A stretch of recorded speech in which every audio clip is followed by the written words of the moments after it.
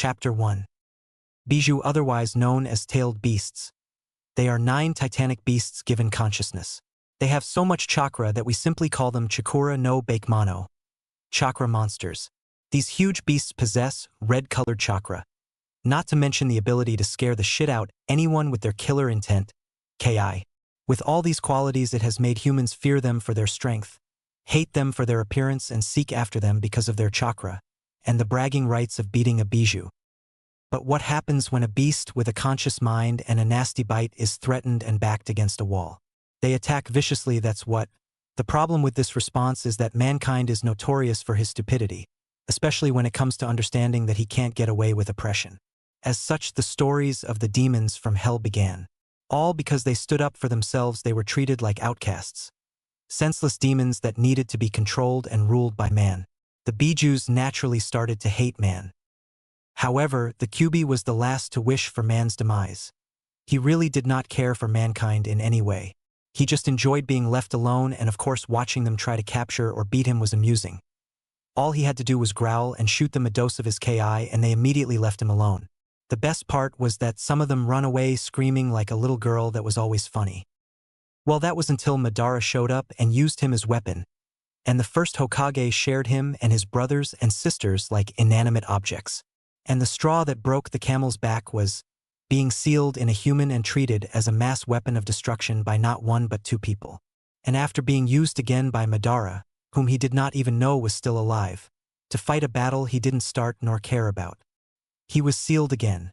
The legendary beast had decided that aside from his father, mankind will never win his trust ever again. Well, that was until Konoha, 5 years after the Kyubi's attack. It was dark. That's the first thing Naruto noticed when he opened his eyes. "Where am I?" thought the young blonde, who was trying to remember how he got here. My head, noticing the surroundings around him. There was a pool of water at his feet, and the place was badly lit, not to mention the pipes in the ceiling. It definitely looked similar. How did I end up in a sewer? Oh! Flashback. It was a chilly October afternoon, and the whole village was in a festive mood because today was the day that they remembered all the brave people that had fought to defend them 5 years ago. It was a bittersweet celebration for those who had lost loved ones on this day, because while it gave them a chance to honor their lost ones, it was also a strong reminder of the fact that they were dead and they were never coming back. And the reason for this was walking around the village. Naruto hated October 10th with a passion. He did not know when he started to realize how the villagers treated him. Maybe he always knew, but as far back as he could remember, the people always treated him like he was some kind of disease that they could not get rid of. And boy, have they tried to get rid of him. He noticed it in the orphanage first. The caregivers were always stricter with him than the other kids. The first indication that led to that realization was that while he did all the chores in the orphanage, for some reason he was served last. Throw in the fact that his plate was far smaller than the other kids, and even a dummy would know something is up. Being naive, he bought their explanation. The village is under repairs and the orphanage did not have enough food to go around. But that all changed the day he sneaked into the storeroom and saw just how much food they had in store.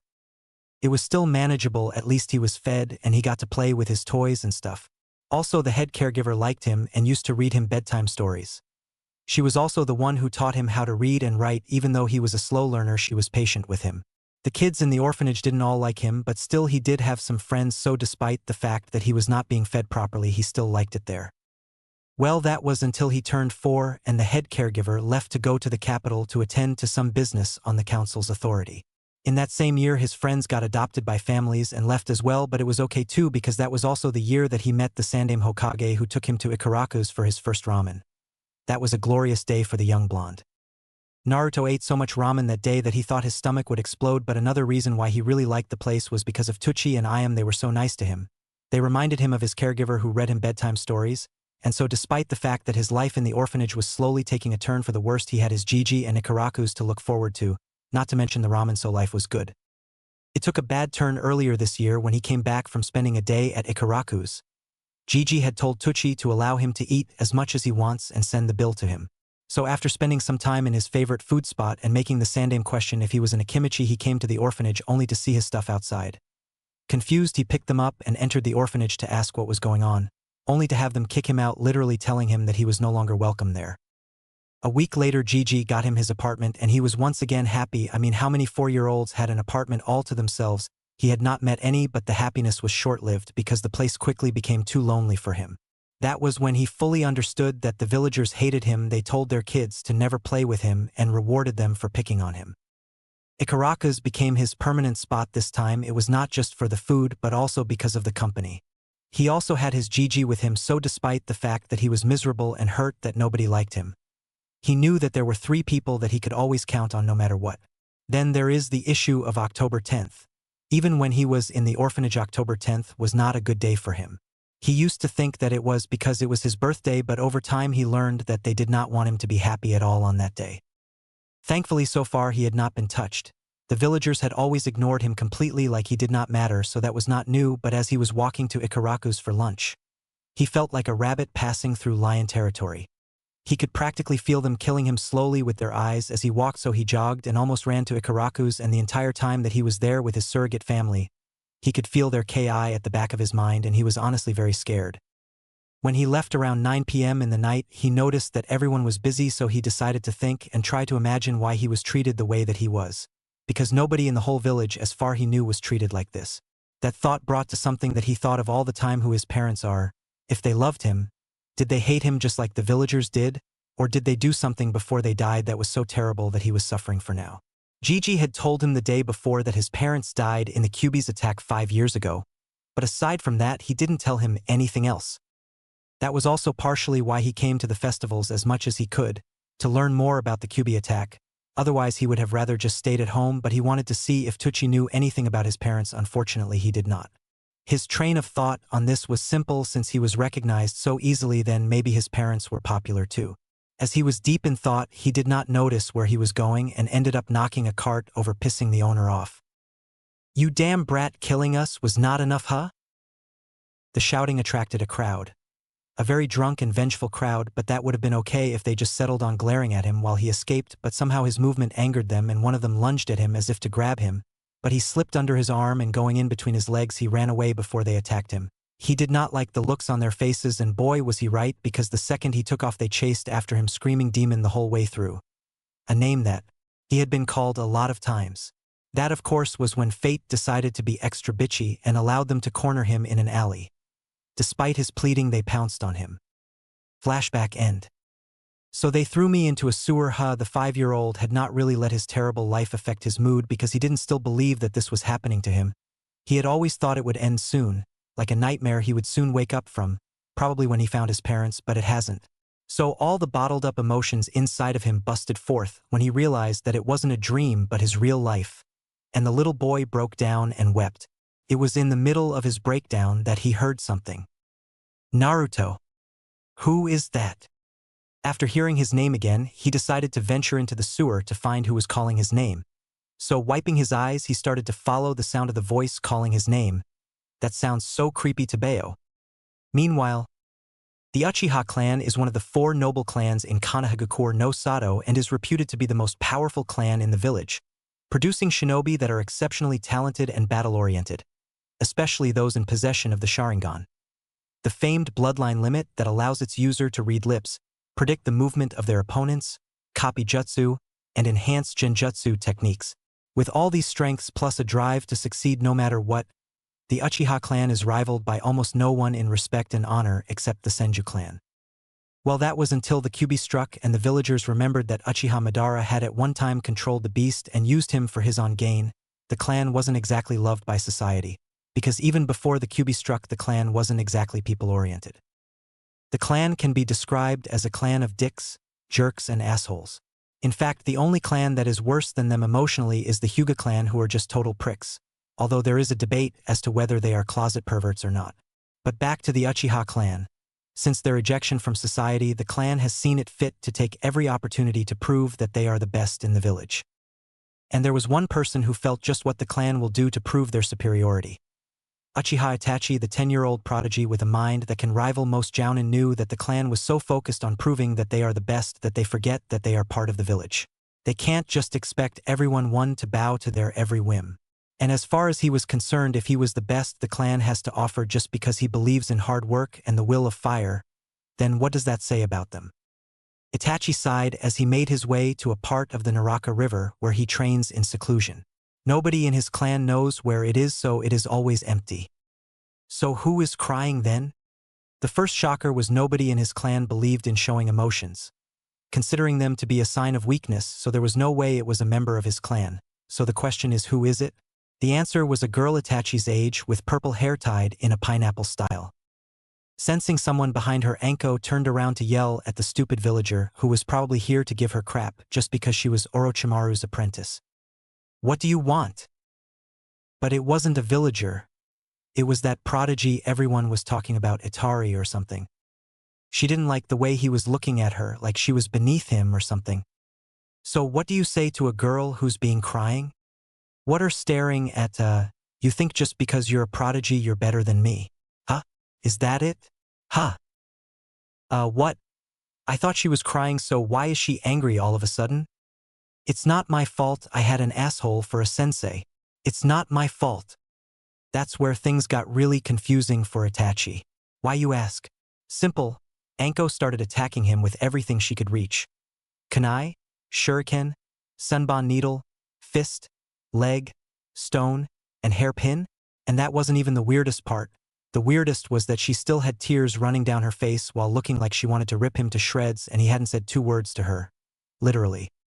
2 hours later, Itachi had successfully dodged and evaded everything Anko had thrown, and he definitely didn't need to train again, because if not for his Sharingan and very quick reflexes he would probably be in the ICU by now, because damn, that girl has got wicked aim. Anko, however, couldn't believe it. Nothing she threw worked. Nothing. Was that why Orochimaru discarded her? Because she was so worthless she couldn't even beat a boy her own age. Looking up, Anko noticed the utterly confused expression on Itachi's face. And dare she say it, it was hilarious. I mean, how many times do you see an Uchiha confused and so perplexed he can't even get the patented Uchiha cold gaze? Itachi was officially wigged out. First she's crying, then she gets angry and wants to kill me, and when she couldn't she goes back to crying, and now she's laughing? I wonder if this is why most books describe women as incredibly confusing people. You're not very socially experienced, are you? No. Both the answer and the face he was making was seriously funny, like a confused weasel. It seems I found a new play toy. I'm Anko. Itachi. Well, I'll see you around, Itachi. With that she got up, winked at him and left. 5 minutes later Itachi was still asking himself, what the hell just happened? Meanwhile, in Naruto's mindscape, our young blonde was going into shock. He had followed the voice until he got to what looked like a bright ball of bluish energy, which knocked him out when he touched it. I mean, wouldn't you have touched it? When he woke up, he found 2 people next to him. Uzumaki Kushina, an ANBU captain, and Minato Namikaze, the Yondaime Hokage. But the real shocker was what they told him. You're my what? Sochi, we're your parents. Flashback. Ugh, why did I touch that ball? Thought Naruto, whose eyes were still adjusting. When they came into focus, however, he was shocked to see 2 people standing in front of him. The first one was so cool looking too. Blonde hair, sharp blue eyes, and an awesome coat over a ninja uniform. Naruto suddenly wished he looked so cool. The second one was so pretty and badass. Wavy red hair, dressed in an ANBU uniform. He knew about the ANBU since they followed the old man everywhere. That was also when he noticed that they were all in a whitish environment. So am I dead? Asked Naruto. Of course not, Tebane. Naruto was surprised. Someone else had his verbal tick. The kids at the orphanage always teased him for it. Hey, I say that, Tebeo, said Naruto. So who are you people? Well, Naruchan, you see, my name is Uzumaki Kushina, and that is Namikaze Minato, said Kushina. Naruto gaped. Hey, that's my last name, and wait a minute. Namikaze Minato is the Yondaime's name. Gigi told me that, Tebeo, so how are you him? Well, that is a long story, Naruto. Naruto finally remembered one more detail about the Yondaime Hokage. He is dead. This, of course, could only mean one thing. Ghost! Screamed Naruto. Minato deadpanned. Watching your son run in fear from you because he believed you to be a ghost was certainly something. Kushina, however, was having a good time laughing at Minato. But they needed to calm him down so that they could talk. Naruto, could you come here, please? Asked Minato. No way, and you can't make me Tabeo, said Naruto, who was still trying to find somewhere to hide. Minato's eye twitched once until an Oni mask grew behind him. Get over here now. And they say I'm scary, thought Kushina. Minato-kun may not get mad often, but heaven help the poor guy who makes him angry. Naruto sat down fast after seeing that. He was still scared, but something told him that this was the same place to be. Besides, ghosts are supposed to be ugly, and they weren't, so maybe they were good ghosts. But he was still scared though. Now he was seated. Minato and Kushina had to find a way to tell Naruto the truth about them. Kushina of course believed that the direct approach was the best way. Just rip the bandage off and take it from there. While Minato would have wanted to be gentler, his wife had a point. So here goes nothing. Naruto, we are your parents. Cricket chirps. Cricket chirps. Naruto first thought that they were joking, but when the punchline did not follow, his brain rebooted. Then began the incredible love story that would have registered a lot better if it was not coming out of the mouths of his dead parents. One of whom was the Yondaime. Flashback end. So I'm not dead? You haven't been listening to anything we've been saying, have you? Asked Kushina. Minato just smirked. Remind you of anyone? Kushina smiled sweetly to her husband. Would you mind repeating that, dear? Minato shook his head fearfully. I thought so. Naruto's head was still spinning, even when his mom, explained what really happened during the Kyuubi's attack.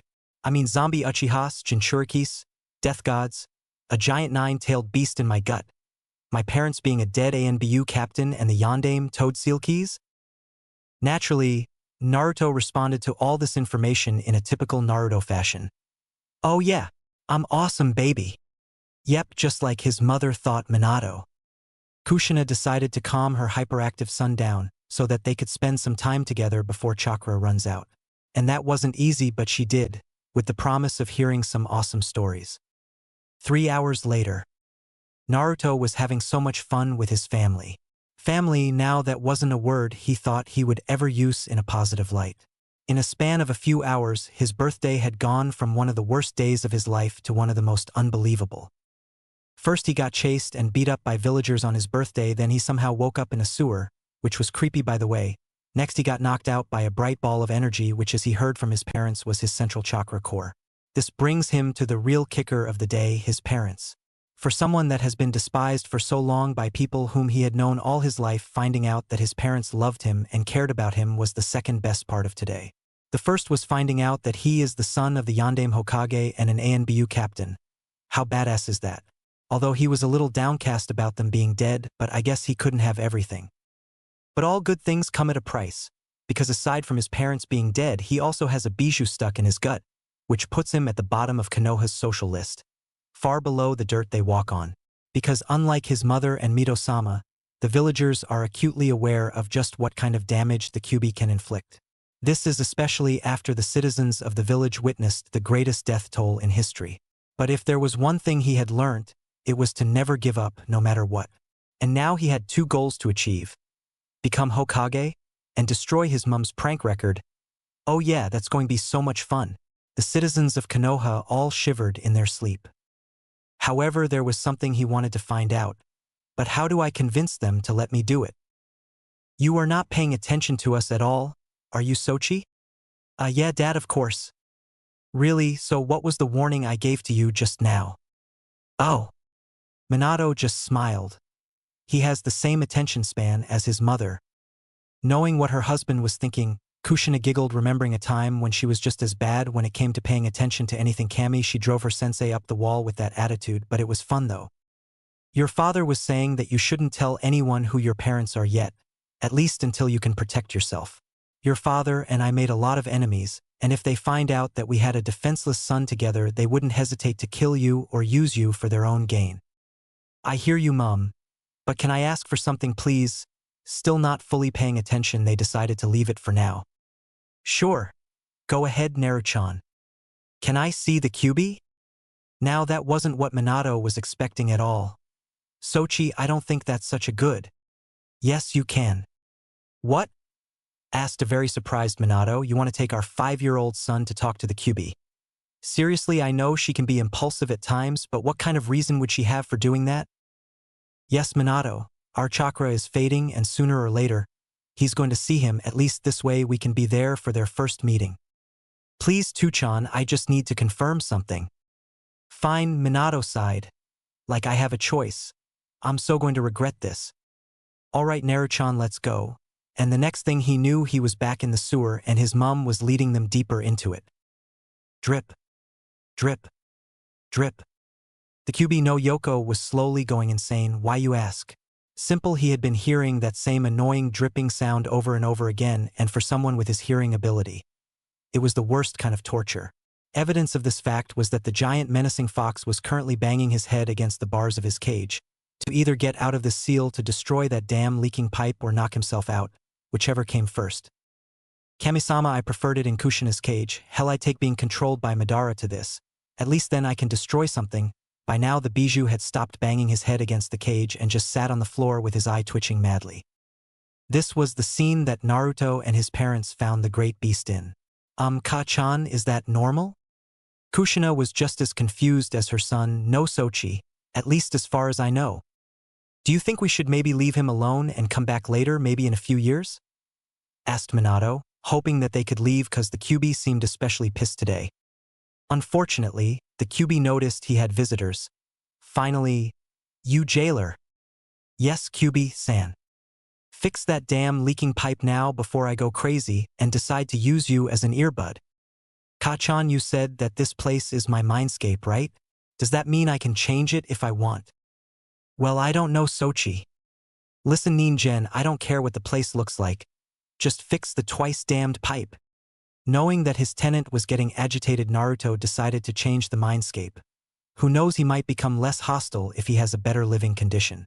So what kind of landscape should it be? After thinking about it, he decided to use the field he used to hide in when the caregivers got too strict or harsh, and threw in some great features too. So focusing really hard on what he wanted, Naruto started to slowly changing the mindscape. The first thing that went was the water, then the pipes, thank Kamisama, and then the roof. And slowly grass started to grow, followed by trees, mountains in the distance, a large ocean and a faint blue sky. And to top it all up, the cage holding the QB exploded. Instead, the seal was now on a bracelet on the Bijou's right hand. Whoa, Sochi. This is amazing. Yeah, I love it, but why did you replace the cage with a bracelet? It was there for a reason, you know? I know, Dad, but the QB is already stuck, and he can't harm me thanks to the seal, so I didn't see any point keeping him in a cage. Naruto then turned to the QB. So what do you think, QB-san? Did I do good? That depends on why you did all this, Ninjen, and know that if you lie, I'll know. Oh, that's easy. I figured since we are stuck together, we might as well get along. It'll make this whole situation easier to deal with. You're not lying. Very well then, Kit, I accept. Now leave, I need to sleep. You got it, QB-san. Turning to his parents, he said, See, that wasn't so bad. Minato shook his head and smiled. Only you, Sochi. Only you. Kushina simply laughed, at least until her body started fading. Sochi, our chakra is almost up. What? Your mother's right, Naruto, we have to go now. But... Kushina simply knelt down and hugged her son, crying with him. No matter what happens, know that your father and I love you, and no matter how tough life gets, never give up, okay? Listen to your mum, son. No matter how the villagers treat you, you're a hero and our son, and we're very proud of you. Wiping the tears from his eyes, Naruto said goodbye to his parents. I promise, Tuchan Ka-chan, I'll get them to see the real me, and I promise I'll be Hokage someday just like you, Tuchan. Kushina, however, being Kushina, decided to give some last-minute advice to a son. Make sure you find a nice girl with a lot of backbone, Naruchan. I want grandkids. Mom. His parents' laughter was the last thing he heard. Geez, why would she say that? I'm 5 for heaven's sake. Now how do I get out of here? Maybe if I concentrate hard enough, and it worked. After he left, the QB, who didn't fall asleep, replayed everything that happened. His only comment was, weird. Konoha's hospital. In the history of Konohagakure no Sato, one person was recognized for his outstanding mental prowess and his strength of character and will. He is the student, predecessor, and sensei of 6 S-rank ninjas, known and feared in the elemental nations. He is known worldwide as the Professor, the Sandaime Hokage of Konoha, Sarutobi Hiruzen. He is loved for his grandfatherly nature, respected for his wisdom and intelligence, and feared for his resilience and jutsu prowess. But at the moment, staring at the sleeping form of his surrogate grandson after he had been found in an alley earlier this morning, beaten and bloodied on what should be the happiest day of his young life, the legendary Kage felt useless, drained, and very, very old. Minato, I wonder what you think of the village you gave your life for. Would you still love it? Would you still treat me with the same respect you always did when you find out that I couldn't take care of your son? People look at the position of Hokage and see a knight in shining armor alongside the humor of watching him struggle with the headache of paperwork. But that was simply a front. The life of a Kage was filled with underground plots, black plots, assassinations, lies, deceit, cover-ups, and the worst thing about it was the need to keep all that and more from the public eye while promoting and maintaining the humane image of Konoha. Secrets, so many secrets, it truly was lonely at the top, and after everything he had been through, 2 wars, he was ready to give in and retire. But after Minato died, he had to take over the position of Hokage again. And there couldn't have been a worse time for that to happen. He had to take care of the whole aftershock of the Kyuubi's attack. Bury the bodies, including his wife, boost the villagers' morale to rebuild their village, reorganize the shinobi into workable units to prevent other villages, especially IWA, from finding any reason to attack them, and finally making sure that certain people didn't take advantage of the emptiness in the chain of command in any sector of the village. And after 5 years of sleepless nights, the village was still far from fixed. If anything, it was simply bandaged badly, just waiting for the right moment to burst wide open. I'm way too old for this shit. The problem is who in the world is going to take over. Kakashi is not interested. Tsunade hates the village. Jiraiya is too valuable outside the village, and Orochimaru is a missing nin. If only there was someone like Minato I could simply hand it over to them. If I play this right, it'll be like killing 2 birds with 1 stone. Save Konoha and keep my promise to Minato. While the old Hokage was plotting, Naruto was coming to. Where am I? Opening his eyes, Naruto saw white. But when his eyes became focused, he noticed the white walls and environment. It became obvious that he was in a hospital. He also noticed that all his wounds were healed. Whoa. Sensing there was someone with him, he turned to see his Gigi with him. Hey Gigi, what's up? Pulled out from his thoughts, the Sandaime noticed that the young boy was awake, and he also noticed something else. His eyes looked different. Far more at peace with himself and determined. It seems I've missed a lot, but if my plans work out, I won't miss out on much of his life anymore. Are you okay, Gigi? You seem a little quiet. I'm okay, Naruto. So how are you feeling now? I feel okay, Gigi. I have something to tell you though. After getting an affirmative answer, Naruto then proceeded to tell the Hokage everything that happened in his mindscape, knowing full well that he could trust his Gigi not to tell anyone. That was quite the tale, Naruto. Quite the tale indeed. Well, since you're feeling better, I'll leave you alone. There are some things that I need to do, like find someone who could raise and prepare you for your very hard future as the Kyuubi Jinchuriki and Minato's son. I'll be right back. I have a feeling this is going to be a long conversation. Naruto felt that that was a weird conversation. Maybe all old people are like that. Hokage office. You sent for me, Sandaime-sama? Looking up from his mountain of paperwork, Hiruzen noticed his young ANBU captain Hatake Kakashi. Now this conversation would have been something the old Hokage was looking forward to, if not for how Kakashi took the death of his sensei and his team altogether. This was about finding a suitable caretaker for Naruto, someone who could feed, protect, advise, and train the young Namikes. However, like all plans, this one has a massive flaw. Kakashi blames Naruto for every bad thing that has ever happened to him and hates that the bane of his existence resembles his sensei and carries his surrogate mother's last name.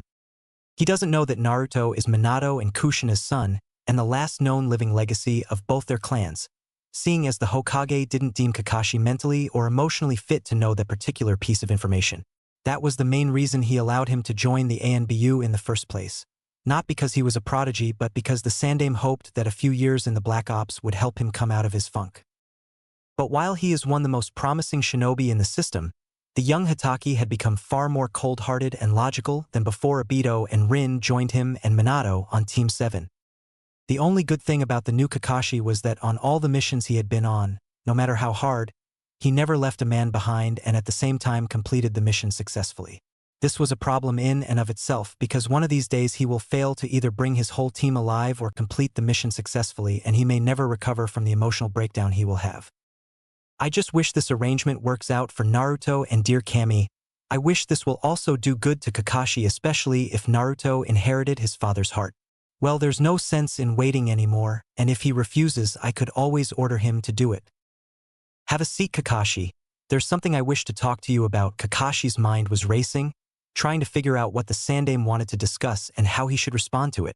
He, after all, didn't expect to be summoned to the Sandame's office a day after the Kyuubi's festival. He always spent the week of the Kyuubi's attack doing two things: talking to his loved ones at the memorial stone and training to make sure he didn't lose anyone else. I hope this isn't about my mental state, because I'm not going for any stupid therapy, and I sure as hell don't have any time to waste talking to anybody who doesn't know anything about what I'm going through. The Sandame sensed where Kakashi's mind was going to. After all, while he allowed him to join the Black Ops group, he had had a lot of talks with him about seeing a therapist or at least talk to his friends. He couldn't count the number of times he had to tell Guy that Kakashi was busy on missions when the eccentric Jounin came looking for his rival. Relax, Kakashi, this has nothing to do with that. Then what is this about Hokage-sama? Taking a deep breath, Sarutobi got ready to upset the young ANBU captain, and if his information is correct, a whole lot more people. Kakashi, right now you are the most suited for a particular long-term S-rank mission that I need taken care of. It involves a high level of secrecy and caution. There is a very important asset that I need protected. May I ask of the details of this mission, Hokage-sama? And please tell me I won't have to be in physical contact with this child. And here comes the hard part. Actually, Kakashi, you and your team will have to be within physical contact of, and yes, you assumed correctly, the child. Hokage-sama. While it sounds like a request, it isn't, Kakashi. This child must be taken care of, loved, protected. Basically, Kakashi, I want you and your team to adopt him and treat him as your own. Now, Kakashi didn't like this whole arrangement one little bit. First of all, he joined the ANBU to get away from attachments, and second of all, he didn't have a childhood, being the son of the White Fang and in war, so now he's being told that he had to take care of some important child. Hokage-sama, I don't think I'm the best man for the job. What am I supposed to do with a child? His argument pleased the old Hokage a lot. You're already changing him, and you're not even here yet. I haven't seen Kakashi argue anything so emotionally in a long time. Usually he simply accepts it with a blank look. Perhaps this wouldn't be such a bad thing after all. Well, I do believe that everybody asks that very same question when faced with predicaments like this, and I know from experience that the best way to raise a child is always learnt while trying to do just that. That's not logical at all, Hokage-sama. That's the beauty of taking care of a child, Kakashi. There's nothing logical about it. It all balances on something that until just recently I had thought you lost. Heart. Great, more talk about my emotions and mental state. This is getting ridiculous. Fine, so would I still be given other missions?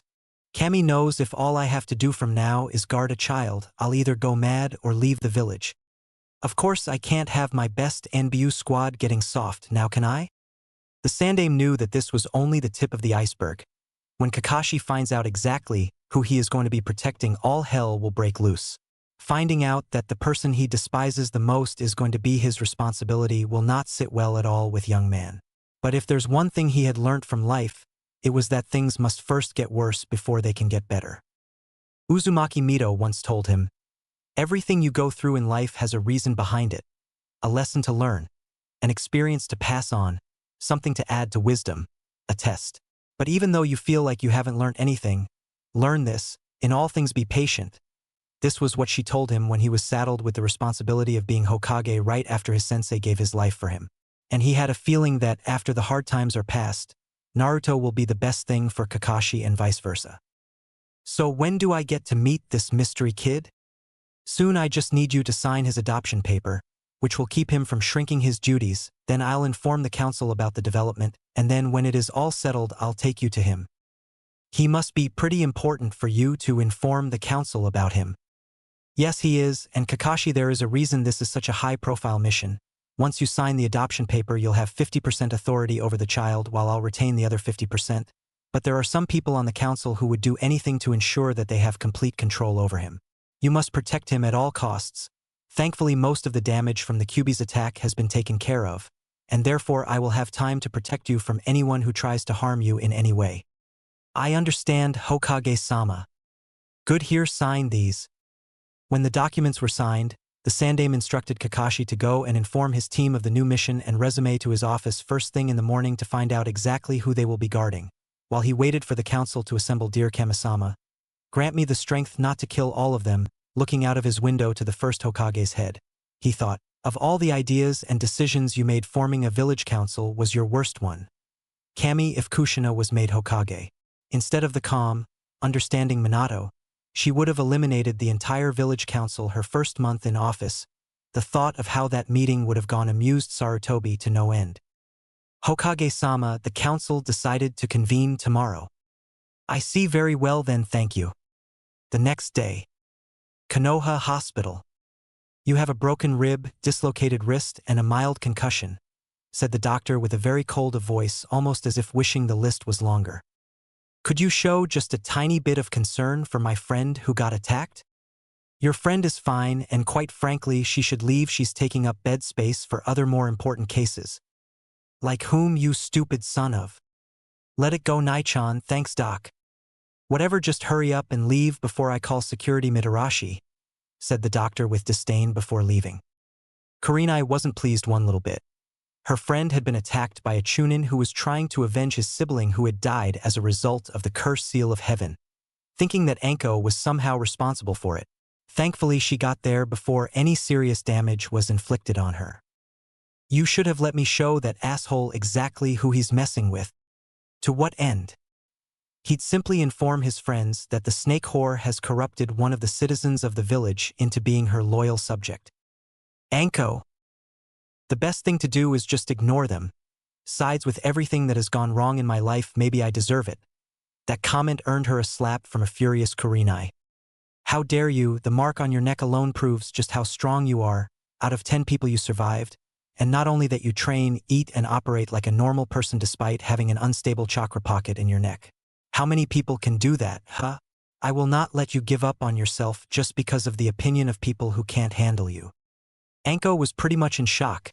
She had never seen her friend like this. But come to think of it, what the hell is wrong with her anyway? Since when did she start allowing the opinion of anyone define who she is? I mean, yeah, the person she loved and looked up to the most wounded her, erased her memory, reduced her age to that of a 10-year-old and abandoned her, but she could sit here and feel sorry for herself, or she could show the bastard exactly what happens when you mess with fire. Thanks, Nai-chan. I needed that. No problem. What are friends for? Now would you tell me about what happened the other day, or do I have to force it out of you? I don't know what you're talking about, Nai-chan, said Anko innocently. Oh, don't play dumb with me, Ko-chan. You know exactly what I'm talking, but if you need me to refresh your memory, fine. Yesterday you were distraught because of the way the villagers had treated you. I remember you running off into the woods sad and depressed. Then the next time I saw you, not only were you not sad anymore, you were smiling, quite happily in fact, and any time I ask what happened you get the knowing smirk on your face, like right now for instance. And wasn't that the truth? 'Cause Anko was indeed smirking as she remembered her personal play toy. You met someone, didn't you? Maybe, Anko sang with a fox-like grin on her face. Well, spit it out, you little witch, the suspense is killing me. Who did you meet? Trust me, Nai-chan, if I tell who I met and what happened, suspense won't be the thing killing you, it'll be laughter. Tell me. And with a wide grin, Anko told her best friend everything that happened that day. Kurenai couldn't breathe. After hearing all her BFF had to say, she remained silent for about 2 seconds before she fell on the ground laughing her ass off. I can't believe this. Ha ha ha ha ha ha ha, dear Kami, my ribs. Anko also joined her friend, but she could only giggle, cracked rib and all. Man, I can't imagine the look on those stuck-up fools if they ever hear about this. Anko then started imagining a red-faced Uchiha clan elder trying to explain in the trademark Uchiha tone of superiority why their most promising clan member, their heir, couldn't handle a 10-year-old girl. It was hilarious. After a few minutes had passed, Kurenai managed to compose herself and ask something that she sensed during the conversion. You like him, don't you? Say what? Hell no way. Oh, so you wouldn't mind sharing your play toy then? Well, no. Oh, and why is that? 'Cause he's my play toy and I want to have the pleasure of driving him crazy. You say that with such a gleeful look on your face that I don't know whether to pity him or grab a popcorn every time you're with your toy. Anko simply smiles sweetly while elsewhere Itachi feels a shiver run down his spine. As a matter of fact, the moment I feel better I'm going to track him down. I have a feeling that my aim will become a lot better by attempting to cut him into a million tiny pieces," said Anko with a sadistic grin on her face. Kurenai simply prayed that the kid is as tough as people say he is. Because while Anko is not Orochimaru, she was his favorite student, and Kami helped the poor soul that catches her interest. "Wait for me, my precious toy, I'm coming for you soon." "I guess it true then, you can't live with the devil willingly without becoming a demon yourself," thought Kurenai, hoping and praying that Anko doesn't take this too far, cause while it's okay to be obsessed over a thing every now and then, possessive actually, it shouldn't go over the bar because then it can become dangerous. Meanwhile, Konoha's council room.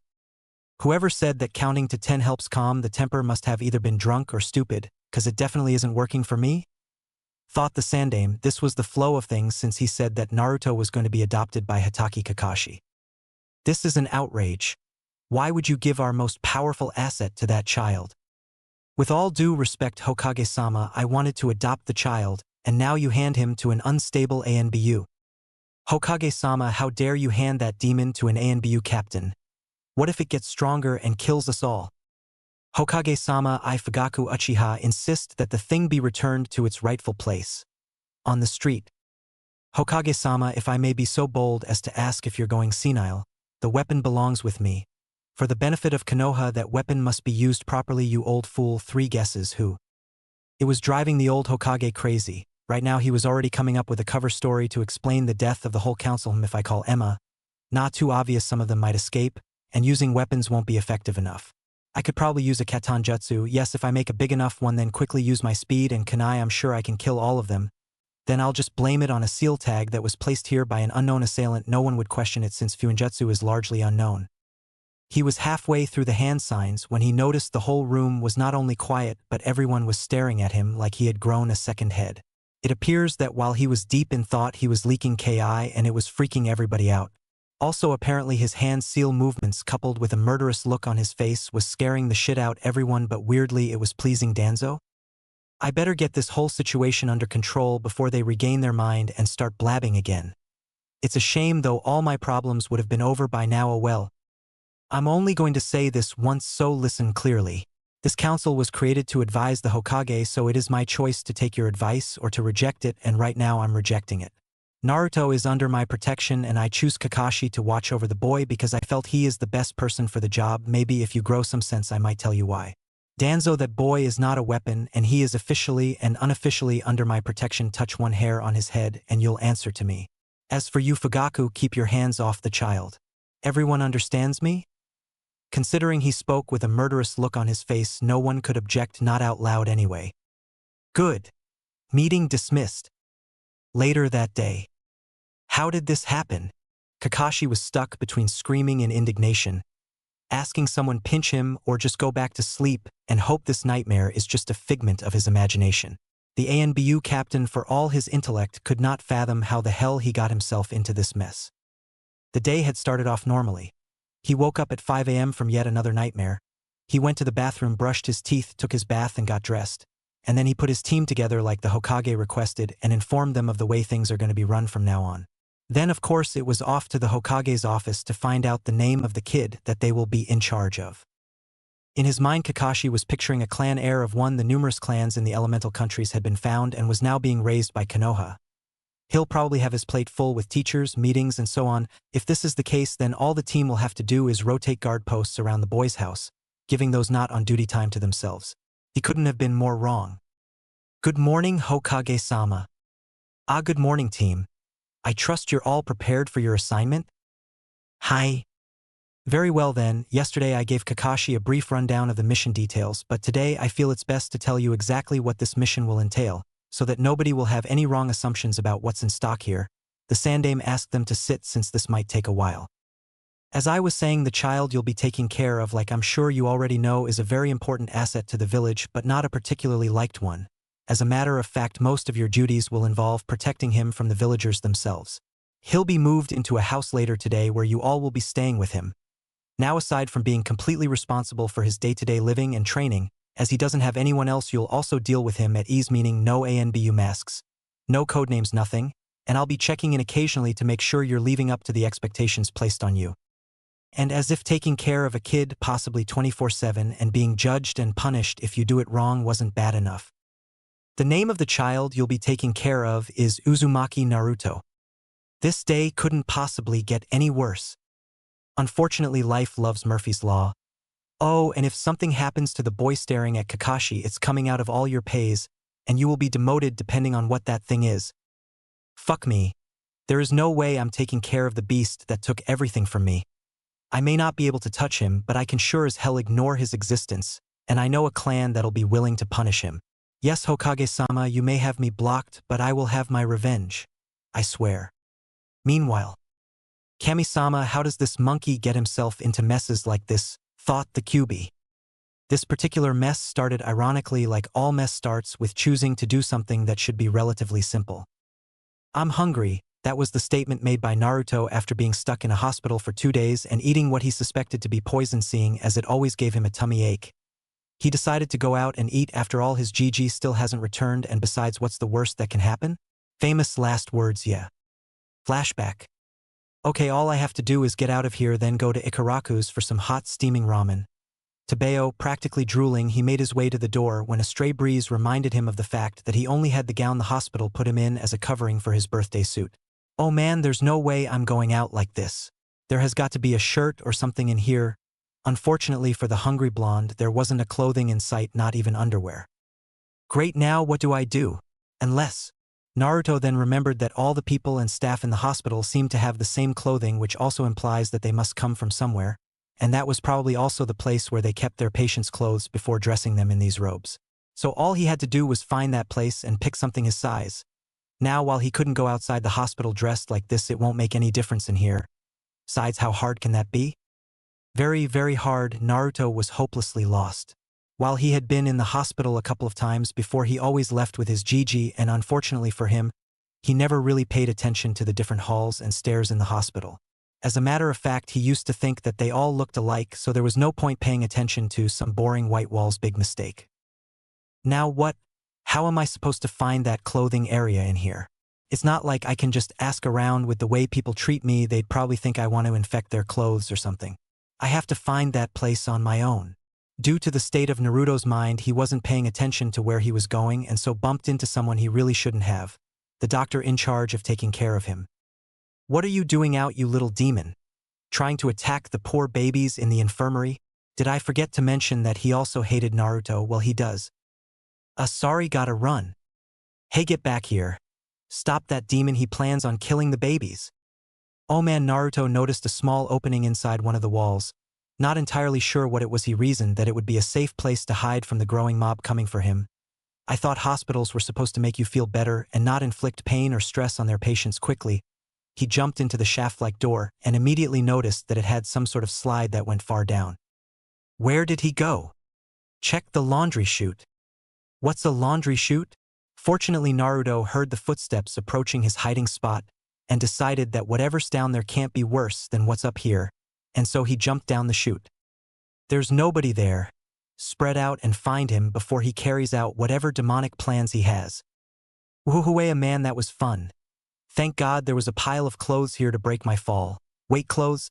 Yes, I found the clothing area. Knew I could do it now, I just need to find something my size that shouldn't be too hard. A few minutes later. I hate this. Naruto had searched the entire room and the only thing he could find that wasn't a hospital gown, bed sheets, curtains, dirty clothes, or oversized wares was a girl's dress. A pink top and a white skirt. This day can't get any worse. On a normal day Naruto wouldn't wear this, but he was starving and there was no way he could find his way back to his room and expect to be fed. Not after being accused of trying to kill babies. And so the young Jinchuriki put on the clothes. Well, at least the worst is over now. Ichiraka, here I come. But first I need to get out here. And boy, that was easier said than done. Firstly, he had to find a pair of shoes, cause there is no way he was going out barefooted. When that was done, he found a door and decided to get this embarrassment over with. Unluckily for Naruto, fate wasn't quite done being a bitch to him yet, because once he got topside, the mob was standing right in front of him. Oh man, he thought he could pass by them. After all, the last time they had seen him, he was in a hospital gown, not in female clothes. Where did that little demon go? Just a few feet more, then I'm free. Please let me be free. Hey, that girl, her hair. It looks weird. Sweetie. Hold up, why is your hair like that? In panic, Naruto turned around, causing the female nurse to gasp at the obvious whisker-like marks on his cheeks. It's the demon. Of course, acting like the fox you are. Well, you won't get away this time, demon. Get him. Today was supposed to be simple. Naruto took off using his size to get him through the obstacles the adults would have to slow down to avoid until he caught a lucky break. Thanked Kami-sama the exit. He ran like a man possessed towards the door, and he didn't stop running until he was well past it into the busy crowd. Lost them. Breathing heavily, the young blonde rested against an alley wall. When he felt better, he decided to make sure what happened before didn't happen again. I may not have enough control or practice for a full body henge, but I can manage a facial one. That way nobody will know it's me. Henge no jutsu. Thankfully it worked well enough. Now to get to Ichiraku for a bowl of steaming ramen finally. Naruto hurriedly made his way to his favorite restaurant, passing through the alleys and parks and other to avoid drawing attention to himself. Unfortunately for him, fate and a sadistic author was not on his side today. Katara, there you are. We heard you were in the hospital. What happened? Said a blonde girl about Naruto's age wearing a purple dress. She was with two other girls, one dark-haired girl and another blonde like her, and from the looks of it, they knew who he was. Great, just what I don't need right now. Earth to Katara, did you hear what I just said? Yeah, I got released from the hospital. Are you sure you're okay, Kat? You're acting weird. Oh man, how do I get myself into these messes? Convinced there was something wrong with their friend, the group of girls decided to drag him to their spot in the playground and proceed to ask a whole bunch of questions that he didn't even know how to answer, and it caused them to be even more suspicious. On a normal day, being in the middle of a group of kids his age would have been the best thing that has ever happened to him, but today he was hungry, tired and stressed out, and frankly this interview was starting to annoy him. You're not even paying attention to us, Kat. Did something happen? 'Cause you were really starting to worry us. I'm not Katara. This was where things got seriously awkward. Guys, who's this, and why does she look like me, and is she wearing my clothes? Kat. But if you're Kat, then who is? Where did she go? Fortunately, Naruto had enough sense to bail immediately. Thank God that's over with. Boy, I can't wait. Ikaraku's is right around the corner. Flashback in Chapter 2. Later that day. Grrr. I know, tummy, I know. Naruto sighed heavily. Today has been one of the most frustrating days of his life. Ever since he woke up, he had had one thought. Ramen, and yet bringing that dream into reality had been an impossible job. I can't play with kids my age because their parents hate me. I can't have a family because of some wacko who couldn't take a hint. I can't have any nice stuff or go to nice places because I apparently don't deserve it, and now I can't have my favorite food. Worse, I'm dressing in girls' clothes. God, this is the worst day ever. The hungry blonde was currently in the outskirts of the village, having just escaped the mob that was chasing after him. At this point, Naruto was considering stealing again just so he could eat. He didn't like taking what wasn't his own, but he was hungry and he wasn't strong enough to tough it out. He had no idea when he would eat next, and death by hunger didn't sound inviting at all. The question was what restaurant he would steal from. Most of the ones he liked had upped their security for their foods. Naruto couldn't help the sardonic laugh that escaped him when he thought of his current reputation in the village. A demon fox with the ability to destroy the village yet can't seem to feed or clothe himself. Ridiculous. He was considering exactly what place he would steal when he remembered the promise he made to his parents about making sure to show the village the real him and one day become Hokage.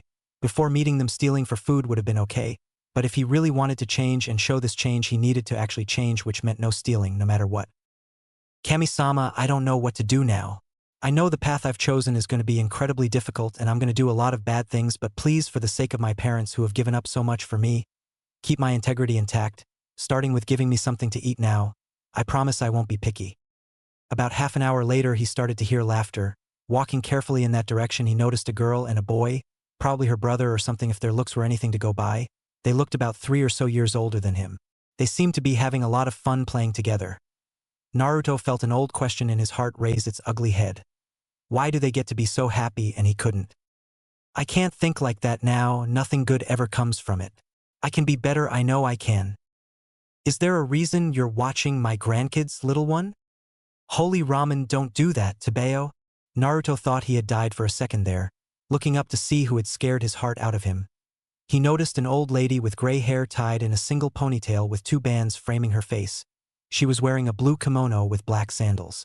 She actually looked pretty beautiful. Unfortunately for Naruto, he was too busy focusing on observing the person who scared him that he forgot two things. One was he screamed loud enough to draw the kids' attention to him, and two, he was still wearing female clothes, and the old lady who would have saved him the embarrassment was too busy trying to see why he looked so familiar. Of course, the village Jinchuriki. I wonder why he's putting on female clothes, though. Grandma, who's this girl that you're talking to? Was she the one who screamed? Oh man, can this day get any worse? Oh Suki dear, he's not a girl.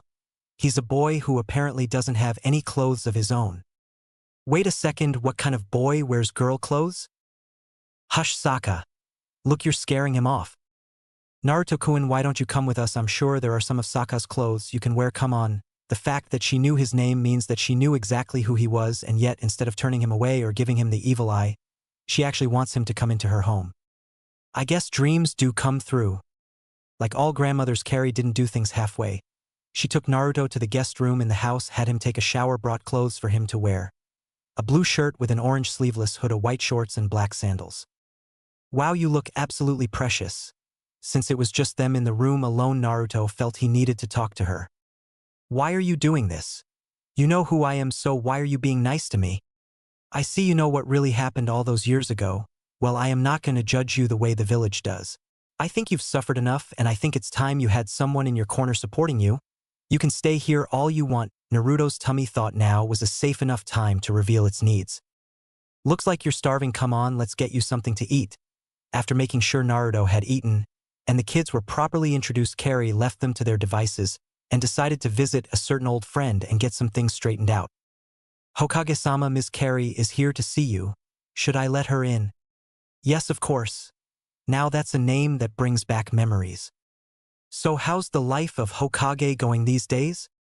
Well, it hasn't been easy, that much I can tell you. Sometimes I almost want to grab the next person I see and hand the hat over to them. Well, you are too old for this job anyway, old friend. Okay, what's wrong? Your tone indicates trouble? You would never believe who I ran into today, starving in both body and mind. Let me guess, you're talking about Naruto. Would you care to explain why such a high-profile asset is being led down the road that had turned lesser men into monsters? And what exactly are you doing about it? I think we're going to need some tea. This is going to be a long one. So let me get this straight. After all this boy has been through, nearly killed and meeting his parents, trusting you to look out for him, your bright idea is to hand him over to a walking time bomb who would gladly kill him under the hope that Naruto can change him. Sarutobi, I'm going to kill you. How many times have I told you that Kakashi would only change when he wants to and not before? Moreover, it is the height of stupidity to think that putting two damaged people together, one with intent to kill, will end like a fairy tale. Are you kidding me? I know, but with the situation in the village right now, this was the best I could do. You know exactly what the council is like right now. Carrie didn't like it, but he was right. Given the circumstances right now, the arrangement was a long shot, but the only shot the kid had at being safe, but it wasn't good enough. You're right, you're the Hokage, so there's a level of partiality that you can show before vultures like Danzo start to publicly question your ability to rule. But while there's no way we can adopt him, nothing says we can't keep him safe and protected if he happens to find his way to us. And as for Kakashi, training him, no problem, but he'll have to do it at my estate. Think you can swing that to the council? Yes, I can. Thank you, Carrie, you've always been a lifesaver. Well, if I don't take care of you, Hiruzen, who will? This made the friends smile. Have lunch with me, Carrie. I've missed this talks.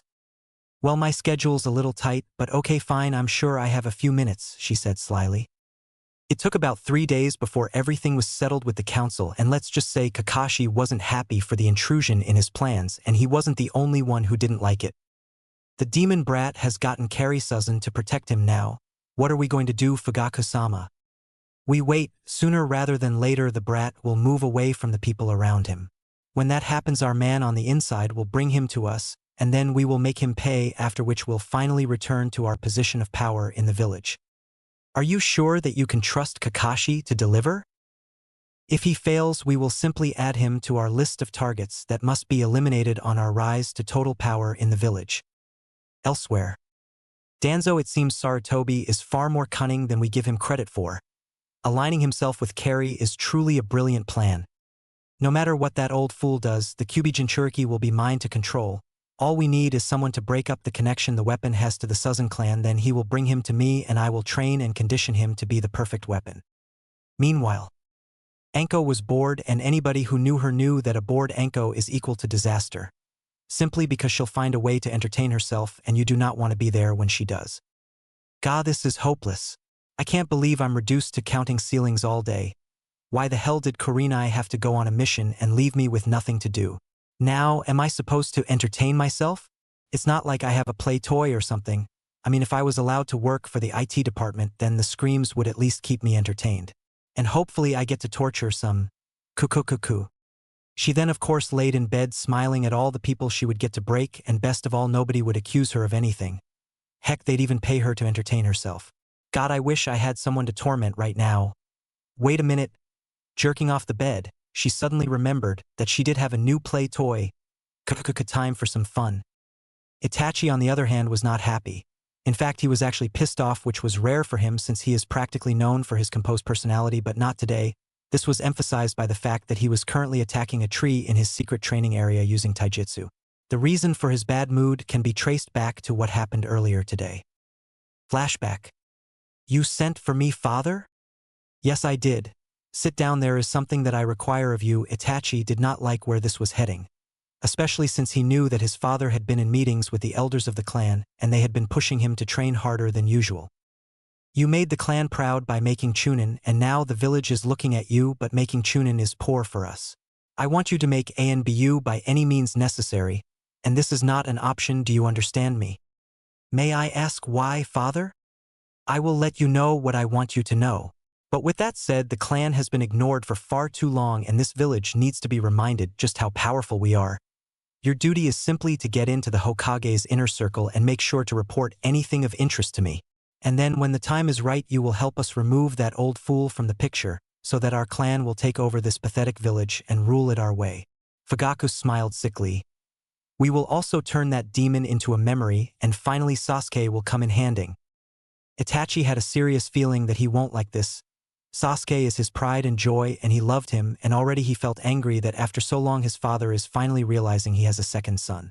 The man barely gave the boy any attention when all Sasuke wants is for his father to acknowledge that he exists. It was with that protective heart that he asked a question that he wished he never had.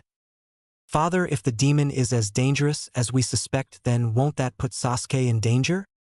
Itachi, that brother of yours is pathetic and a disgrace to our clan. And if he can't protect himself, then that is not my problem. What I need that boy to do is give us a way to know where the demon would be at all times. He tends to play too much when he should be training, so since he loves to play, he can be the demon's plaything. And when the time is right, I will give him a chance to prove himself by having him kill the demon, but if he doesn't, then he will simply be one of the bodies that will be buried when we take over the village. Itachi could barely breathe. It wasn't what he said that made his blood boil, it was the manner in which he said it. Like his baby brother was of less value than a chess piece and he could be tossed aside like trash. So before he ended his father's life, he decided to get out of there and go meet his mother. There is no way she would ever tolerate this. Excuse me, father, I have to go train. As expected, you may go. He nearly ran out of there. He made it thankfully to the kitchen before he started to leak killer intent. Mother will know what to do, and she has to. He met her in the kitchen drinking tea, and to be honest, he was just thinking of how to break the news to her since she obviously doesn't know what her husband was planning. That was when it happened. I know what your father was talking to you about, Itachi, and I certainly hope that you're on board with my plan. Wait, did you just say your plan?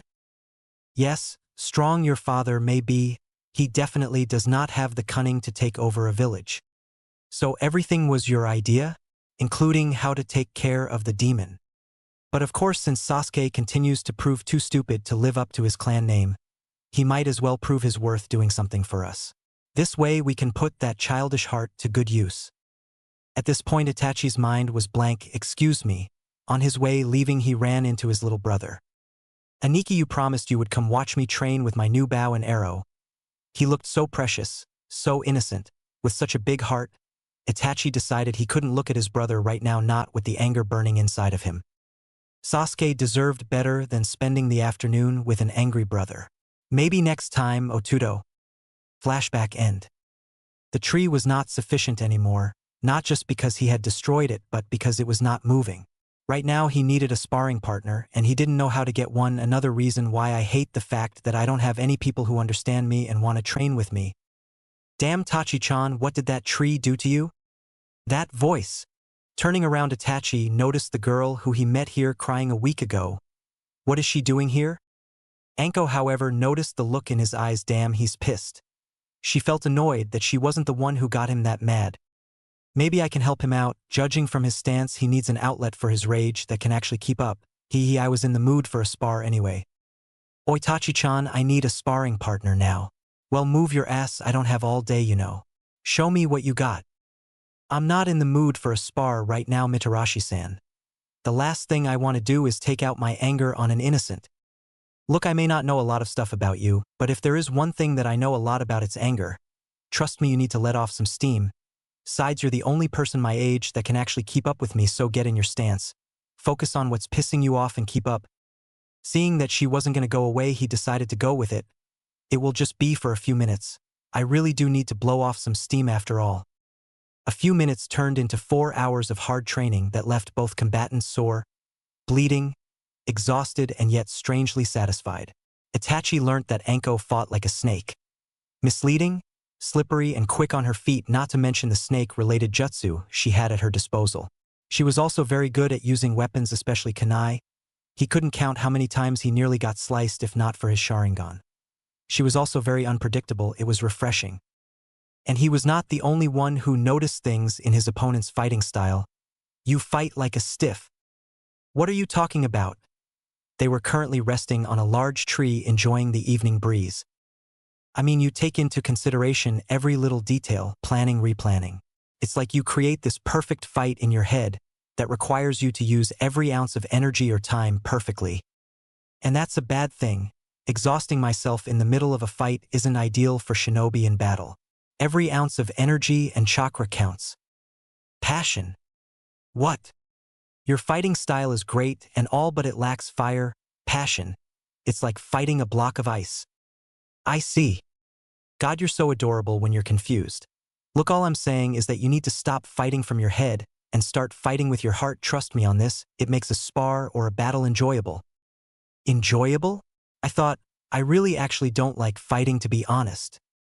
Yeah, I noticed that, but you're a shinobi, get used to it. This way you can actually be fun to be around.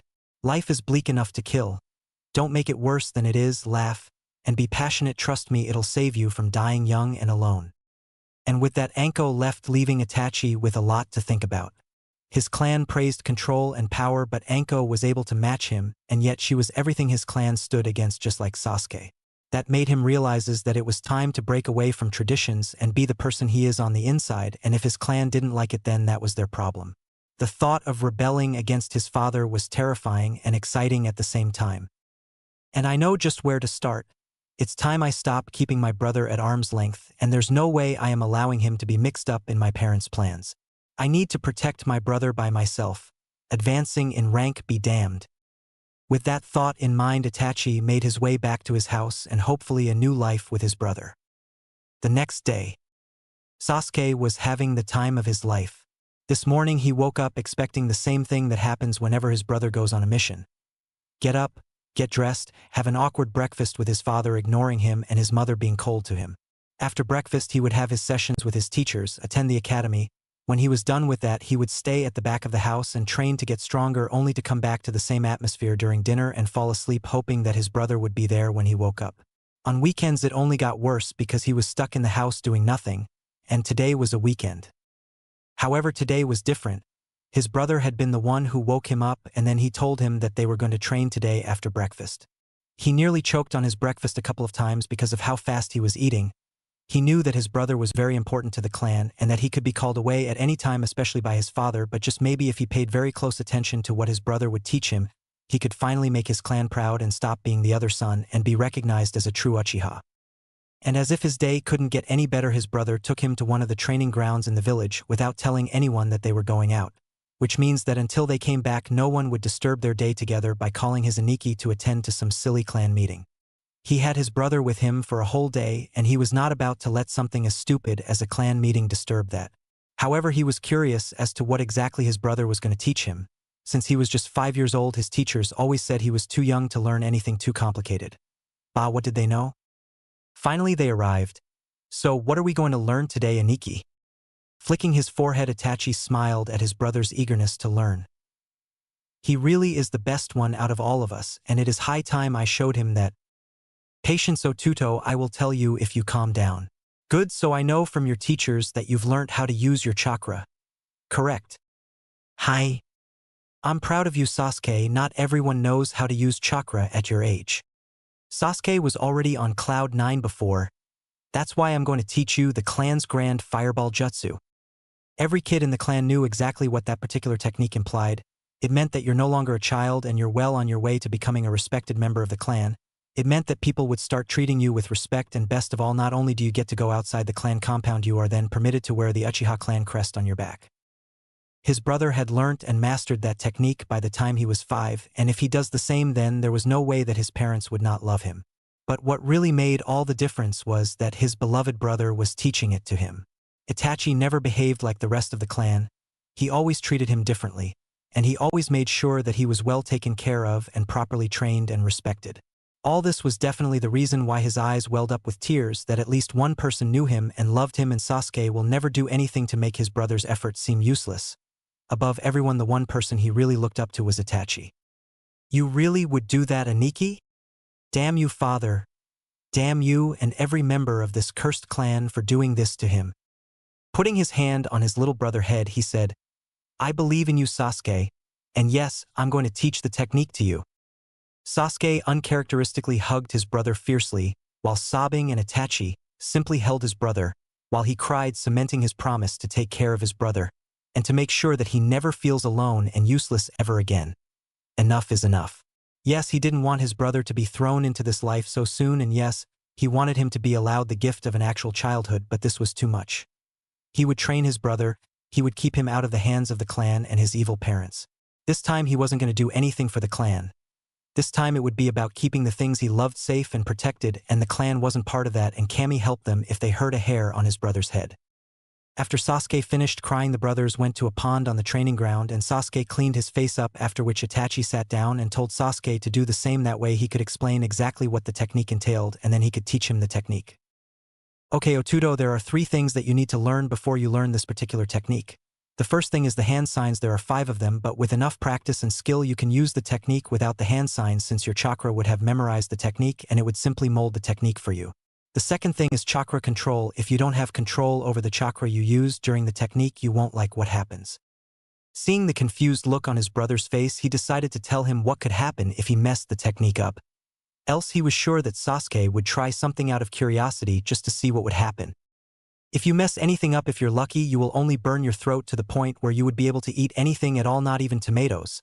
Seeing that Sasuke understood the dangers of messing with this technique, he continued, the last thing you're going to need to learn is to breathe. Yes, Sasuke, breathing is important, trust me. So are you ready, Sasuke? Hi, Aniki, said Sasuke eagerly. Good, so first of all, before we start learning the technique, I want you to master how to do a chakra control exercise. Itachi got up and walked towards a tree with Sasuke following close behind. He then sat down and picked up a leaf and placed it on his forehead, and to Sasuke's shock, when Itachi removed his hand, the leaf remained where it was. Itachi smirked at the look on his face. Out of all the praises he had gotten for his skill level, this was the best compliment ever. All you have to do is focusing your chakra on the leaf and keep it steady on your forehead for at least 1 minute. We will know you've mastered it when you can move it around your forehead comfortably. Itachi then displayed it for Sasuke to see, after which he picked up another leaf and handed it to Sasuke, then told him, the best thing to do is to close your eyes, concentrate on your chakra, then put the leaf on your forehead. Keep your hand on the leaf until you're comfortable that your chakra can keep it there. Then let your hand hover over the leaf. It is best you do this until you can do it comfortably for 1 minute, after which you can then try moving it around. But you should know that if you use too much chakra, the leaf will be blown away.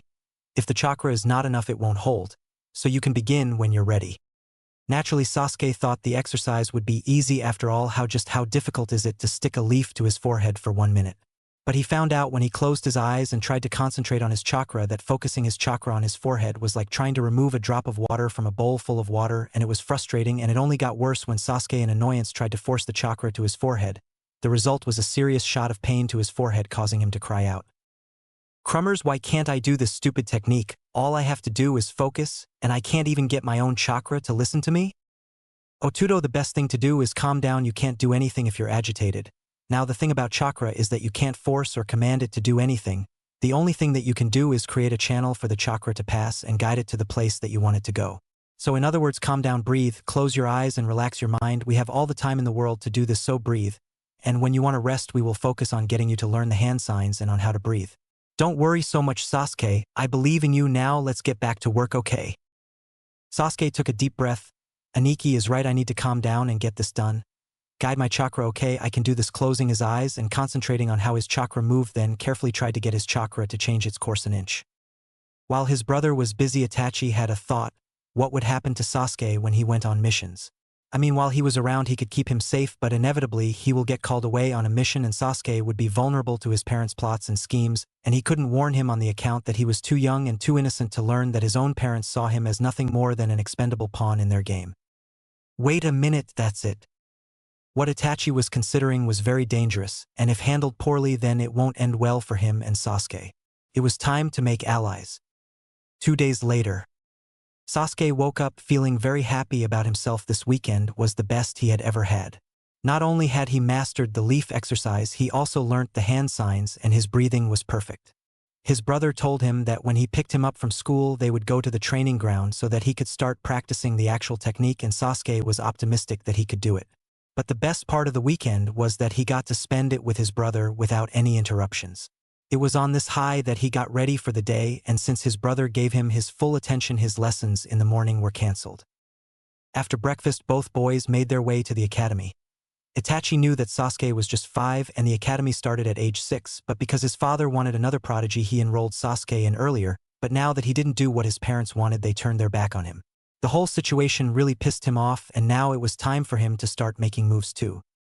Alright, Otudo, we are here. Now be good, okay? Hi, Aniki. You will come pick me up, right? Hi, now off you go. Bye, Aniki. With that out of the way, Itachi made his way to meet with his potential new ally. With Naruto. The young Namikaze was not having a good day. As a matter of fact, he was having a bad day. His new grandmother, she insisted, had sent Sokka and Suki back to their parents in the capital, depriving him of his new friends. Then a team of shinobi came to guard him, and they didn't like him, just like the villagers, especially the one with a mask around his face. He went out of his way to ignore him. But they were not around now since Karibachan had sent them away for the day since she was expecting a guest. However, now, he was stuck reading a book in his room while she attended to her guest, and the book was on math. He only just started learning, but already math was the subject he despised the most. It didn't make any sense to Bayo. In the living room, Carrie was serving her guest who just came in tea. When she first got his message for meeting, she was stunned and very curious as to what exactly he would want from her, not to mention the request for a private meeting spoke volumes in and of itself. So, Uchiha Itachi, what can I do for you? Susan-sama, I came here with a personal request. I need your help. Why me? Surely you must have other people that you can trust, especially among your clan? That should be the case, however, I don't trust them anymore. And I can't take this to the Hokage just yet. It may be important, but he will see it in a different light, and that will complicate things for me. Very well, then what may I help you with, Uchiha-san? You know of the way the village has been treating my clan since the Kyuubi attack 5 years ago? Yes, I do. And while I very much doubt there is a member of the clan as of now who can pull such a feat off, I don't like your clan at all. I understand, Susan-sama. And you are right, I just came to realize just how evil my clan is, and I fear that if something isn't done soon, the shinobi's king may be in danger. Carrie's eyes turned cold and hard as she glared at Itachi. You speak, war child. Now you will tell me everything that your clan has been up to, and I will decide exactly what is to become of you. Despite her age, Itachi knew that she was not to be trifled with, so he adhered to her command. Ever since my talents showed themselves, my clan has been pushing me to improve. At first I didn't mind. More power simply meant that I could protect my village and my brother from harm. But gradually it got more intense. When I made Genin, they immediately started pressuring me to make Chunin, and when I did, my father wanted me to start taking as many missions as possible to push me to my limit. They said it was for the clan's pride, and as long as I could watch over my brother, I didn't suspect a thing. But just recently I learned that their ambitions run far deeper than clan pride. The clan has seen the way that they have been treated, and they want to retaliate against the village that has relegated them for something that they didn't do. My parents want me to start getting close to the Hokage and to make ANBU as soon as possible so that I can be their little spy and reveal sensitive information to them to aid them in their quest for revenge. They also want to use my brother as some kind of expendable pawn in their game, by having him befriend Uzumaki Naruto and gain your trust so that when the time is right my brother would have to kill Naruto or risk his own life. I want to keep my brother safe, I want to keep my village safe, but I also don't want my clan to be shunned for something they didn't do. Yes, they have never been known for their loving personalities, but this is simply years of pent-up resentment that has taken root and now we all have to deal with. Carrie knew she should be angry and she was, but guilt was the primary emotion that she was feeling. The Uchiha had always from the time of the first Hokage been seen as a black spot on the white canvas that was the village. None of them were ever given a choice. It didn't matter that they were so powerful, it didn't matter that they were a noble clan. All that mattered was that Madara was bad and by default so was the rest of the clan. After all, the Hyuga clan was just as cold as they were, yet they were not treated like traitors. We made them into this. Perhaps if we had been a bit more forgiving or accepting, some of them would have changed, and with that who knows what would have happened by now. Instead we relegated a noble clan of people with long memories to being glorified policemen. Kami, what have we done? Looking at Itachi, she decided right there, and then that it was time for a change of heart. Alright Itachi-kun, what do you have in mind? Oh, and please call me Carrie-san. Raising an eyebrow at the sudden change of heart, Itachi decided not to look a gift horse in the mouth. Right now, Carrie-san, my major fear is that my parents will start to corrupt Sasuke when I go on missions, so I need someone who can take of him while I'm away, and this way my clan won't suspect anything since this was part of their plan in the first place. Very well, Naruto-chan needs a friend his age anyway, and it sounds like your brother does too. Hi, he's very lonely, and I don't want to give my parents that amount of free time to capitalize on his thirst for attention and turn him into one of them. Very good, Itachi-kun. Now, what do you have in mind for your clan? I don't know, Carrie-san, I want them to change, but with the way things are going the clan might need to be stopped permanently, but I also don't want to do that. No, I won't want you to either. A massacre of that size will not bode well for anyone, especially not your brother. I think I have an idea on how to do this, but first I need to know just how close to breaking point we are.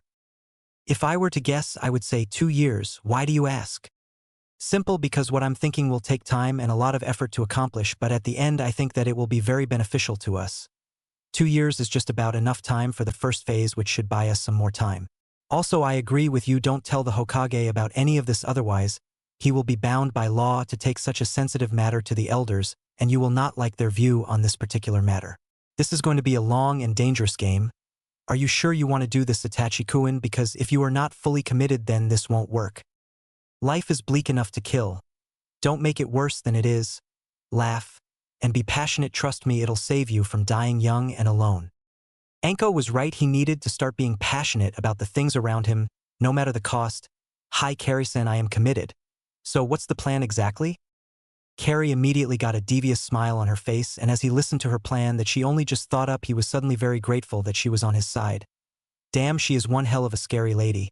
But amazingly, he fully believed that with a little work this just might work. Thanks for giving me the push I need, Anko-san. Elsewhere. Anko sneezed while making her way to her favorite dango shop to drown her anger in food. And now, while an angry Anko was not exactly a new thing today, she was feeling particularly raged and frustrated. She was a 10-year-old girl and a genin, despite the fact that she had been older and a chunin before her bastard of a sensei betrayed her and stole her memories and years. Now once again her request to join the IT department had been denied on the account that she was not old enough to be trusted to do such a high-level job. Now she would have been inclined to believe that if the person who told her didn't glare at her with the real reason in his eyes. Why would we trust the snake whore with village secrets? The worst part was that she didn't have a genin team, so the chances that she could be promoted to chunin were very slim. There was no way she could prove herself when nobody gave her a chance to show them what she could do. Thinking about it was seriously upsetting her. Worse yet, Kurenai was still away on her mission while she was stuck here with no team, no sensei and no friends. Shaking her head to wipe that train of thought, she simply looked forward to a few dozen plates of dango to make her feel better again. Only to round the corner and find out that the shop was closed due to the owners going on vacation. Today is not my day. About to start crying, she ran and ran until her feet hurt. When she stopped, she looked at where she was. She realized that she was in Itachi's training ground. Knowing that no one would see her, she sat down by a tree and let the tears fall. Itachi was heading towards his training ground for a little bit of peace and quiet since he had a couple more hours before he had to go and pick Sasuke up from school. He really needed some alone time because this past 2 days have really been trying, especially today, and he really could use some rest. That was when he heard something strange. It sounds like Anko crying again. And sure enough, when he rounded the corner, he saw Anko in a fetal position sobbing. The sight made his chest ache for some unknown reason, but as he neared her, his chest was not the first thing on his mind. The last time she was crying here and I showed up, she tried to kill me, then she found something funny.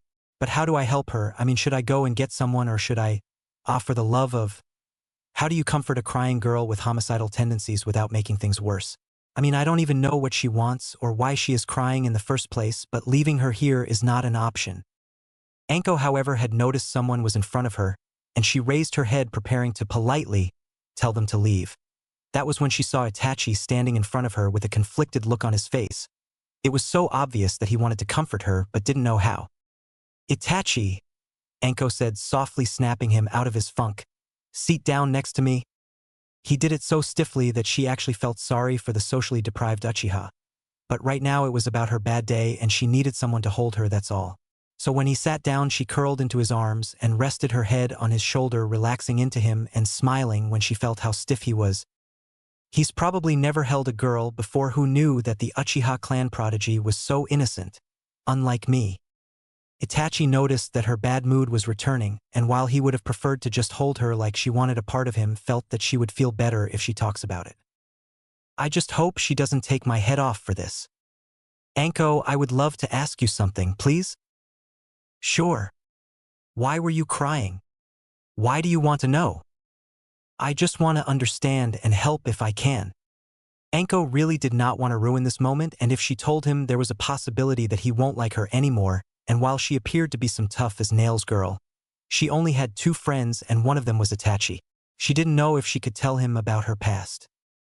So she raised her head to tell him that she could not tell him about why she was crying when she saw the look in his eyes. Concern, confusion, interest, and care. What the hell? He will find out about it sooner or later. At least this way I can be the one that tells him, and then if he hates me, at least I'll know at one time that I had a friend. Adjusting her position so that this time she was sitting in his lap, resting her back against his chest, so at least when his eyes changed towards her, she could pretend that he still liked her. "Okay, I'll tell you, but would you not interrupt me when I'm talking?" "Okay, I promise not to interrupt. 3 years ago I graduated from the academy at the top of my class, and then almost immediately I was given one of the best teams ever. Not because of their skills, but because they were my best friends, and life got even better when our sensei turned out to be Orochimaru. I was so excited. I was on a team with my best friends, and we were being trained by one of the legendary Sannin. Life couldn't get any better. I mean, sure, he was a tough teacher and made sure to put us through our paces thoroughly, but he always praised us whenever we did well, so I just took it as him preparing us for the shinobi lifestyle. And sometimes he made me feel like I was special. I was an orphan, and after a while I started to love him like a father. I was happy. But that all changed when people started to go missing, especially when my teammates went missing. Everyone blamed him, but I always defended him. I mean, he was the only person who I thought really loved me, so I didn't like it when people started to blame him for something I didn't think he would ever do. When the accusations got too much, Sensei told me to follow him. He said that we were going on a training trip, just the 2 of us. I remember being so excited. I mean, I got to spend some time alone with my surrogate father. But then when we got to a spot, I was knocked out. At first I was so worried about him, I thought we had been attacked, but then when I woke up I was in so much pain that I could barely think, and 2 ANBU guards were standing in front of me in a cell back in Konoha. It was then that the Hokage came in and told me everything that Orochimaru had done and how he was experimenting on people, including my teammates, and he had abandoned me in a base in the middle of nowhere and branded me with a cursed seal that was slowly killing me if they hadn't found me and sealed the mark. And the worst part was how he had experimented on me, hence why I was now a 10-year-old girl. At first I refused to believe that the man I once called father would be so cruel. I prayed for it to be a nightmare that I would wake up from soon enough, but I never did. Then I was released because I had no part in anything that happened, but everyone still blamed me. They treat me like trash, and there are some who feel that I'm a disgusting stain on the village. If the Hokage didn't allow me to keep my genin status, the council would have made sure that I suffered for something that I didn't do. Now I am stuck without a genin team, a sensei, no missions because I can't be trusted, and no promotions either. Worst of all is that my village hates me, and I can count the number of friends I have on one hand. So that's why I'm crying. She waited in his arms for his reaction. But then he didn't say anything. I guess he hates me too. I know that you hate me, but could you just hold me for now? Itachi pulled her closer to him and rested his head on her shoulder. I don't hate you, I don't blame you for anything. What happened was not your fault, you are not a traitor, okay? You are my friend and I am so proud of you. At first she thought he was pulling her legs, so she turned to stare at him and tell him to stop pretending and just tell her the truth. After all, he won't be the first person to hate her. The last thing she needed right now was to go home thinking that she has a friend, only to find out later that he was simply playing her. What makes you say that, Itachi? Before I met you, I was so lost. The clan that I had spent so much time loving and respecting has become a severe pain in my neck.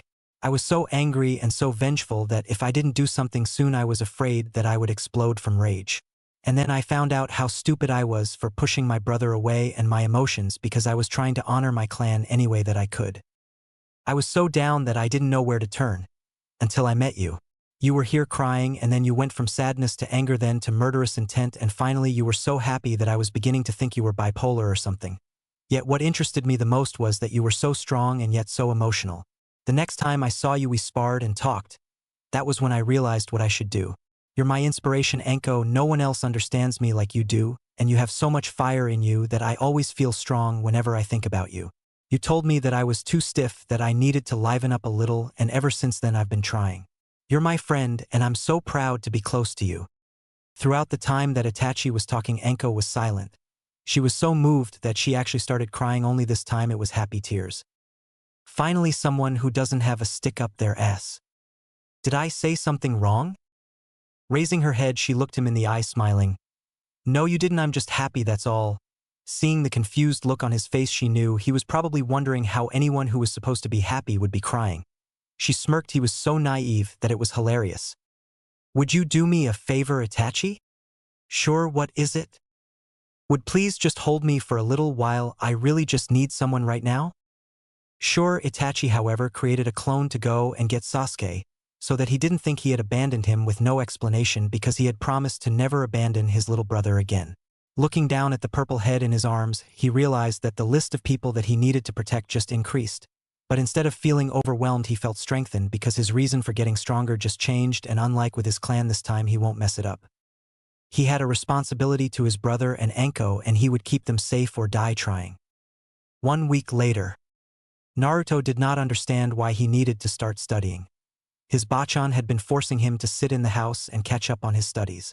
What the heck was the importance of studying the history of some dead guys, or he shivers learning math? And while he did not think there was anything worse than math, he found that calligraphy was punishment from hell. The endless kanji, the strokes, the curves, understanding the meaning behind every kanji. The worst part was that Karibachan was a perfectionist. If he missed even the slightest stroke, he would have to redo the whole thing until he mastered it. God, the nightmare was that learning calligraphy was divided into 5 stages. Beginner, amateur, average, expert, and master. Karibachan told him that he would keep learning his calligraphy until he mastered it, and he was in the beginner stage. Kami, he wanted to destroy anything paper related, but his bachan would probably just smile and produce more Kami. When will it end? Whack. Ouch, what did you do that for, Tabeo? I needed to get your attention. After all, how else would you learn about the battle between Uchiha Madara and the first Hokage if you were dozing off? I wasn't dozing, you crazy old lady. Nursing his head, he didn't see the ruler until... Whack. Kami, fucking damn it, woman. Whack. Why do you keep hitting me, Tabeo? What did I do? Unless you start behaving, I will continue hitting you. Naruto, you have so much potential, and there is no way I'm going to allow you waste it. Grandma, I get it, but why history? Math, worse yet, calligraphy. Why, bachan, why do I have to do those dumb subjects? You want to become Hokage someday, right, Naruchan? Yes, grandmother, I do. Then how do you expect to rule your village if you don't know its history? How would you sign documents or write letters or statements if nobody understands what you're writing? Okay, but why math, manners, economics, geography? And for the love of ramen, politics, I don't get it, grandma. Looking at her surrogate grandson's discouraged face, Carrie was immediately reminded of another hot-headed child. It made her wistful. You are so much like your mother, Naruchan. She also couldn't handle anything reading, but you have a hard road ahead of you, and you need every advantage that you can get. I just know that if I can get you to like reading even just a little, your father's gene will make you one of the brightest of your generation. Smiling at that thought and how many times Minato's love for books aggravated Kushina. Kami, no wonder those two could never agree on a pastime that had nothing to do with ramen. Naruto, do you know what makes a truly strong shinobi? I guess he should have powerful techniques? Well, that is part of it, but there are actually 3 different things. The first is, like you just said, the shinobi's ability to psychically defend himself. Now there are various ways by which he can do that. Taijutsu, Kenjutsu, Genjutsu, Ninjutsu, and Fuinjutsu, although the last one is not very popular because of its difficulty. The other one is medical techniques, but it will take a very good shinobi to put this particular branch of jutsu in a battle scenario, so it's quite uncommon to have a frontline fighter who specializes in medical techniques. All of this makes up the body of the shinobi, and it is what keeps the shinobi ahead of his peers and allows him to defend not only himself but his country and the people he loves. Well, so long as he trains the right way, but that is a topic for another day. The second thing is the ninja's mind. It doesn't matter if you have all the techniques in the world, if you don't know how to handle yourself properly, you will simply be a strong brute and definitely not a leader. And when we say your mental capacities, we mean everything that you have been studying and more. What you will be in the next 5 years will depend on the books you have read and the people you have met. Yes, Naruto, the books you read, so if you want to be a successful leader, you need to read as much as you can. Do you why the third is known as the professor? It is not because of his jutsu prowess, but because of the fact that there is not a book or subject that he doesn't have an idea on, and as such there was a time when no one could outsmart him. Heck, even now he is feared as the most brilliant diplomat in the village, and even though he has faults when he puts his mind to something, he gets it done, but he won't be able to perform as smoothly as he does if he wasn't an avid reader. The last one is the heart of the shinobi. The thing you need to know, Naruto, is that this path, the path of the ninja, is filled with dangerous circumstances and situations that has broken even the strongest of men and turned angels into monsters. It is not a path like those knights that you've read about where a knight fights a couple of bad guys and then he wins and gets a princess and a beautiful kingdom where they live happily ever after. No, that is not what this is. This is a war zone where anything can happen, where your best friend can become your worst enemy and vice versa. It is a path that has brought thousands to their knees. In this path, if you live past 25, then you're either very, very lucky or extremely good. Taking a deep breath, she closed her eyes to push the images of all those people that she had met and buried while being a ninja. Kami, old age was not a blessing in this world, not with all the heartache and misery that you would have seen, especially for those of them who had seen war. God, this life was not a place for the weak-hearted at all. Looking at her surrogate grandson, she realized that he was waiting for her to finish, and thankfully it seemed that he was at least paying attention to her this time. This world will break you or change you in ways you would never imagine. And if you're going to be Hokage, then you need to find something to believe in and stick to it. The will of fire is what all the past Hokages and the shinobi of Konoha hold on to. It is simply seeing the village as your own family and drawing strength from the knowledge that the entire village is counting on you and looking to you to protect them, and after the way that they have treated you, Naruto, you have every right to hate this village. But if you wish to lead them, then you must love them and draw strength from that love. As you grow older, you will get stronger in your heart, but the basic fact is that you must love them. So Naruto, do you want to be the best shinobi, the Hokage, or do you wish to be a mediocre shinobi? Naruto bowed his head deep in thought about everything that he had heard. She was right, the village had treated him so badly. I mean, why should he fight to defend a village that hated him and treated him like he was a monster? He should hate them, hell, they deserved it. But if he hated them and sorts to destroy them, how is he any better than them? His parents gave their lives for this village and they loved him, but how could he love this village? How? Grandma, I don't think I can love them. I know I should, but they have hurt me too much. I don't hate them because that won't make me any better than them, but I can't love them. I just can't. Carrie sighed. I need to change his mind, because if Naruto doesn't believe in the village with the way they would treat him, it won't be long before his young heart starts to lean towards hating them, and with the being inside of him, it will be a disaster if the Kyuubi notices. He will capitalize on it and turn Naruto into the monster that they have portrayed him to be. Something has to be done quickly, or else, I wonder, well, it is worth a try. Okay. Naruto, do you know the 2 strongest emotions in the world, and the emotions that has driven the best of shinobis? No, Bachan, I don't. Love and hate. Those are the 2 strongest emotions in the world. Hate is easy to feel and build on. It is made up of resentment, anger, pride, entitlement and jealousy, or the most common, revenge. Hatred is a feeling that starts small and grows over time. It is in everyone, and the beauty of hatred is that it makes life seem easy. No one will mess with you, people will whisper your name in fear. Everywhere you go, nobody will dare disrespect you. It will grant you the ability to shed useless emotions like humility and compassion. After all, why in the world should you bow down to anyone when you can simply put them in their place? And if you are strong enough, no one will ever question you or dare speak out of turn in fear of what you might do. Your pesky humanity disappears, and everything that you do is justified because, after all, what does anyone know? They haven't gone through what you have, so how dare they try to tell you what to do? It will be so easy to breathe because no one will ever be there to bother you. But you will end up being hated yourself, and whenever you have a problem, no one will support you. In fact, some will even be happy at your demise. And dear God, if you should ever be rendered powerless even a little bit, people, including those around you, will seek to kill you, and when you die, no one will mourn, but they will be people who will celebrate your death, thanking Kami for removing the monster forever.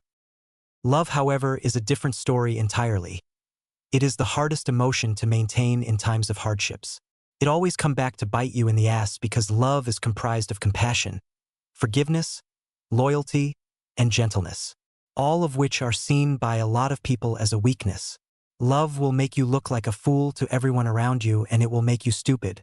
The other thing is that while it will take longer, love will make you a force to be reckoned with. Love is a will that is best strengthened during fire.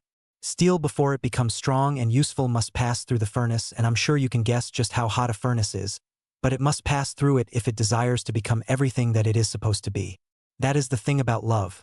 It requires patience and determination to maintain, and even more when hatred is justified, because at that point the part of you that loves being bad and rebellious will feel that you are taking this whole loving thing a little bit too far.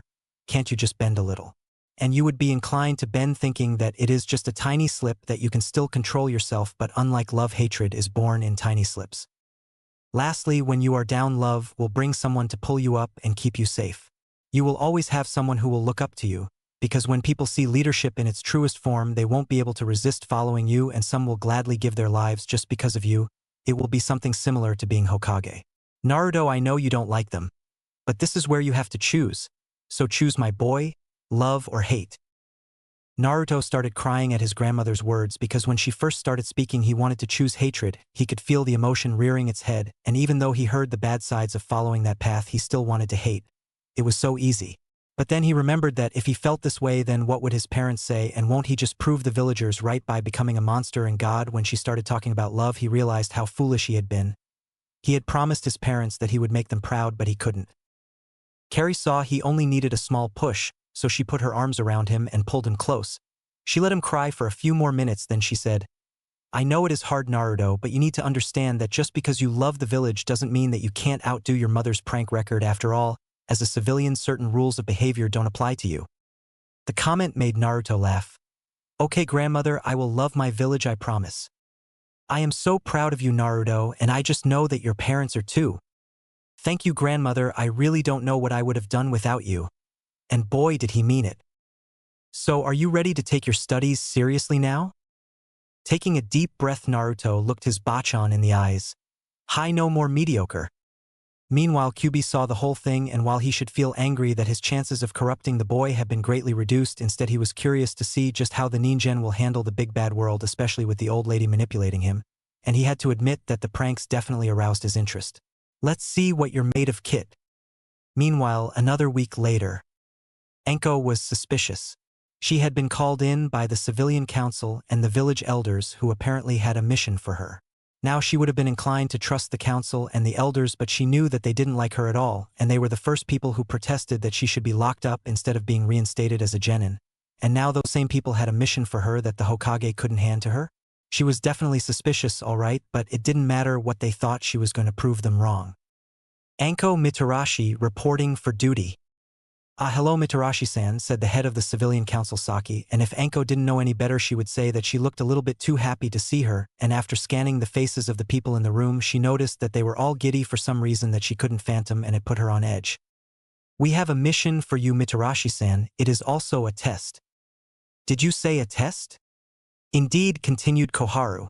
If you successfully complete this mission, you will be promoted to Chunin on the field promotion basis, thereby helping you bypass your no-team setback that we unfortunately have been unable to solve yet. Anko didn't like this one bit. The entire setup practically reeked of foul play, but she was a genin from a civilian family, so she had no clout whatsoever to start questioning her superiors. especially not when there was a promotion involved. This way, if she did successfully finish the mission, then even if they refuse to promote her, the Hokage who liked her will be law-bound to honor the words of both his advisors and the civilian council and promote her.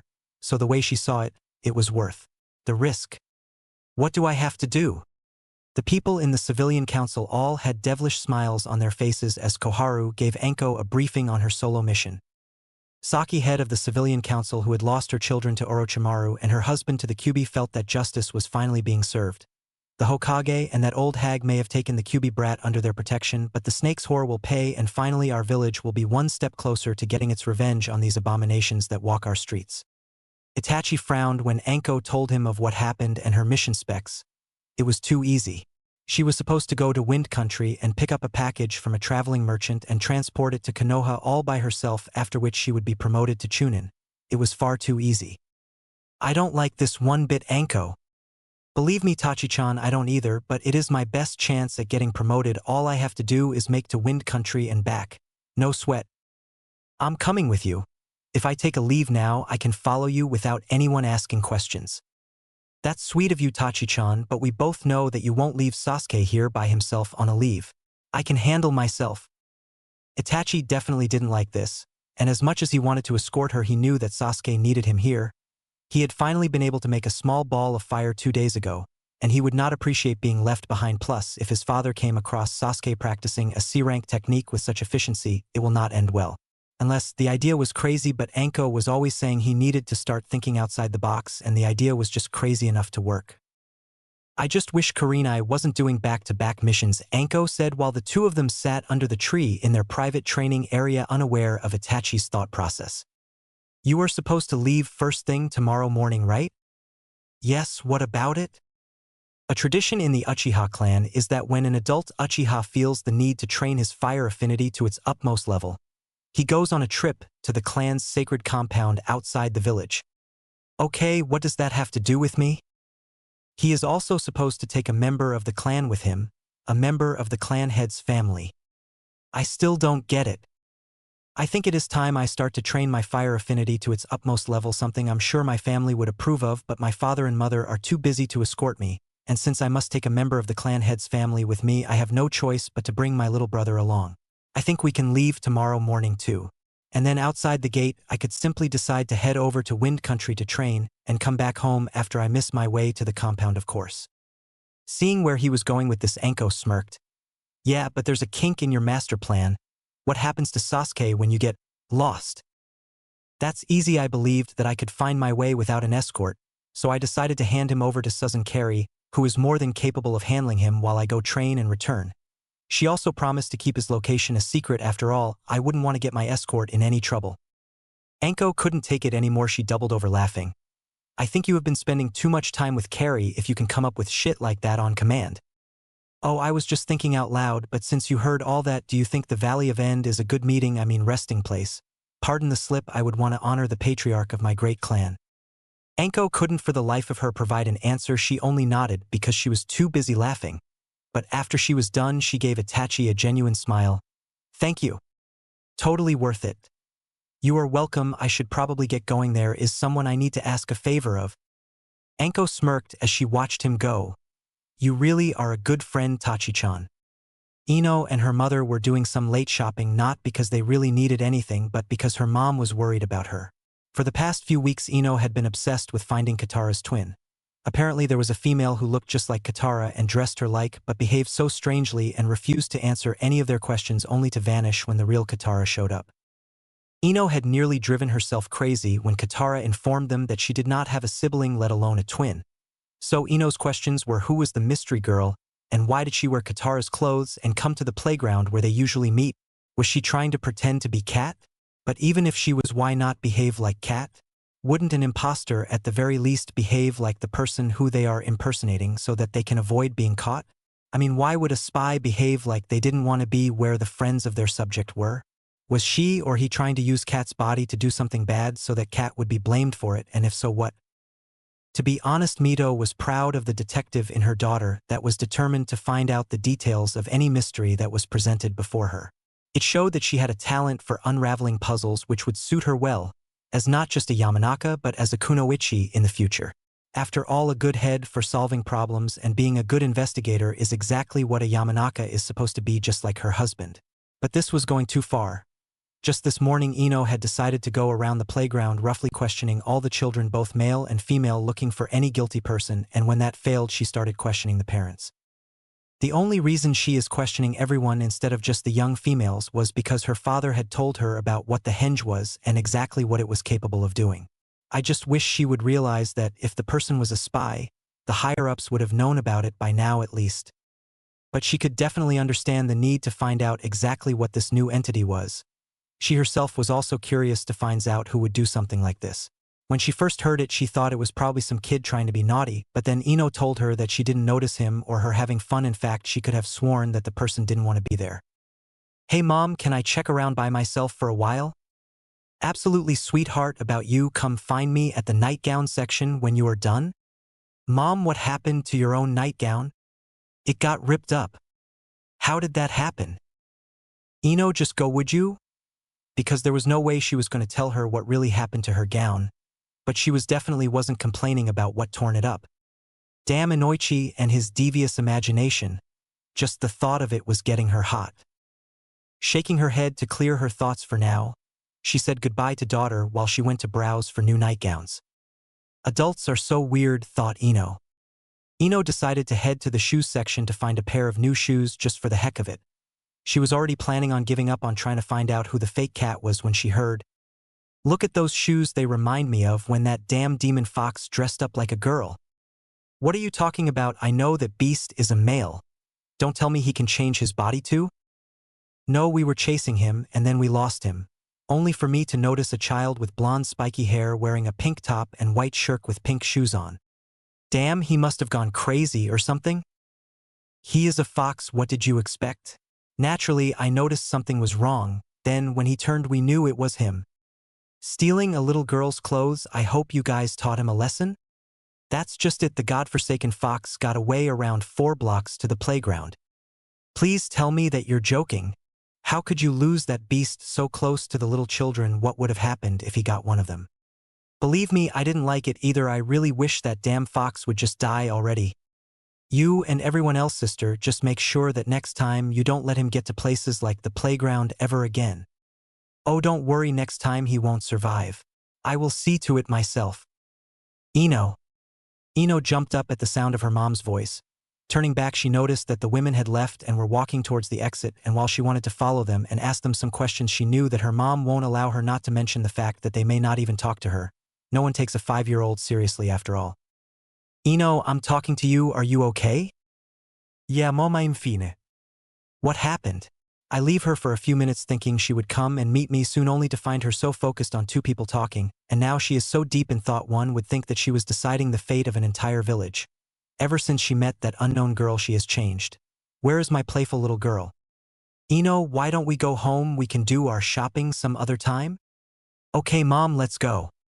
She doesn't even want to shop. This has to end. The day Ino Yamanaka doesn't want to spend money shopping for clothes is the day something is terribly wrong. At the Yamanaka house.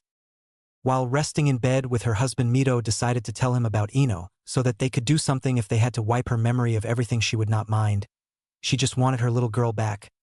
"What's wrong, love?" "Inoichi, there is something wrong with Ino." "You mean with her need to find this mystery girl? I wouldn't worry about it." "It is serious, dear. I think you should wipe her memory, just so she can be back to normal." "Okay, that is going too far for something as small as this." "She didn't want to shop today." "Wait at all. Not even remotely." "Oh dear, still wiping her memory will be a bit too much. I think I can suppress it, so that she doesn't see it as so important." "Do it tonight, this can't wait." "All right, she didn't want to buy anything?" asked Inoichi as if to be sure that he heard right. "Not a single thing." "Damn, okay, let's do this." When they entered into Ino's room, they noticed that she was wide awake, so Inoichi decided to put her to sleep using a genjutsu. Meanwhile, Ino was having a migraine from all the thoughts running through her mind. Why was there a demon fox in Konoha? Is there even something like a demon fox? Why in the world would the Hokage even allow a demon fox roam the village? Why was something like a demon fox even in a hospital wearing girl clothes for that matter? If there really was a demon fox in Konoha, then he was able to transform into anyone he wished, so how did she know he wasn't stalking her? Or toying with her? The endless questions were beginning to wear her down until all of a sudden her eyes started to drop and she realized that she was falling asleep. The next day, Ino woke up late in the morning, and when she went to brush her teeth, she nearly screamed at the condition her face was in. She has bags under her eyes, for goodness sake. How in the world did this even happen? But as she tried to remember, she noticed that she couldn't, and somehow she wasn't sure she even wanted to. Not if it was the cause of the bags under her eyes. She decided to get dressed, then head straight to the mall and get some makeup to cover her eyes. No way was she going to the playground looking like this, and she needed some new clothes too, to go with her new look, not to mention the fact that she couldn't remember the last time she went shopping. Where has my head been? My clothes are so yesterday. When she got downstairs, she noticed that her parents were in the sitting room. She was so pleased that her dad had not gone to work today, which would give her time to convince him to follow her and mom shopping. This way she could buy even more stuff. Dad? Running into her father's lap, she said with an annoyed look on her face. See, Dad, see my eyes? There are bags there. Bags, Daddy. Laughing, Inoichi and his wife shared a relieved look. Well, sweetheart, maybe it is a sign of maturity. Nanny, what kind of maturity? I'm 5 and this is not okay. Well, what do you want to do, princess? Shop for makeup, duh. What else I would do, Daddy? Sheesh. Well, while I normally would not agree to a 5-year-old using makeup, I think we can make an exception just this once. Thanks, Daddy, you're the best. Why don't we all go? I'm sure you would want to buy new clothes, sweetheart. Of course, Mom, my clothes are so yesterday, and since Dad is coming, he can carry everything. Indeed, he can. Inoichi knew that he would lose if he decided to argue, so he just agreed, and the whole family was off with Ino going on about the entire juicy gist she knew about. But the worrying thing was that there were holes in her memory, and while she wasn't concerned about it now, it won't be long before she starts to notice. Oh well, we will have to deal with that later. For now, we just need to focus on giving her new memories to suppress the old ones, but I just hope she doesn't hate us for this when she eventually finds out. Meanwhile, outside the gates of Konoha. Aniki. Why do I have to stay with someone while you go on this training trip? Why can't I just stay at home? Sasuke did not want to go to some unknown babysitter that he had never met before. He didn't even understand why his brother needed to leave anyway. He was strong enough as he is, he didn't need to get stronger. But when he asked him that, he remembered what his brother said. I may be strong now, Sasuke, but in order to protect you better, I need to get stronger, because it doesn't matter how strong you are, there will always be someone just as strong who is training to be stronger, and if you lax when you two meet, he will have the advantage. And that is not an advantage I am ready to give out. While he didn't understand much of what his brother told him, he knew that his brother was just trying to look out for him. But how he knew that there was someone just as strong as him somewhere, Sasuke did not know. He was just going to have to trust his brother on this one. That didn't mean he liked it though. After all, his brother promised to teach him how to expand his chakra reserves so that he can make a bigger fireball. The one he could make now was seriously small. He wanted to make one like his brother so that his father would be proud of him. Sasuke, this is better, trust me. I trust you, Aniki. It is the babysitter that I don't trust. What if he tries to feed me sugar and I get too hyperactive? Itachi smiled. His little brother did not like eating sweets because they made him sugar high, and father did not like it, so in order to please his father, Sasuke did not take sweets, even his favorite strawberry sundae. He was almost tempted to feed him one because while his father did not like Sasuke on sugar high, he did. He was always freer, and that was the way he wanted his little brother to behave. Free. Don't worry, Sasuke, I made sure she knows that you don't like sweets. Wait, did you tell her why? Of course, said Itachi with a smirk. But Aniki, that is so embarrassing. He will think I'm a weird kid or something. Well, your hair is styled like a duck, and your babysitter is a female, not a male. Well, that's even worse. What if she is an old lady that will force me to obey her every will and eat vegetables, and my hair is not styled like a duck? If you say so, Sasuke. Aniki, seriously, what kind of babysitter is this? You know the best way to know someone is to meet them personally. Spinning around, Sasuke noticed an old lady with an amused smile on her face, and he ran behind Itachi, causing both Kari and Itachi to chuckle. Well, aren't you a cute little boy, Sasuchan? Sasuke didn't move from his position behind his brother, and while at the back of his mind he knew he was being childish, he didn't care. Right now he wanted to not go with this woman. He wanted to go home with his brother, train to impress his father and forget this ever happened. Unfortunately, Itachi had other plans, literally. Kari-san, bowing in greeting, He waited for her to do the same before straightening back up. This is my brother Sasuke. Sticking his head behind his brother's leg, he waved at Carrie, causing her to smile and wonder where the bold, playful child was. You know I have a grandson at home who is just about your age, Sasu-chan. Oh? Okay. Can we go now, Aniki? Itachi almost gave in, but he knew that he was needed somewhere else. He also knew that if he didn't leave in the right manner, then Sasuke will be hell to deal with, and part of the plan hinged on Sasuke and Naruto becoming good friends. So how to do this? Luckily for him, Carrie got this one covered. I hear you have been training Sasu-chan. Well, my grandson is training to be a shinobi too, but he needs all the help he can get. So will you please help him? Sasuke immediately wanted to say no before he heard, like a big brother would? After that, he decided that if there was someone out there who needed his help, then he will help him. Then when his father hears that he was helping someone else become a good shinobi, his father would definitely be impressed. He could show his brother that he could look out for someone too just like him. So he meekly came out and nodded his head. You know your brother needs to go, but first he needs a hug and a promise that you will be a good boy. Will you do that, Sasu-chan? Hi, hugging his brother, he looked up and said, You can go now, Aniki. I promise I will be good, you'll see.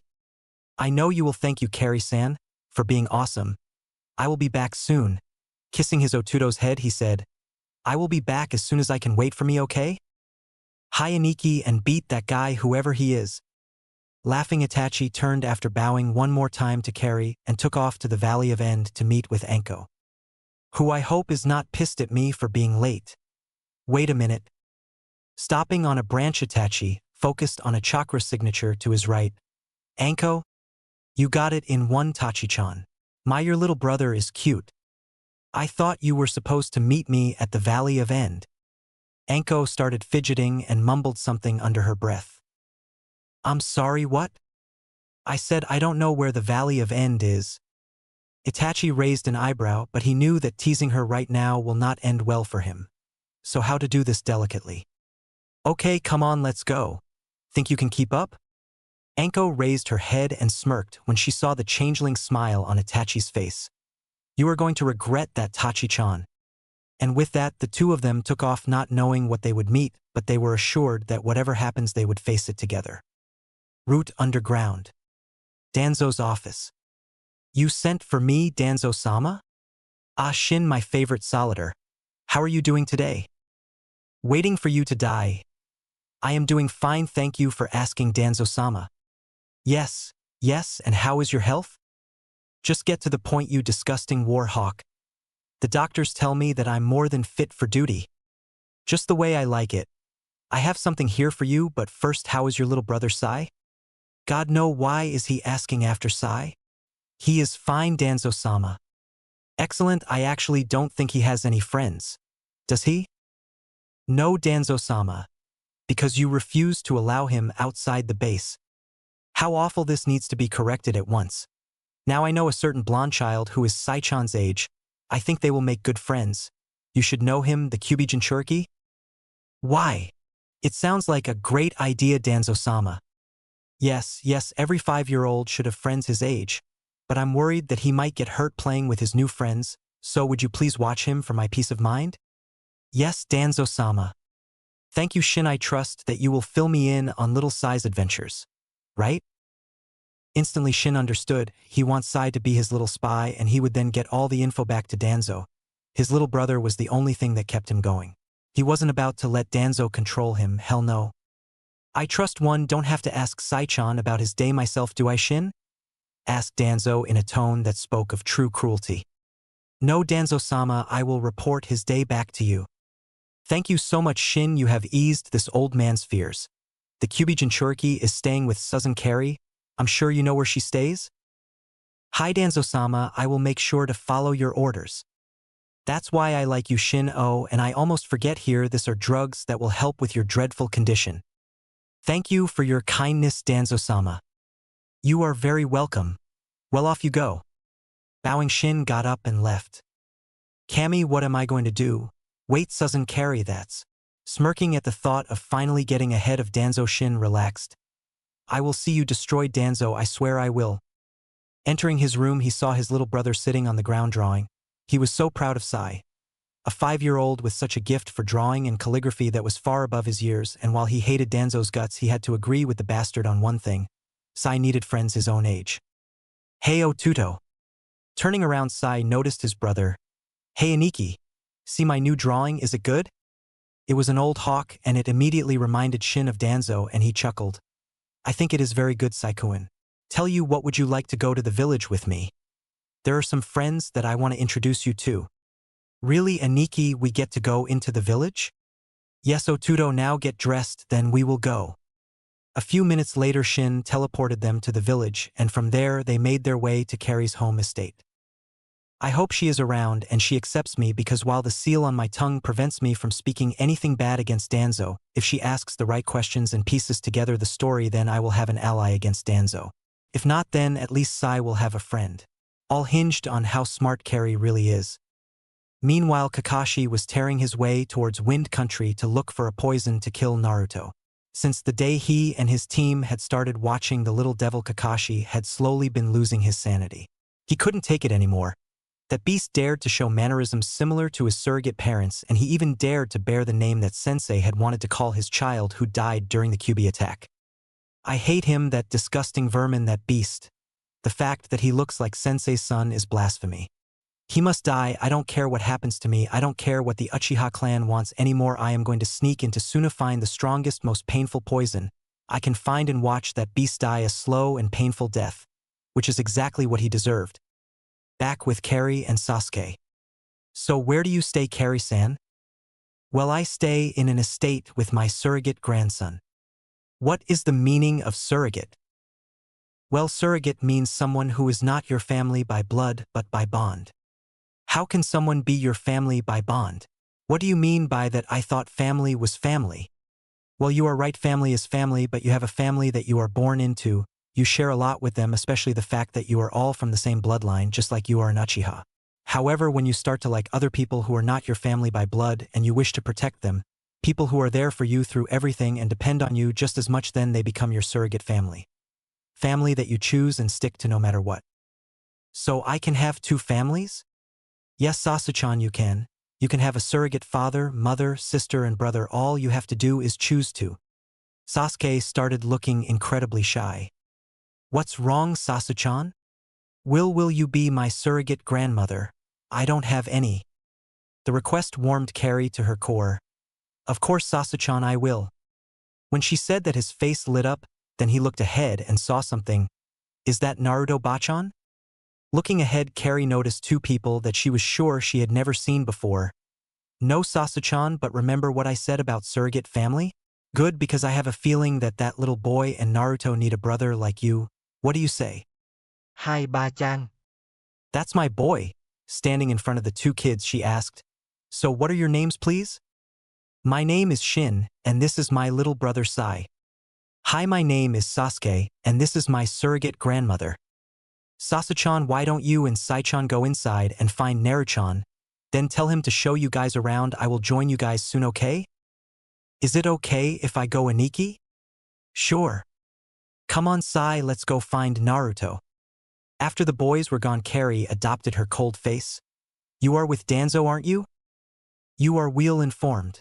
While saying well, Shin showed Carrie his tongue, causing her to narrow her eyes. Are you with the fox willingly? I was. I see. Your +1, is he an owl or a dove? He is an oblivious owl. Who is the messenger? The one who was with the fox willingly. What do you want? To see that the old fox accepts nature and moves on. I see. Do you want this to happen easily or the opposite? The opposite. Shin then showed her his drugs and let his true condition fall from his pocket, and after reading it and seeing the medication that he was taking in super slow motion, she became pissed. It shall be done. I only care for the owl, not the messenger, to be safe from the old fox. Well, I care for both the owl and the messenger, don't worry. I must go. Go. Meanwhile, inside, Naruto was waiting in the living room for his Bachan and the new child that she was bringing. Sasuke. When he first heard that a child his age was coming to spend some time with him, he was ecstatic, especially since the Sasuke was training to be a shinobi too. But right now he was nervous. I mean, what was the guarantee that they would even get along? What if he had been told by his parents to stay away from him? His bachan told him that this one was special. He trusted her and he definitely wanted to have a surrogate brother, but what if the brother didn't want him? Sasuke and Sai entered the house and saw a blonde boy sitting quietly on the couch looking deep in thought. While Sai was polite enough to wait for their new brother, according to Sasuke, to notice them, Sasuke was not. Oi. Startled, Naruto noticed two boys who looked that they could use some serious sun staring at him. I thought there was only one person coming, now there are two of them. What am I going to say now? Naruto. Huh. What are you thinking about? Huh, nothing. I thought there was only one of you coming. Yeah, Bachan saw Sai at the gate and now he is our surrogate brother too. Hello, Naruto and Isen. We're brothers. Yeah, Dobe, what are you, deaf now? Team, watch it. Or what, Dobe? You probably don't even know how to be a shinobi if you didn't notice us enter. Says the duck, but what was that? The two boys were now standing a foot away from each other glaring, while Sai was sitting on the couch wondering why they were being like this. But something told him that this might just be how they would be from now on. You better take that back, Dobe, or else. Or else what, duck butt? Why, I oughta. Well, I'm glad you two are getting along. He started it, Bachan. What, I didn't start anything, Baka, right, Sai? They both started it. Oi. What? Carrie smiled because she had this firm belief that the three of them would grow up to be just fine. You know what, a Jinchuriki and Uchiha clan heir, a possible root spy. This is a recipe for disaster, but I won't let that happen. They are brothers from this day forward, and I just know that I'm not the only one who would see that. And she was right, because in their hidden places the three weapons made by Shigeru Ayumu glowed brightly, awaiting the day that their wielders would come and collect them. And the weapons made by Eriko's mother also wanted to be joined to their brothers, so they glowed as well. And these weapons are Cerberus, the water hydra; Force-Edge, the earth griffin; Agni and Rudra, the fire phoenix; Rebellion, the wind dragon; and Yamato, the lightning leviathan. 3 days later, in Wind Country, Itachi tailed Anko as she made her way into the cavern that was supposed to be the meeting place, but they could both feel a chill run through their spines, and they shared the same thought. This will not end well. The plan was that she would enter first and check the place out just in case the mission was actually legit. Then if she ran into trouble, Itachi would sneak into the underground cave and wait until such a time when it is very clear that Anko needed backup, because if such a time comes, then they both agreed that only they could come out of the cavern alive so that no one knows that Itachi was with her. That way she can head back to Konoha, claim the mission was a success based on the fact that she came out alive and with evidence of everything that happened, which was why she summoned some of her small snakes and Itachi summoned a few crows to keep watch and act as witnesses to the mission, so that the council will have no choice but to promote her to Chunin. So why do I have this pit in my stomach? Wait, what's that? Listening closer to the voices in the cave, she heard a conversion that sent shivers throughout her entire body. This is Itsuna is only a day away, and we can finally kill that blasted Kazekage for daring to deny us entry. You are too impatient and it is starting to piss me off. Says you, I thought you don't like to be kept waiting.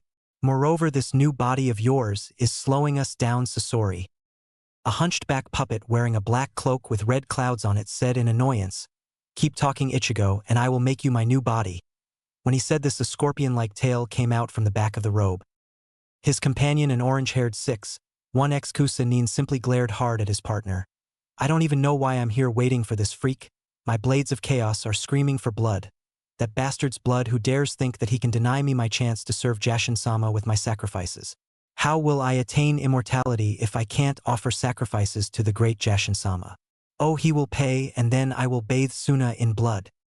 Practically drooling at the things he would do when Sasori gets whatever body he is looking for. He missed the swing Sasori took at his head until he felt something whiz past him, bringing him back to earth, and not happy for the callback.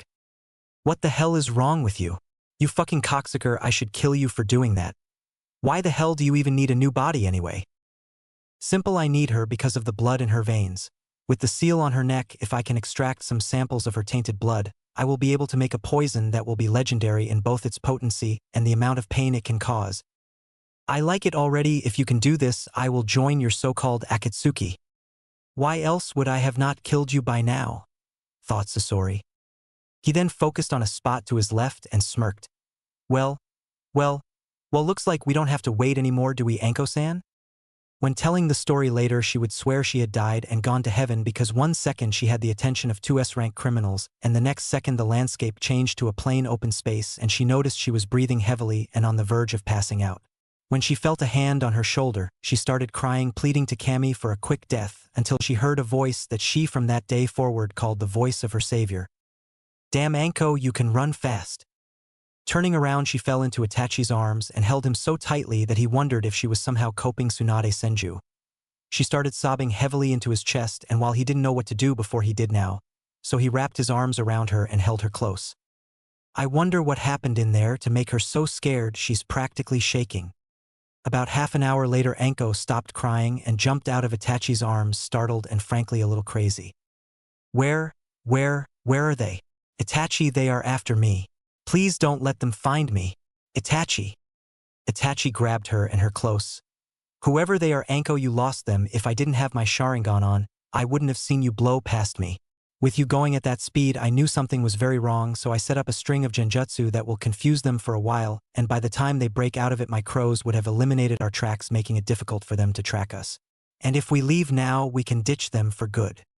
He had barely finished talking before Anko took off again, and this was the moment that he knew that Anko had unnatural stamina because she kept running until she blew past the wind country border by at least 100 miles while he had to stop and take at least 5 solider pills that he knew he would regret when he had the chance to rest. Anko didn't stop until she passed out. Thankfully, he had enough adrenaline to take her to a shop just ahead before he too passed out with one thought. Damn, we are going to feel this when we wake up.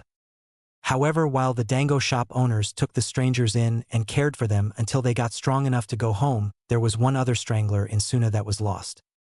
Kakashi the prodigy, the copy ninja, was embarrassingly lost. In his haste to make it to Suna, he forgot that he had never been to Suna before, and he had no idea how to get there, and the only thing keeping him from losing his sanity in this wide desert was the small cabin house that he saw ahead of him. I will get a map from there and hopefully some water, then I will make my way towards Suna, find that poison and kill that beast. Oh, how wrong he will be. Meanwhile, Sasori was heading back to Akatsuki HQ with Ichigo's body after he started laughing and taunting Sasori for sending a female running like the devil was at her heels because of his ugly art and ways. I will just have to find another way to make that super poison, but how the hell is it possible for a body like that to generate that much speed? It is unnatural. Chapter 3. Anko stood in front of the gates of Konoha, hungry for blood. Her village sent her on a suicide mission even after everything she had done for them. The last mission had broken her hold on the cursed seal, and now it was free of its restraints. So the past week had been filled with dark thoughts and dreams of the destruction of the village that dared to try to kill her. Finally she gave in to it, and boy, the bloodlust was ecstasy in her veins. As she stood a few paces outside the gate, she only had one thought. She wanted to make them all pay. She wanted to make them suffer like she had. She was done being the good ninja. Sensei was right. It is better to be feared than loved. A while ago, the thought of copying her vile sensei even a little would have made her sick to her stomach, but now it comforted and inspired her. She wanted to be feared, but leaving the village won't satisfy her bloodlust. She would stay here and at every opportunity punish them. Thankfully, she knew the laws of Konoha like the back of her hand, so was free to do as she pleased and still be a shinobi. Right now, she didn't care about making Chunin or even getting promoted or getting stronger to kill Orochimaru. Right now, she had all the power she needed to stay in the village and have some fun. What was the worst thing they can do? Demote her. Send her to prison for something they won't be able to prove, yeah right? She would make the lives of the civilians especially a living hell. You were right, Sensei, they don't deserve to live. Screw experiments, they must pay in blood. Kill, whispered the cursed seal. Kill, kill and kill. Soon, I swear I will watch this despicable village burn for all the crimes that they have committed. They must not have a happy life, they don't deserve it. Pain, suffering, agony, grief. These are the things that they deserve. Images of a Konoha on fire entered her mind and she smirked maliciously. She saw them screaming for help as she cut them to pieces and burned their loved ones in front of them. Oh, hello, Anko, you look happy. Did you have a good mission? Asked the gate guard, who she instantly decapitated in her mind. The image brought a savage grin to her face that sent shivers down the guard's spine. I had a lovely mission, and I'm going to enjoy being home after being away for so long. Why does it sound bad when she said it? Thought the guard who was about to wet his pants. Damn, she looks like a crazy person. Anko left him knowing exactly where she was going next. I wonder what Saki-chan and her family's heart taste like. Oh well, I guess I will just have to find out for myself as I pull out pieces of their heart out. I wonder, should deep fry her family's heart and feed it to her, or maybe I should just give it to her raw? Decisions. She then started skipping like a schoolgirl who just got a kiss from her crush. If you look closely, though, you would notice the cursed seal glowing red. Let us kidnap a council member and her family.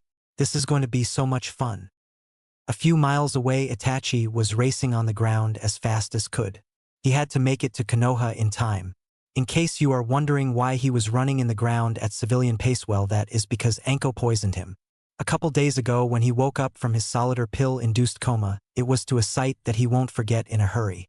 The couple that had taken them in were scattered across the floor of their small cabin. Anko tasted parts of them with a contemplative look on her face like some high-class food critic.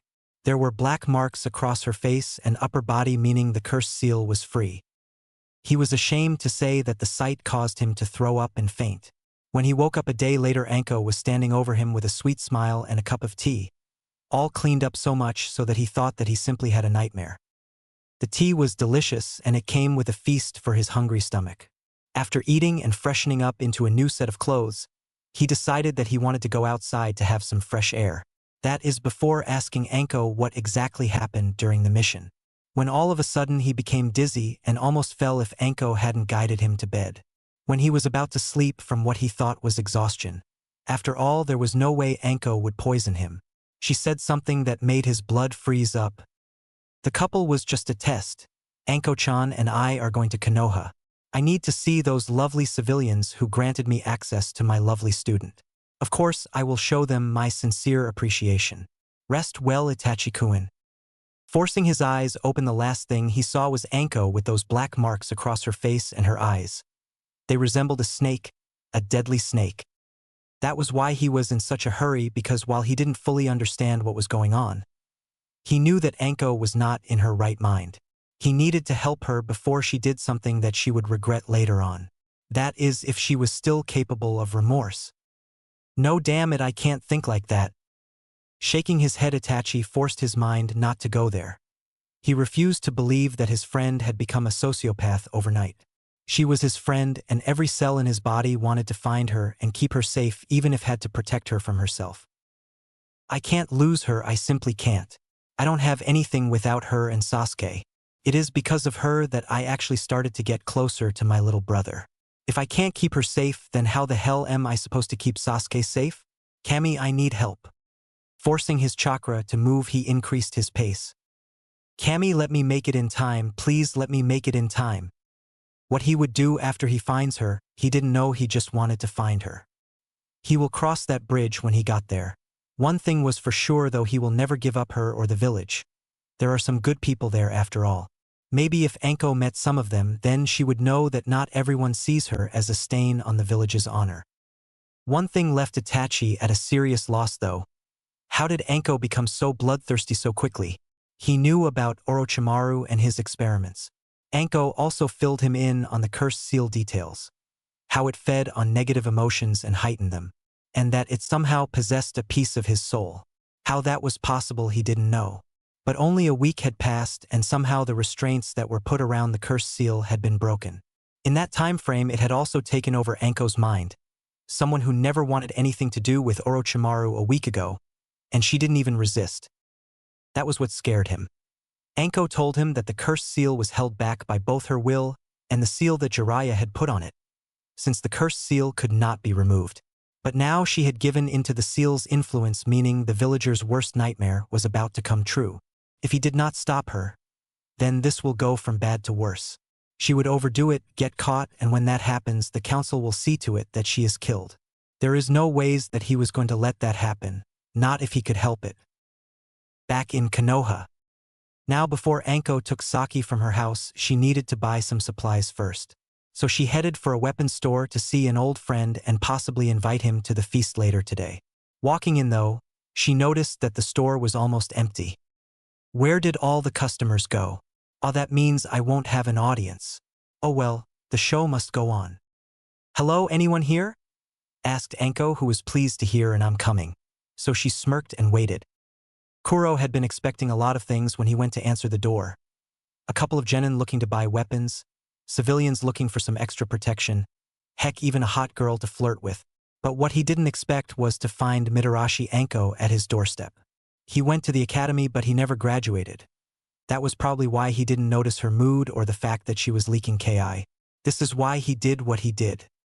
Oi, you, how many times have I told you that your kind is not welcome here? Now leave. Anko smiled savagely. Or what? You don't want to piss me off, little snake bitch, now leave before I throw you out. Naturally, Anko did not like that, but instead of frowning, she started laughing, pissing Kuro off. Some little bitch was making fun of him and he couldn't have that. So he decided to show her just how serious he was. He walked over to her and attempted to grab her and fling her out of his store via the window. Keyword being attempted. Snap. Anko had grabbed his knuckles and pushed his lower arm into his body while making sure that his elbow was bent outward. The result was that the lower bone was now protruding from his elbow and his upper arm was poking out his shoulder. His wrist, on the other hand, was pretty much shattered. Kuro couldn't even scream. His right arm was damaged, possibly beyond repair, and he was losing blood fast. But Anko was not done with him yet. The shock had brought him to his knees. That was when Anko said, "Oh, I'm sorry, here, let me help you," and snapped both bones back into place, causing Kuro to pass out. Anko was then extremely disappointed. "Ah, he is out already? But I was just getting started. I need to make sure that Saki-chan stays awake while I have my fun, but how?" Suddenly she had a thought of a potion that her sensei taught her, which would be perfect. I mean, it may take a few hours to make, but it will be so worth it, and this way Kuro-san can join us. It is perfect. Putting a blood and food pill into Kuro's mouth was a cinch. After which she got the things that she would need from his store and then sealed him into a storage scroll. She then flipped the sign to closed and passed out the back to go to the Forest of Death. She would find the ingredients that she needed for the potion there. It was also the venue for the party. 2 birds, 1 stone. But on the way there she had a thought. Why don't I go pick up Saki-chan and put her in a scroll too along with her family? That way I won't have to go back and forth. Inspired by her idea, she went to get everything that she would need from the village, including a few plates of dango, and sealed all away for later use. However, when she went to get Saki and her family, she was once again disappointed to find out that Saki was the only one at home and time was already wasting. Oh well, I can come back for them later. Who is to say that we can't have 2 parties? With that, she entered Saki's dining room where she was sipping a nice hot cup of tea and knocked her out, and then proceeded to put her into a scroll too. She decided to take a sip of the tea but promptly spits it out. Yuck, that is disgusting. She threw the cup on the floor and sighed deeply at the poor woman's poor taste in tea, and then resumed skipping to the Forest of Death. Now I'm sure you would have guessed by now that putting a living, breathing human being into a substandard storage scroll is a bad idea. For those of you who don't know just why this is such a bad idea, well, let me explain it to you. The human body is constantly in motion, the breaking down of cells and the creation of new ones. This is necessary because human beings are supposed to grow on a cellular level. Now what the storage seal does is that it puts the cells in stasis form so that they can't grow.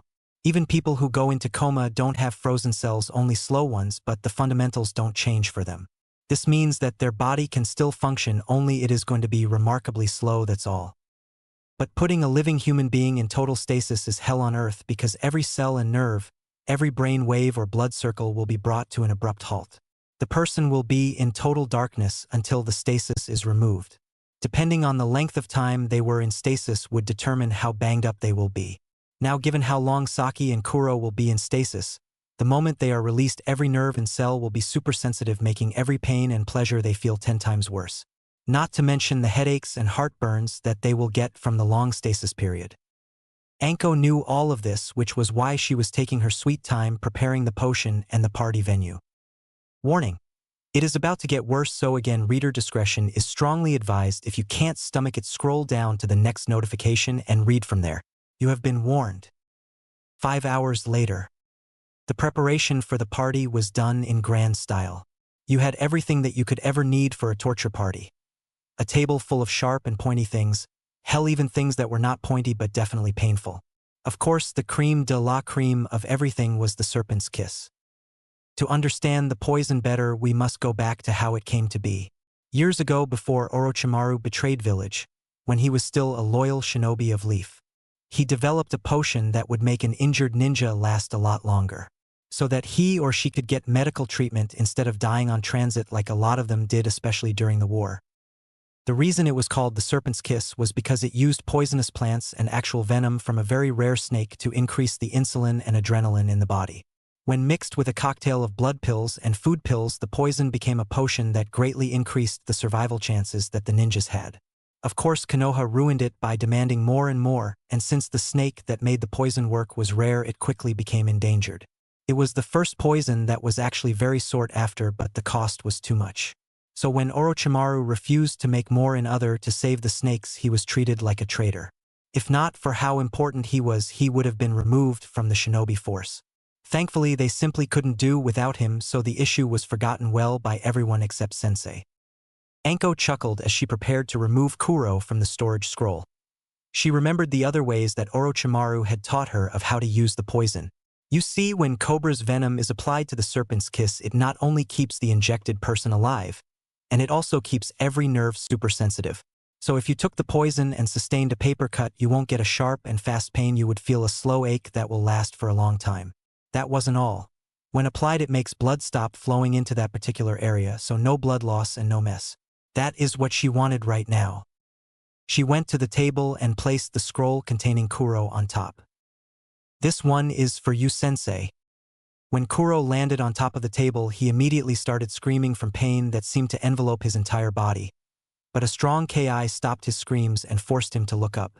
That when he saw Anko with black marks across her face, eyes glowing yellow, wearing a smile that told him that she was just getting started with him.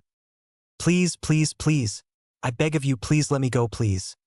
Please swear I will do everything you say, please, oh please just let me go and I won't tell anyone about this. Anko had a blank face as she stared at him. But what would happen to my party if I let you go? Please, I will do anything, please. Anko placed her index finger on his lips and shushed him up like a concerned mother. Here, let me give you something for the pain. Thank you. Thank you so much. You're welcome. Kuro thought that the injection she was placing in his arm would actually help, that she had forgiven him. Because after seeing the tools on the table beside him, he did not want to be here at all. He was happy that she had a change of heart. Poor Kuro, right? Anko injected him with the Serpent's Kiss, and then all of a sudden every nerve in his damaged arm exploded with pain, and the pain made him wish for death. I thought you were giving me something for the pain. I did, said Anko with an honest face. That was when she brought a power drill, a screwdriver with a flat head and a very sharp-looking kunai. With an innocent look on her face, she asked, Did you know that there are 27 bones in the human arm? I sure as hell never counted before, but I have always wanted to know for myself and see my luck. You have a hand and I have the tools, so let's make this happen. No, no, no, no, no, no, please. Please, Anko used the kunai to remove the bandages from his damaged arm. She slowly removed all the flesh and muscle covering the arm. Thankfully, the poison worked because Kuro wasn't losing that much blood. She looked at Kuro, who was still screaming in surprise. Wow, you have great lungs. But that was only the beginning. Isn't this exciting? Well, I mean, I get to find out for real if we have 27 bones in our arm. Now hold still, this is for science after all. She used the power drill to separate all the joints that she saw and break the bones into pieces. Using the screwdriver, she plucked out all the bones one by one. During all of this, none of Kuro's nerves had been touched, so he could feel everything. By the end of it all, Kuro was fading. Anko wouldn't have any of that though, so she gave him another cocktail of her special drug, only this time in his other arm. I was so clumsy before, but that was good practice. Sorry about your arm, though I will try to make sure that I get it right this time. You see now, instead of using a power drill, I have going to use a pair of scissors. Now I know what you are wondering. How the hell is a pair of scissors going to break bone? Well, that is why I will be adding my fire affinity to them so that the bones will be made softer. Oh, and I wasted too much time removing your flesh last time, so this time I'm going to use acid to make the removal even faster. That is why I gave you a double dose of the serpent's kiss so that you can be awake and alert to it all. Oh my, you have no idea what the serpent's kiss is, do you? Well, why don't I tell you? And that is what she did. She talked to Kuro while she used acid to melt his flesh and a fire-powered scissors to break and pick apart his bones. Just like last time, she avoided his nerves completely.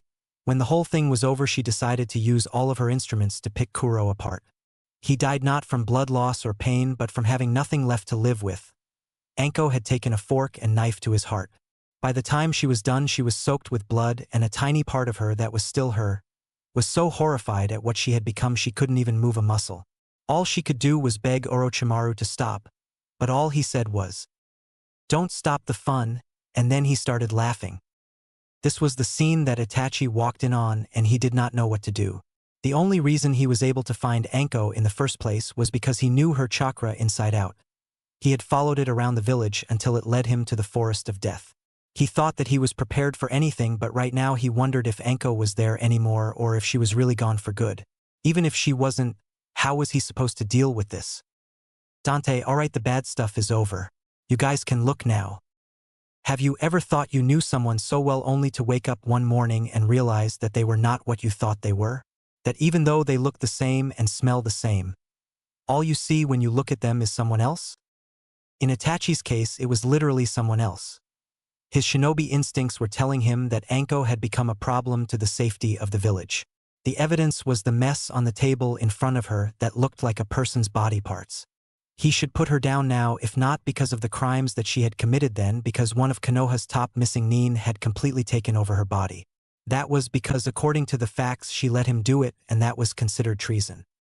But how was he supposed to kill Anko, his best friend? The one that mended his relationship with his little brother Sasuke. She was the one that gave him the courage and drive to stop being a puppet for his clan and start being him. How was he supposed to kill her knowing that he would be doing the exact same thing that the villagers had been doing to her since Orochimaru betrayed her? Condemning her without hearing her side of the story. He could paint this any which way that he wanted to, but at the end of the day, he was betraying his best friend. He was giving up on her. Without his consent, tears started falling down his cheeks. He also knew that if he didn't stop her, then she would prove the villagers right. That she was a loyal slave of Orochimaru, hell-bent on destroying the village. They would be able to execute her with her a clear conscience, knowing that they were right. Dear Kami, how could I have let this happen? He didn't know when he dropped on all fours sobbing. He couldn't keep her safe, his best friend. When she needed him the most, he was in a coma, and she was probably so scared and lonely that she didn't even realize when she started to depend on the cursed seal. But how could he save her? How could he do anything but kill her? At least this way she would die at the hands of someone who cares about her. But the thought of killing her was killing him. He knew that if he killed someone whom he had come to love this much, then his entire life would never be the same. But the thought that really broke his heart was if he could give up on Anko so quickly, then how long will it take him to give up on Sasuke? Would he have to kill his little brother too? Anko heard something behind her, so she turned around.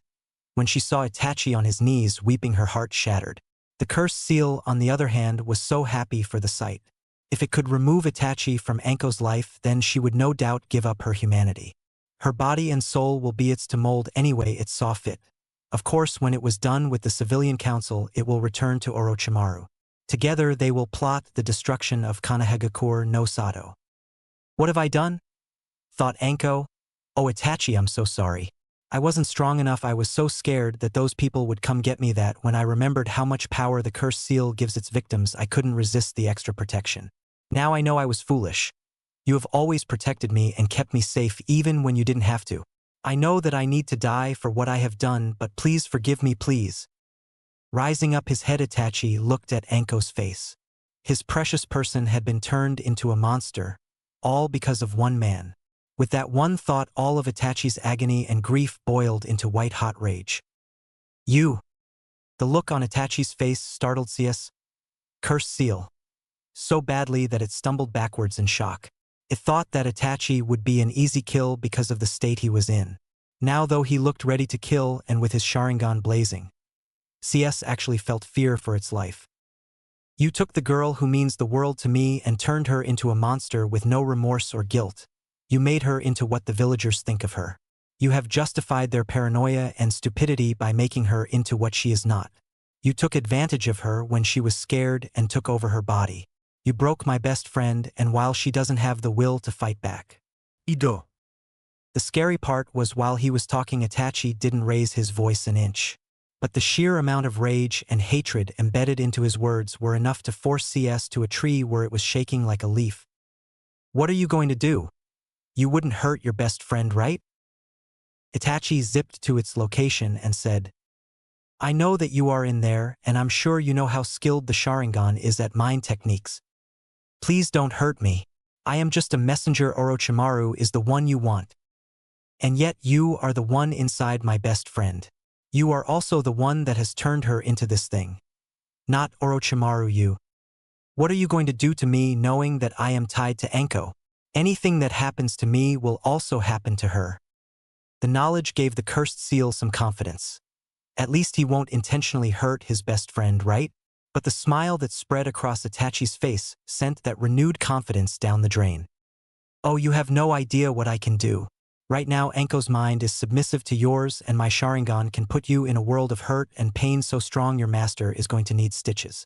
The best part is Anko's mind is shielded since you're in the driver's seat. Oh, and don't try to switch now, I already have a lock on your mind. So even if you return to the dark recesses of her mind, I will find you. At that point CS started to feel its mind burning slowly and heavily for a minute before it passed. It was enough to tell it that Itachi was serious with his threat, and its fear went through the roof. Itachi was right when he said that his and Orochimaru's mind were linked. If he did not stop Itachi, then Orochimaru would cancel the link, and then all the pain will be its to bear. As it was considering this, it felt a new kind of pain. It felt like someone was taking a toothpick to its eyes. That didn't last for a minute before it felt Orochimaru disconnect his mind from it. At that point it knew it was finished unless it did something. Wait, stop, please, just stop. What do I have to do? Nothing. I am not going to stop until you are nothing but a wasted piece of chakra. I can't remove you from Anko's mind and body, so I will instead focus on damaging you to the point where you will be too weak to even move. I will continue to do this until I find a way to remove you completely. So let's continue, shall we? Wait, wait, wait, wait, you can remove me. Go on. I am just a prototype and I can be removed. All you have to do is destroy the seal.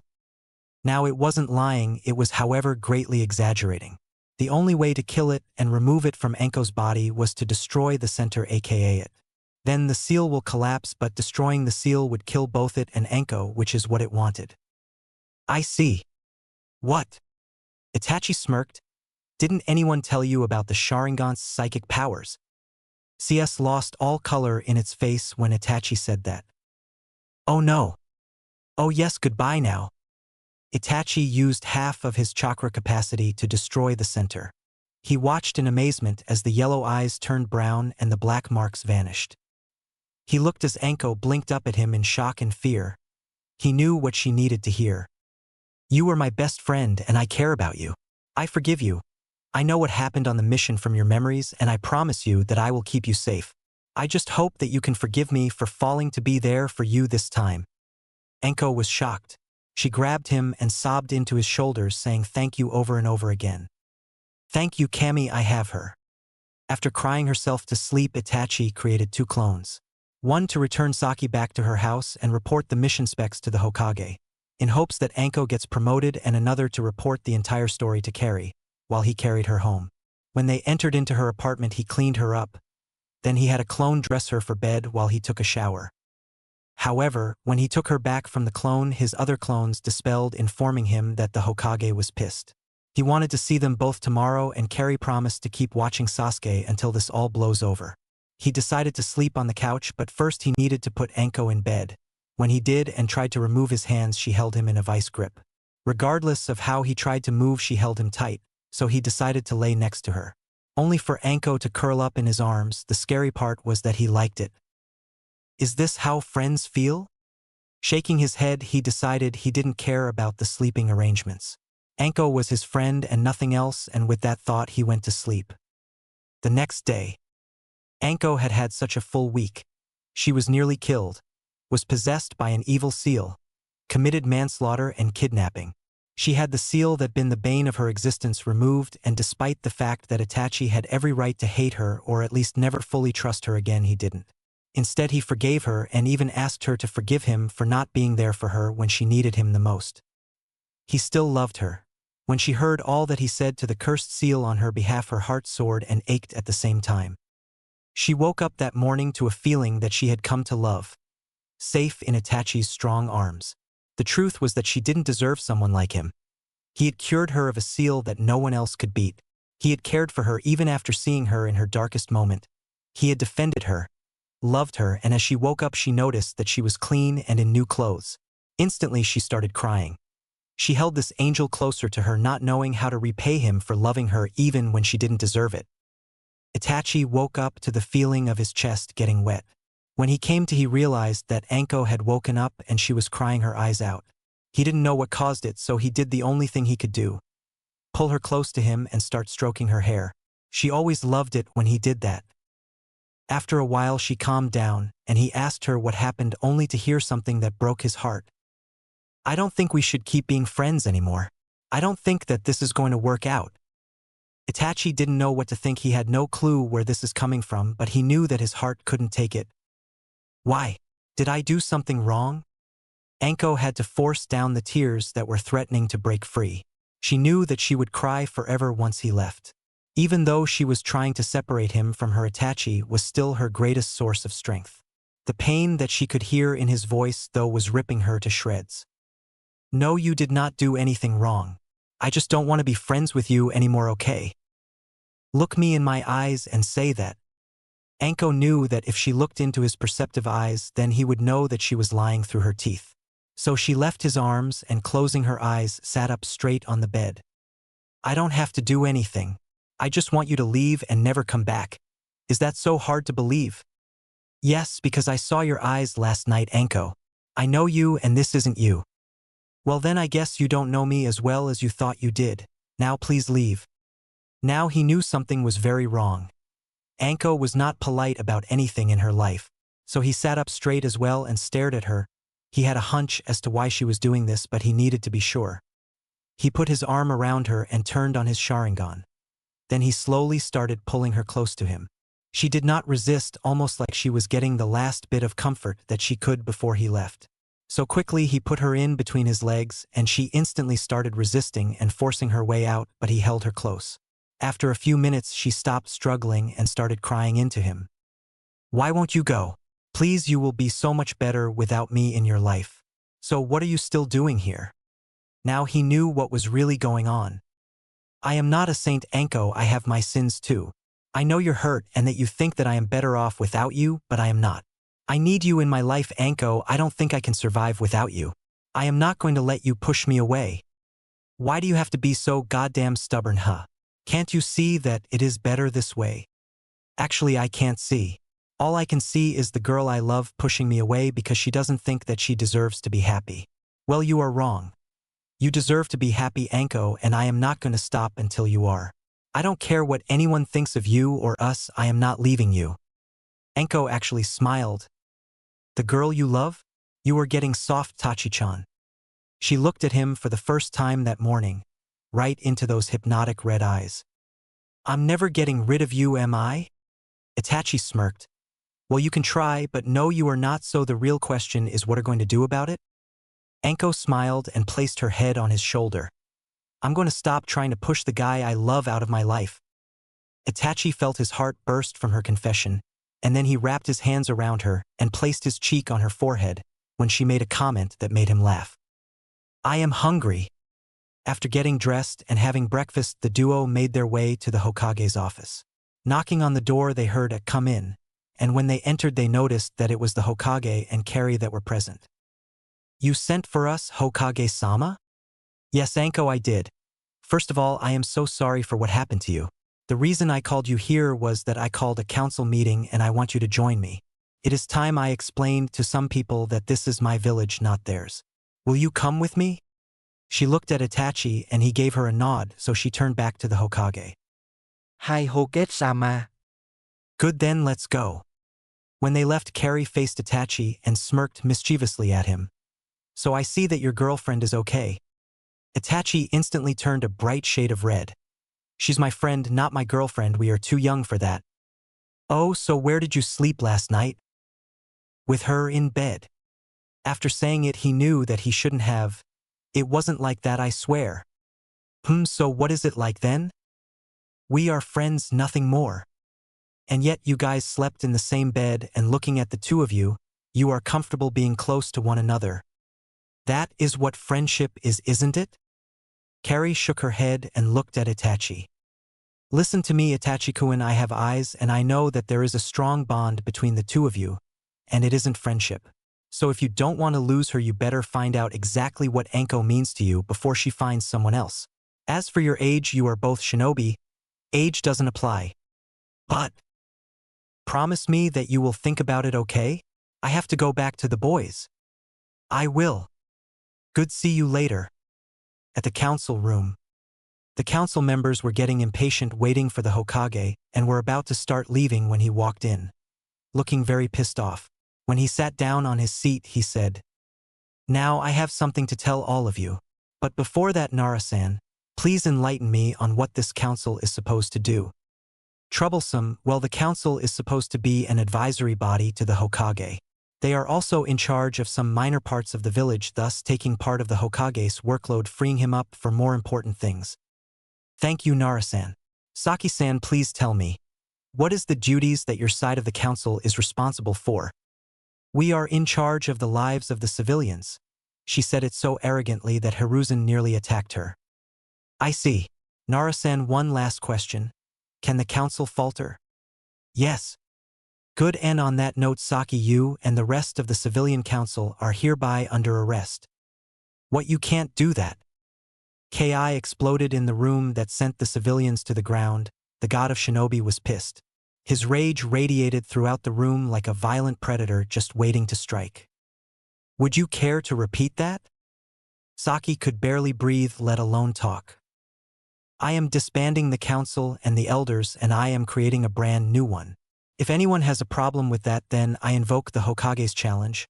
Will anyone challenge my authority? The Hokage's challenge was when a person fights the Hokage. If he wins, then the Hokage would hand over authority for whatever was on the table without resistance. The only person who had a chance against the Hokage in the entire room was Danzo, and even he would have to pull out all stops. So there was no way that he was going to do that. Excellent, because if anyone came forward, I would have killed you. Oh, and side note, Anko Mitarashi is now a Chunin. Council closed. The Sandaime then walked out with Anko, who was starting to realize why they called the Hokage the god of shinobi. Damn, I hope I never piss him off. When they got back to the office, he handed her a Chunin vest. Then he formed a team consisting of her, Itachi, and Kurenai and gave them a month off duty.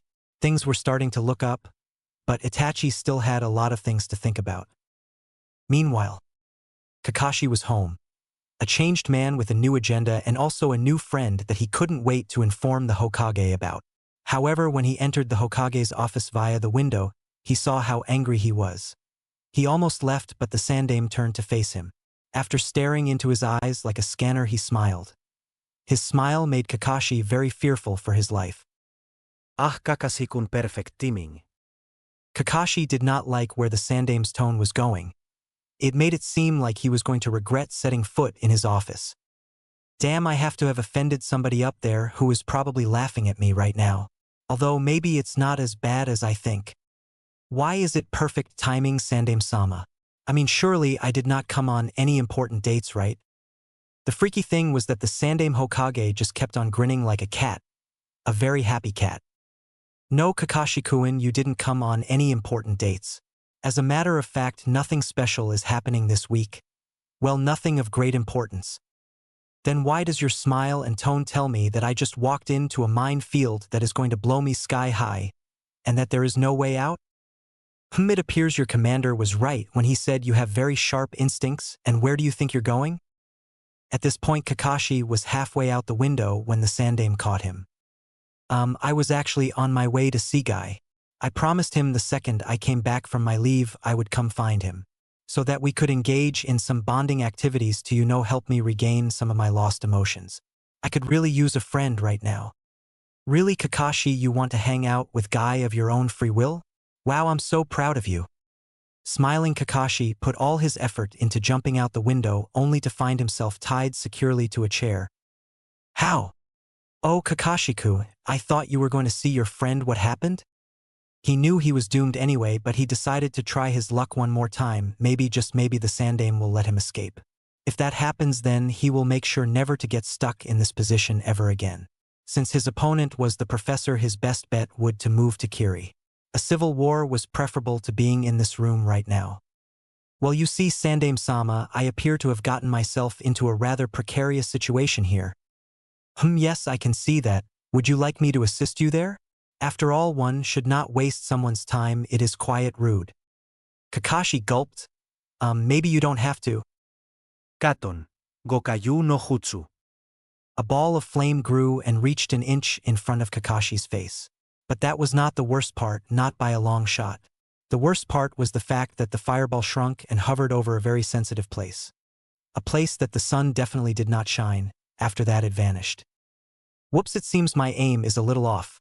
Would you like to try again, perhaps with a different element? Say lightning? Kakashi vigorously shook his head in fear. No thanks, I'm good, I'll just stay here. Oh, okay, well, since you are here, there is actually a little matter that I wanted to discuss with you. That is, if you have the time? Of course, anything you wish to discuss, I am all ears. Excellent, oh right, the rope's here, let me help you with that. Using a kunai, the Hokage cut the entire rope and freed Kakashi. There, that should be much better. How did you ever get into those ropes? Anyway, there is no one in this room aside from us. By pissing off a seriously strong ninja, thank Kami, there are no witnesses, else I would have never heard the end of it. But all jokes aside, this sound really serious. I wonder what could have gone so wrong since I left. We have a serious problem on our hands, Kakashi-kun, and this kind of problem can only be solved with the height of discretion. Before I give you the briefing, I need to know one thing. How do you feel about Naruto? Now, that was a subject that before his vacation he would have known exactly what his stand was. But after getting some sense knocked into him, he was at least willing to give the Kubisari Naruto the benefit of the doubt. First of though, there was something that he wanted to confirm. First of all, Hokage-sama, is Minato and Kushina's son really dead, or is that just a cover-up? Sarutobi's first response was to lie and say yes, the son died, but he felt that if he wanted to get Kakashi on his side completely, he would have to tell him the whole truth. Damn, who knew the truth could be so hard to tell, but it is necessary. If I don't like his response, then Konoha will lose another ANBU captain. An unfortunate incident, but a necessary one. Yes, Minato and Kushina's son is alive. Kakashi would have been enraged, but he already suspected that was the truth. What else are you not telling me? Well, you may not like this, but yes, there are things that I have kept from you. I felt that it would be too much for you to handle, and that you might snap and do something drastic. I know I was stupid back then. I was angry and scared and too much of a coward to accept responsibility and move on, but I'm better now. I promise I can take it. The Sandaime took a deep breath and looked deep into Kakashi's eyes. Then, in the blink of an eye, shot forward with a kunai that Kakashi barely blocked, and with that same speed returned to his seat. Did that have a point? One thing you will learn as you grow as a shinobi is that you can read a person's heart when you cross blades with them, and I like what I see.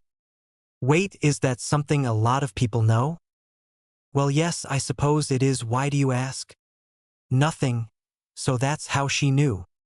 Alright, well, the whole truth about the Kyuubi's attack is known to only 3 people, me, Kari-san, and Jiraiya. So I'm sure you can guess just what the level of clearance this secret carries and the punishment for anyone that leaks it out. Kakashi immediately sat up straight. Hi, Hokage-sama. Good, the first thing you need to know is, the Kyuubi didn't just come out of nowhere, it was released. Please hold your questions till the end. When we first encountered the Kyuubi during the battle between the First and Madara, it was still a fresh entity. The story says that the First used his would release bloodline limit to suppress and thus defeat the mystical beast. But that is not the whole story. The first Hokage found out the hard way. You can't kill a bijou, hell, you can barely suppress it, especially one as powerful as the Kyuubi. Thankfully, the first wife was there with him with an answer on how to solve the big problem. Jinchuriki. Yes, Kakashi, the first Hokage's wife, was a Jinchuriki. The only reason she was able to handle the strain of being the container of the Kyuubi was because she was an Uzumaki. This made us understand that only an Uzumaki can safely handle being the Kyuubi's Jinchuriki. However, we couldn't tell the people the truth because of the backlash, so we kept it a secret. That didn't stop what we feared from happening. Other villages turned the other bijus into weapons by locking them inside people. Thus, the shinobi world gained a new elite weapon. But it wasn't without its costs. The new weapons couldn't control the hatred and negative emotions that came with this burden, and so few of them snapped. After that, seals for Jinchuriki got better, but treatment of them got worse. To the point where an innocent child can be treated like the devil incarnate, all because of something he had no say in. But back to Mito-san. She grew old and needed to pass the burden to someone else before she died. That was the reason the Uzumaki heiress was brought to Konoha. Yes, Kakashi, none of the reasons she told you were true. She came to save us, by sacrificing her life and freedom to protect this village. Just like in her predecessor's case, no one knew save a few.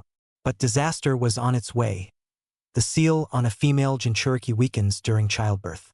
So in order to prevent any slip-ups, Minato, my wife, and a team of trustworthy people were sent to assist in the birthing. But despite our careful planning, someone broke through and assassinated everyone, including my wife, and kidnapped a tired Kushina. Minato couldn't save both her and his son, so he put his son in a safe location and then went for Kushina, but by then it was too late. The Kyuubi was free and the nightmare had begun. After fighting off the person who released the Kyuubi, Minato and Kushina gave their lives to seal the beast into a new vessel, a newborn child not more than a few hours old. Yes, Kakashi, Uzumaki Namikaze's Naruto is the new Kyuubi Jinchuriki and Minato and Kushina's son. Unfortunately, the sealing couldn't be covered up, and so I was forced to tell the people the truth, hoping that they would honor Minato's wishes and see the boy as a hero. But I think we both know what happened. That Kakashi is the whole truth. In order to protect him, I put up several laws, like the one preventing people from telling their young ones what really happened and instead tell them that the Yondaime gave his life to kill the Kyuubi. But while they didn't tell them, they made their children hate him and despise him, so the law that was supposed to give the young boy a semi-normal childhood ended up ruining his life. The holiday that I put up to honor our fallen comrades became a fox hunting season. That boy has suffered at the hands of this village from the day he was born. Taking a deep, calming breath, the Sandaime sat back to see how Kakashi will take this news, and depending on his response, he will then decide what to do about the young ANBU captain. Kakashi, on the other hand, could not even think. What do you say when you find out that you are directly responsible for the suffering of the son of the people who saved his life? Dear Kami, all this time I have given Naruto such a horrible time for doing two things: being born and saving his village just like his parents. I have failed once again. I couldn't save my parents, I couldn't save Obito, and I was not able to save Rin.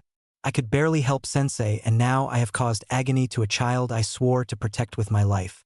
Dear Kami, what have I done? Sarutobi could see the path that Kakashi was walking. It was the same path that he took every time something bad happens, and while he and Minato had agreed that when he gets like that the best thing to do is let him be, he did not have the time for another one of Kakashi's episodes. He needed him to be ready because there was work to be done, and he needed to know his stand. Listen, Kakashi, I know what you are thinking right now, and I know exactly how you feel. How can you, Hokage-sama? How can you know anything about how I feel right now? You did well by Naruto, I did not. While you tried to help. Keyword there is tried, I tried and failed. I put my trust in a traumatized people that I thought could see past their pain and fear. The Sandaime put his elbows on the table, and with tired but determined eyes looked directly at Kakashi. Listen, we have all messed up. You hated Naruto, Jiraiya ran away in guilt and shame. Carrie hid away because she thought that I could handle it by myself, delegating a responsibility that should have been shared. And I played the tired old man and barely did enough for a young boy who desperately needed my help. We all have failed Naruto, but right now I don't need a pity party, and neither does he. I need someone who can look me in the eye, past all the bullshit and diplomacy. I need warriors not in the field but warriors at heart. Because Kakashi, we are at war and we need to be ready. This time our enemies are not just outside. They are in our backyard and they are serious about taking us out. So Kakashi, are you in or not? Bowing his head and closing his eyes, Kakashi focused on hearing everything the Hokage had just said. He understood where the Hokage was coming from, but he did not think that he could do what the man was asking of him. How could he call himself a warrior when he can't do the first thing every warrior is supposed to do? Protect those close to him. He was a bad luck charm period. Naruto would be better never having anything to do with him. He could always watch him from a distance, but he was not going to do anything. He didn't deserve it. He raised his head with the intention of telling the Hokage his decision when the voice of Obito resounded in his head. Coward. One word was all it took to stop Kakashi in his tracks. It made him remember why Obito was in his head instead of being alive right now. Years ago he was faced with a choice: complete the mission or save his teammate. Without Obito there, he would have completed the mission and left Rin to her fate. After all, saving people at the risk of the mission was what got his father killed. I believe the White Fang was a true hero. It's true. In the shinobi world, someone who breaks the rules and regulations is regarded as scum. But those who abandon their comrades are worse than scum. That was the reason he turned around to help the class dead last and his friend. The thought that someone believed his father was a hero instead of a traitor. What will Obito think if he saw what I am about to do? How can I face the boy who befriended me when I wanted to be left alone? The one who gave me his eye for a present. Obito, what will you think? But even as he was asking these questions, he knew exactly what Obito's reply would be. It was for that reason that once again he was going to go against what he believed to be right because of a dead last's opinion. You better appreciate this, and you sure as hell better watch out for me, okay, Obito? I can't do this on my own, so if I have to do this, then I need to know that you have my back. He took the itch in Obito's eye as an answer. All right, buddy, let's do this together. Taking a deep breath, Kakashi raised his head and looked directly into the Hokage's eye with a level of determination that the Sandaime had not seen Kakashi display in a long while. I accept, Hokage-sama, you can count me in.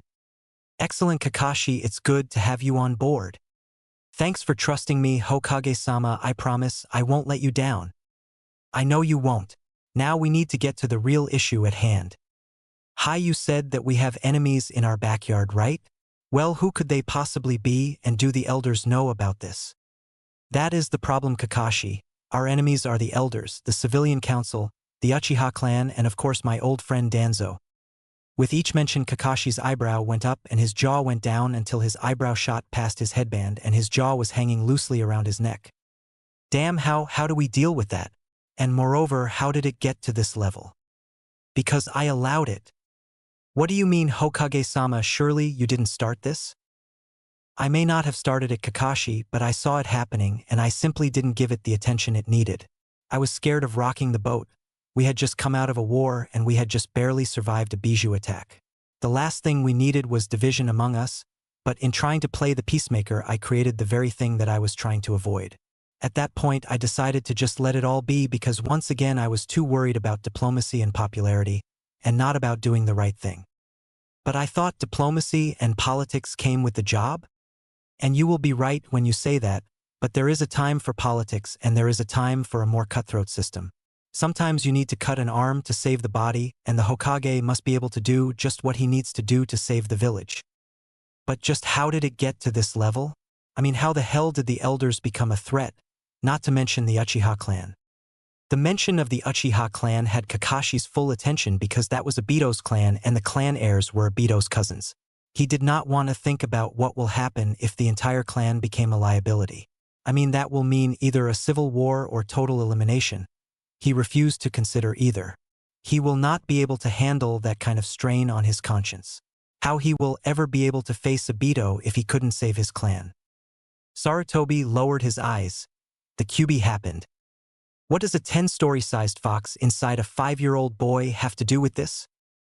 Danzo and the elders are of the opinion that Naruto should be trained into being the village's secret weapon.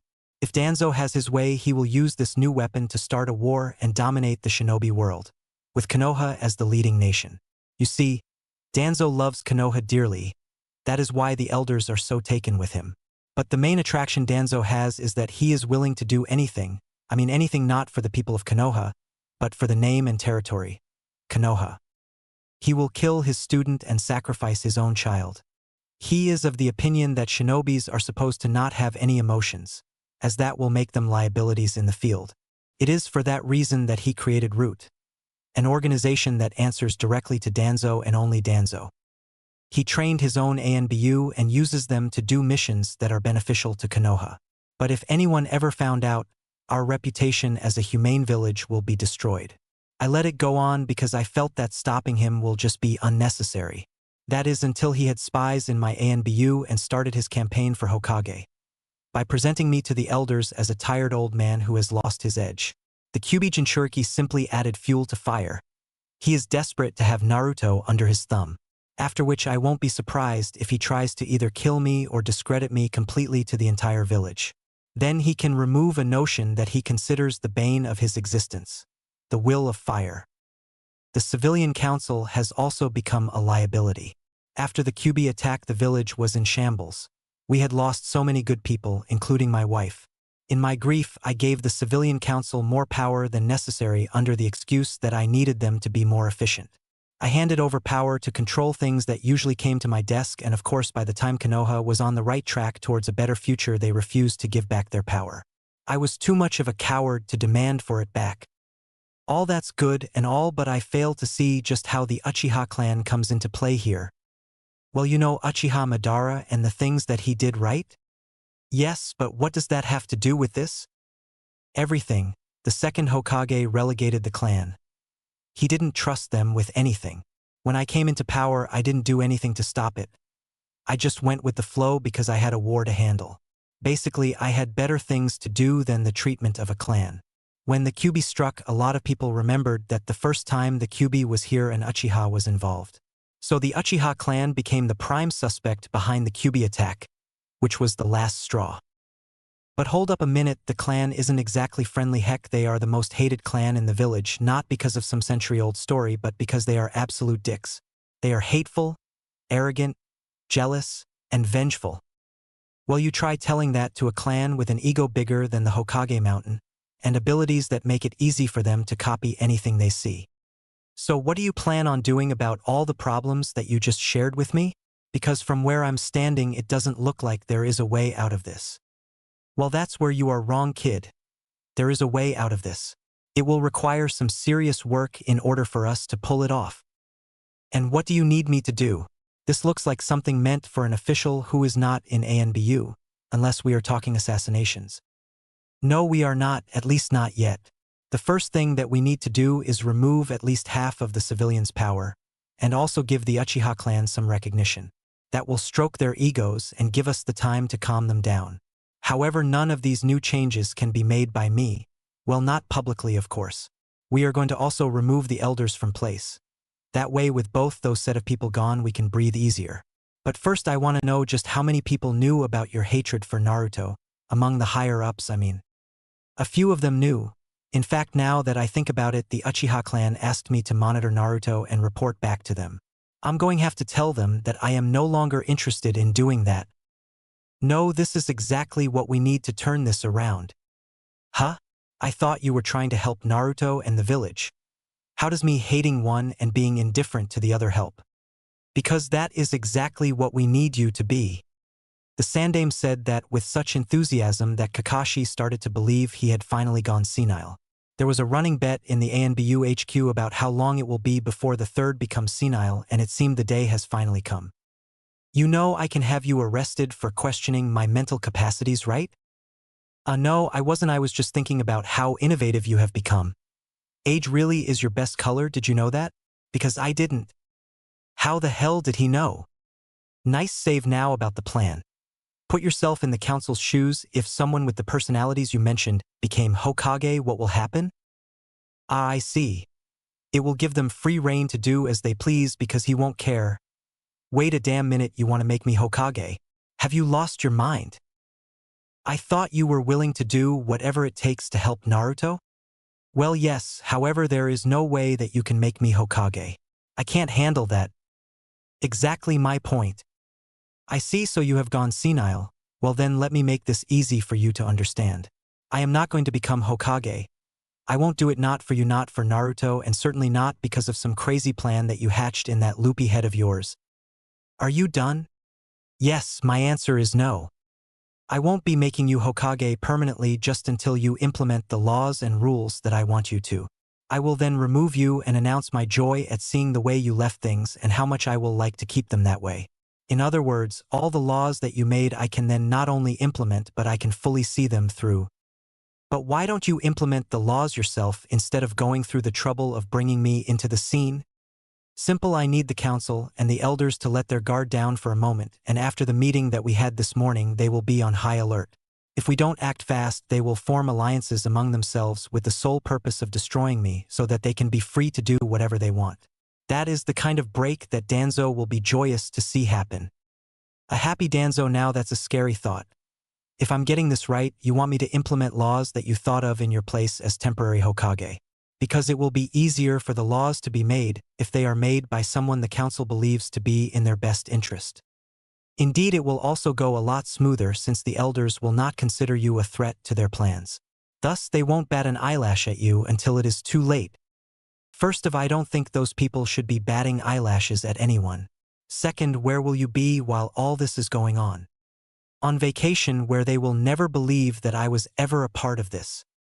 So let me get this straight, while I am up to my neck in council meetings and paperwork, you will be on a beach somewhere sipping iced tea and enjoying life. Pretty much, yeah. Well, that sucks. Who am I supposed to go to for advice and such? Yourself, so you better pay attention to the plan so that you don't screw it up. For this to work perfectly, it has to be done in a precise order, otherwise minds like Danzo will know something doesn't add up, and the last thing we need is a suspicious Danzo. How do I know all this wasn't just engineered by you to take a vacation? You don't. Perfect, Kakashi sighs deeply. Okay, so what is the plan? Well, don't look so glum. I am not glum. Well, you look glum. Okay, I am glum. Why so glum? Can we stop saying glum? Why so glum, Py? Kakashi groans. You take pleasure in giving me a headache, don't you? I have no idea what you're talking about. Silence. So the plan. Oh, that's right, sorry, got carried away there. Now, I want you to listen to me very carefully, okay? The future of the village is riding on this. I'm listening, Hokage-sama. Good. The first thing that I want you to do is to know exactly what you should never ever do. Ukai. Never under any circumstances look Danzo in the eye.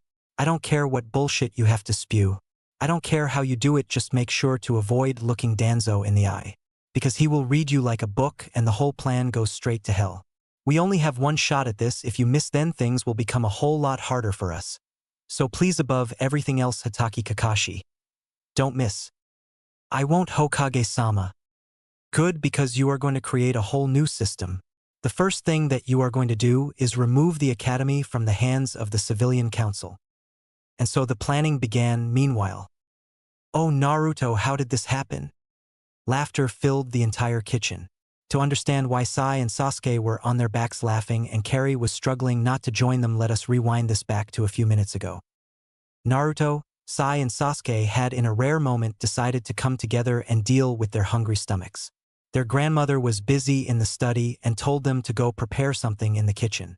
Thinking that they will have a bowl of cereal or a snack, oh no. The boys wanted to impress their hard-working grandmother by making a fancy lunch. Something similar to what Sasuke's mother makes during one of the family's parties or events. The first problem was noticed almost immediately. What were they going to cook? After some consideration, they decided on making a fried turkey, some fruit juice, and then some ice cream. Simple, no? Well, it is like they say, talk is cheap. Somehow, someway, when Naruto went to pick up the turkey and the fruits that they needed, that is bananas, from the freezer and carry them both to the table, where he and Sai will handle the banana juice because their Bachan had taught them how, and Sasuke handles the turkey. He had seen his mother do it a lot of times. The bananas ended up on the floor from overloaded arms and Naruto slipped, causing him to cry out, which brought Carrie to the kitchen and scared the boys. So none of them knew how Naruto ended up wearing the turkey on his head and also decorating his new hat with bananas. Ouya, who turned off the lights? Sasuke managed to stop laughing for a second to say, the turkey. Turkeys don't have legs, team. The sight of a Naruto with a turkey on his head adopting a stern pose was more than Carrie could handle. She joined her grandsons on the floor laughing, leaving a very confused Naruto in her wake. A few minutes later, the turkey was cooking and Naruto was red-faced, wishing the ground would just open up and swallow him. While nobody said anything about the incident, they were smiling, and he knew why. Sasuke made it worse by playing with the lights, trying to see if they were working. It was frustrating to say the least. I mean, yeah, if it was someone else he wouldn't mind laughing, but it was not someone else. I mean, how could he be a ninja if he lost to a turkey? It was ridiculous, so since he couldn't say anything without embarrassing himself the more, he settled on glaring at Sasuke. That is until Carrie asked him to follow her while Sai and Sasuke watched the turkey. When they got to Carrie's bedroom, she instructed him to follow her into the bathroom, where she gave him a thorough scrubbing. While he was of course in typical Naruto fashion kicking and screaming the whole way down, but she didn't pay any mind to him. After the bath, she changed his clothes and sat him in her laps while she rested her back on the bed's backboard. Smiling down at him in the way only your grandmother ever could, Naruto found himself calming down and subconsciously leaning in, until his head was rested on her and her arms were wrapped around him. Do you want to hear a story, Naruto-chan? At that point she could have served him vegetables and he would have eaten them gladly. Hai ba-chan. A long time ago, a man from a prestigious family was asked to go and fetch a pet for his lord's wife. The man did not go alone, he was accompanied by two incredible people, and they were a team. You see, the cat had a record of running away and nobody could find and bring it back. But this man, or rather a 12-year-old boy, was determined to bring the cat in. He was after all a very talented young man, and his teammates were equally very good at what they did. But the cat was wiser. Do you know what the cat did? Well, it would hang around in obvious places, and when they tried to grab him he would shoot forward. They will hit the ground, but he will escape. Time and time again this cat caused them to fall on the ground, into mud, into a pool, even into a garbage bin. So at that point the team decided to give up the mission and return home. Not knowing that the cat was exhausted, and if they had tried it one more time they would have been the first team ever to catch him and bring him in. Instead they failed that mission and never tried again. Does that sound familiar? Lowering his eyes he whispered, "Bachan, how can I be a good ninja? I lost the fight to a turkey and I didn't even know." Being a ninja or a ninja in training doesn't mean that you never fall down or that you are perfect. Nobody is. My mother used to tell me that the fact that you have fallen down is interesting, but what is important is whether or not you have the courage to get back up. Naruto, that is what makes a true shinobi, okay? Smiling now, Naruto looked up. "Hi Bachan, arigato. You are very welcome, my boy." "Bachan, what happened to the boy?" "Well, he grew up to be a legend, but to me, he will always be that little boy who failed to catch the cat. It is probably best that he doesn't see his current Hokage in such a bad light. Now, what do you say we go outside and join the two eavesdroppers that we have there?" Eep scram. Now Naruto was the one laughing at his brothers. Yeah, brothers, I guess home really is what you make of it. Later that evening, Itachi stopped by to pick up Sasuke, much to the boy's delight, though he would probably regret squealing at the sight of his big brother later on. A revenge is a sweet thing. The next day, Kakashi was walking towards the Hokage's office with butterflies in his tummy. Last night he could barely sleep. All he could think about was the plan that he and the Hokage were about to put in place. The hard part was solely his responsibility, and if he screwed this up the Hokage will deny ever having anything to do with him. Depending on what charges the council brings will depend on whether he is suspended, demoted, jailed, or killed. Whichever way it turns, if he doesn't have the support of the Hokage, then he will be seen as an overachiever who decided to bite off more than he can chew. With a deep breath and more calm than he felt, Kakashi knocked on the Hokage's door. "Come in," said Hiruzen. Kakashi was not the only one who was a bundle of nerves, he was too. They had a lot riding on this. I mean, if it was just him then okay. But he was asking a young ANBU captain to pull a Hokage-sized scam on a room full of veterans. Not to mention people like Danzo and Shikaku, who were known to have an eye for bullshit. While Shikaku is too lazy to bother himself with troublesome things like this, Danzo was not. He shuddered to think what the old war hawk will do if he finds out about this. Worries will have to wait though, because right now he needed to be a leader to his young captain, so putting on a confident smile he said, "Ready to take some old stuffies to school, Kashikuin?" Kakashi, it seemed, did not suspect a thing and drew confidence from his leader's strong gaze and did an eye smile. "You do realize that that was not a response, right?" I'm ready, Hokage-sama. "Perfect, because the council is ready for us, so shall we?" "Hi." On getting there, Kakashi broke off to hide in the shadows while the Hokage entered the room with an icy glare. Part of the plan was to use the residue fear in the council members from yesterday's meeting to hasten this one along. Hopefully, Danzo and Fugaku will keep their mouths shut. On getting to his seat, he decided to add a minute amount of Ki into the air just as a precaution. After a few seconds of uncomfortable silence, he opened his icy eyes and turned the heat up. I have been too trusting and soft.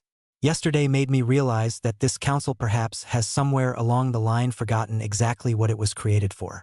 I refuse to believe that this was what the second had in mind when he created the council. I mean, you are the same people who helped me and Minato through 2 brutal wars. You made it possible for us to survive a Bijou attack, but here we are. I decided to find out exactly what the hell is going on here, so I started looking at my paperwork very carefully. Some civilians on the council were about to piss on themselves. They knew that they had hid a lot of things in the Hokage's paperwork. They knew that if stacked right when he gets to that document, he will only skim the surface without paying any attention to the details. Each of them was now praying that it was not them, because after the display yesterday and his expression today, taking note of them without them knowing, Sarutobi continued. What I found was so good. I found a bunch of bullshit hidden inside the documents that I signed. I mean, some clever people had hidden small laws inside my paperwork, and in my blind trust one just skimmed through and signed. But guess what, I'm not blind anymore. A spike of Ki was all it took to make 3 civilians pee their pants and inch towards the door. When the room suddenly grew cold and the Sandaime was right in front of them with a sick smile on his face. Going somewhere? 2 of them fainted and the other one ran for the door before he was knocked out and placed back in his chair. All 3 were then tied up and the Sandaime returned to his seat. Well, so far so good. That's not the best part. The best part was finding out that some of you on the council have businesses outside of the village. Businesses funded by the village, which means that Konoha has some extra money coming in, and I did not know about it. This was the kicker right now. The Sandaime was bluffing, but he was hoping that one of them will flinch. But they were still pressing on, so he decided to change his body language and tone of voice to the one he used in war. According to the laws of Konoha, any business funded by the village belongs to the village, and every person in this room knows that. Am I correct? Bingo, 2 flinchers detected. So I've decided to go to those business ventures and evaluate them myself. If I like what I see, then the businesses stay. But they automatically belong to the village. On the off chance I don't like what I see, then whatever towns or places that the businesses reside in will then own them. Is that acceptable by the council? Oh, what am I saying? Of course it is, after all that's what the law states. However, I won't be leaving you without a leader. Come on out. Kakashi came out looking like he could not care less about what was going on. This was also part of the plan. If the council notices that Kakashi is a nonchalant individual, then they will be more concerned about the Hokage. In other words, they will ignore the snake in favor of watching the tiger, not knowing that they should be observant of both. Hokage-sama. Kakashi here will be in charge of the village in my absence, and during that time frame, he will be granted the full powers of the Hokage. Both men spotted Fugaku smirking, and they smiled briefly about his stupidity. On that note, I am also activating the Hitaki seat and giving Kakashi full use of it, alongside the Sarutobi seat, seeing as how my son is away and I won't be around.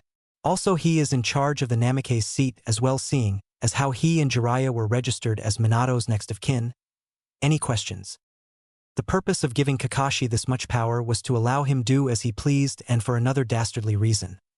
Danzo will not believe Kakashi is capable of deserving such power. So he will start to look for the real reason by using his spies and perhaps send some men to take the Hokage out since he was leaving. When he does, Sarutobi will kill them, and if Kakashi finds anyone who lacks emotion, he is to kill them quickly with any warning, otherwise they may be able to send a message to Danzo. This way they can hopefully shorten his force by a sizable lump. Good, then I guess that's all. Not so fast, Sarutobi. Of course it is Danzo, it's always Danzo, but if let an insult like that slide, then everything that happened today will lose its effect. I will give Danzo a psychological advantage, and that will spell bad news in time to come. However, if I attack him too furiously, then I will present myself as a tyrant, and nobody likes a tyrant. A village that fears its leader is ripe for rebellion, and the last thing I need is for my people to view Danzo as an easier and more compassionate leader than me. That will not be good at all, so best handle this carefully. So meeting adjourned.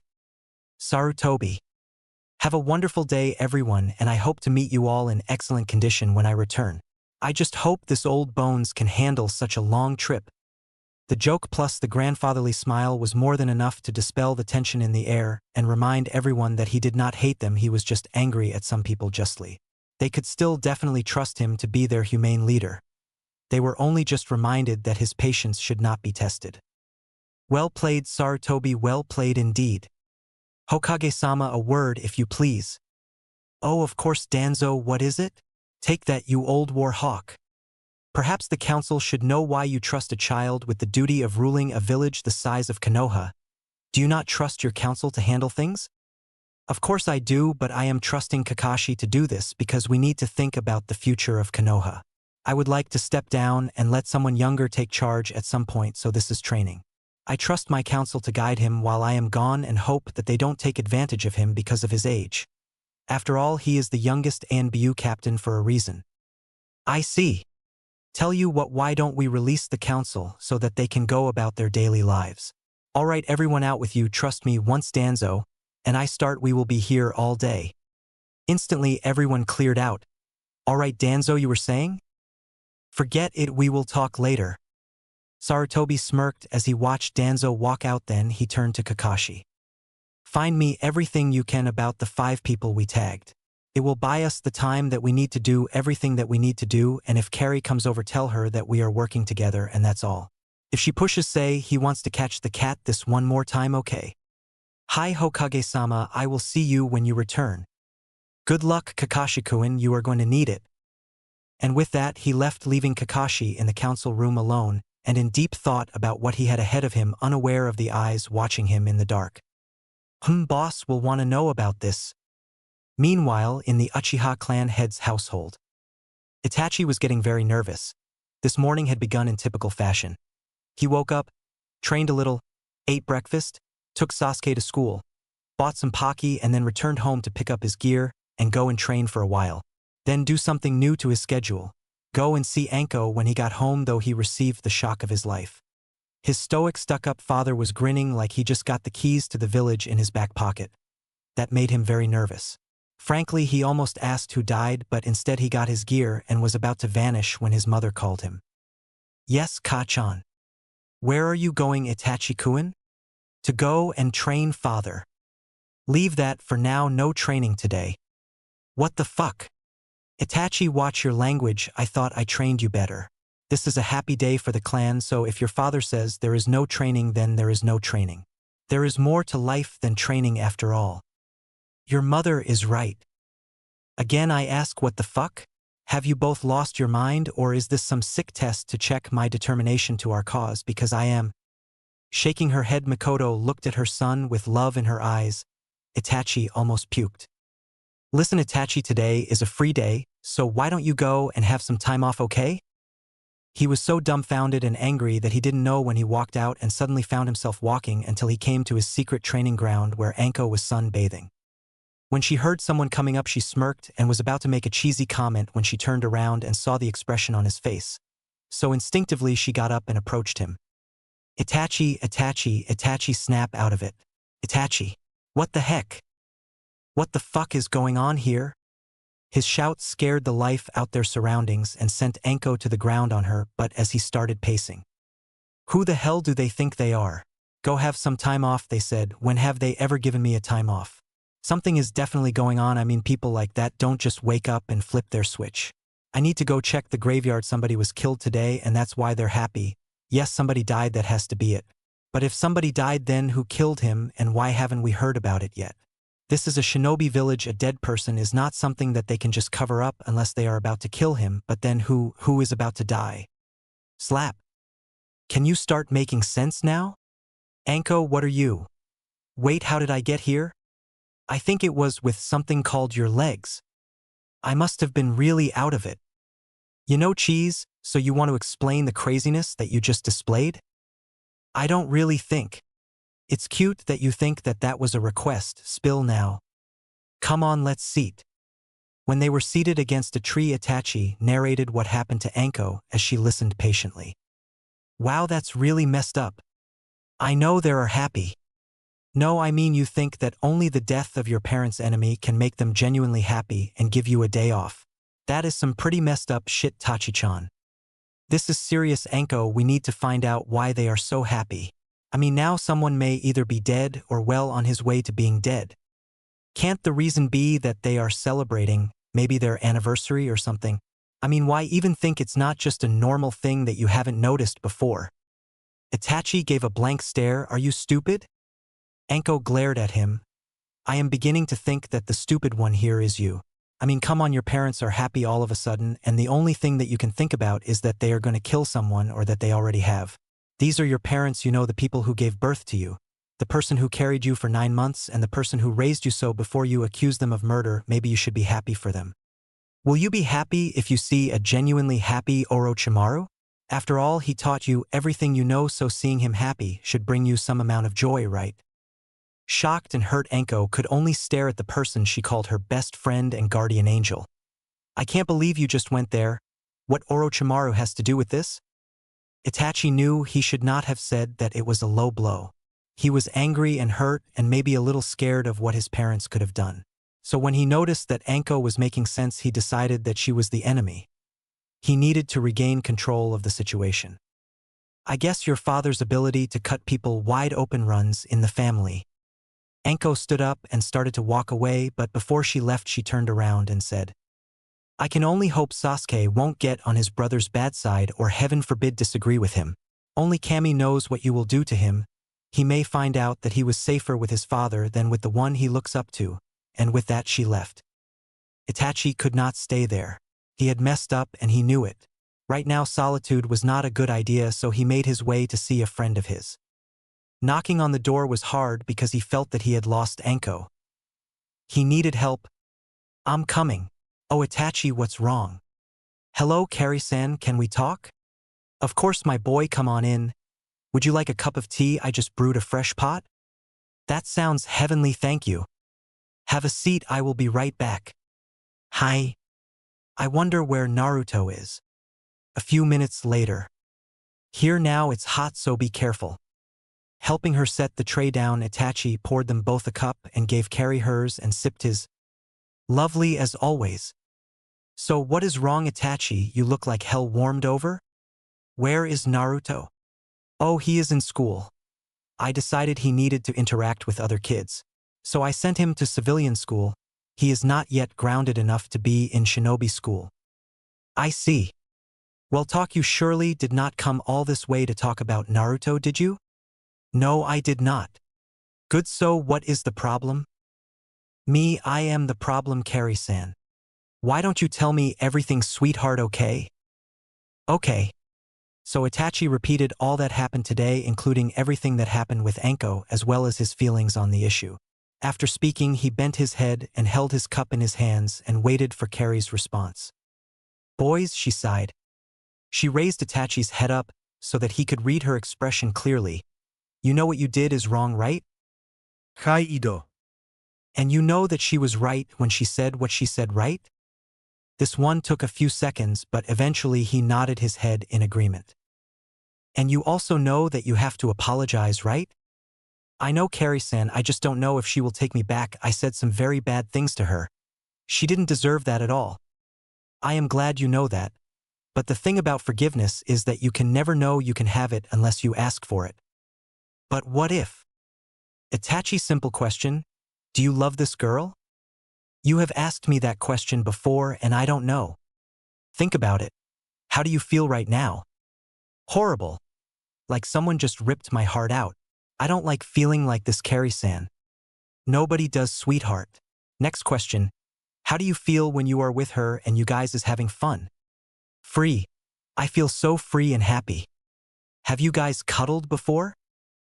Itachi blusek, hi. Good. How did that feel? Itachi at this point was turning into a brilliant shade of red. It felt good. Just good, huh? Kari smirked. Okay, do you sometimes wish to be more than her friends with her? Yes. Well, congratulations, kiddo, you are in love with Anko Mitarashi. I don't want to hear it now. Go out there, find the girl you love, and beg her to forgive you. But I said I don't want to hear it now. Go before I make you regret it. Hi.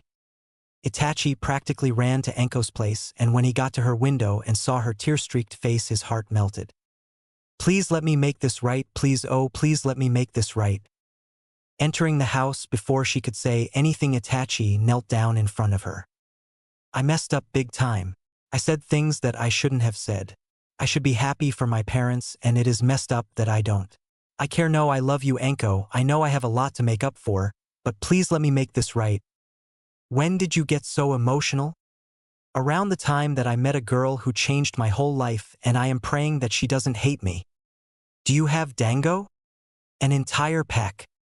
"Then no, she doesn't hate you."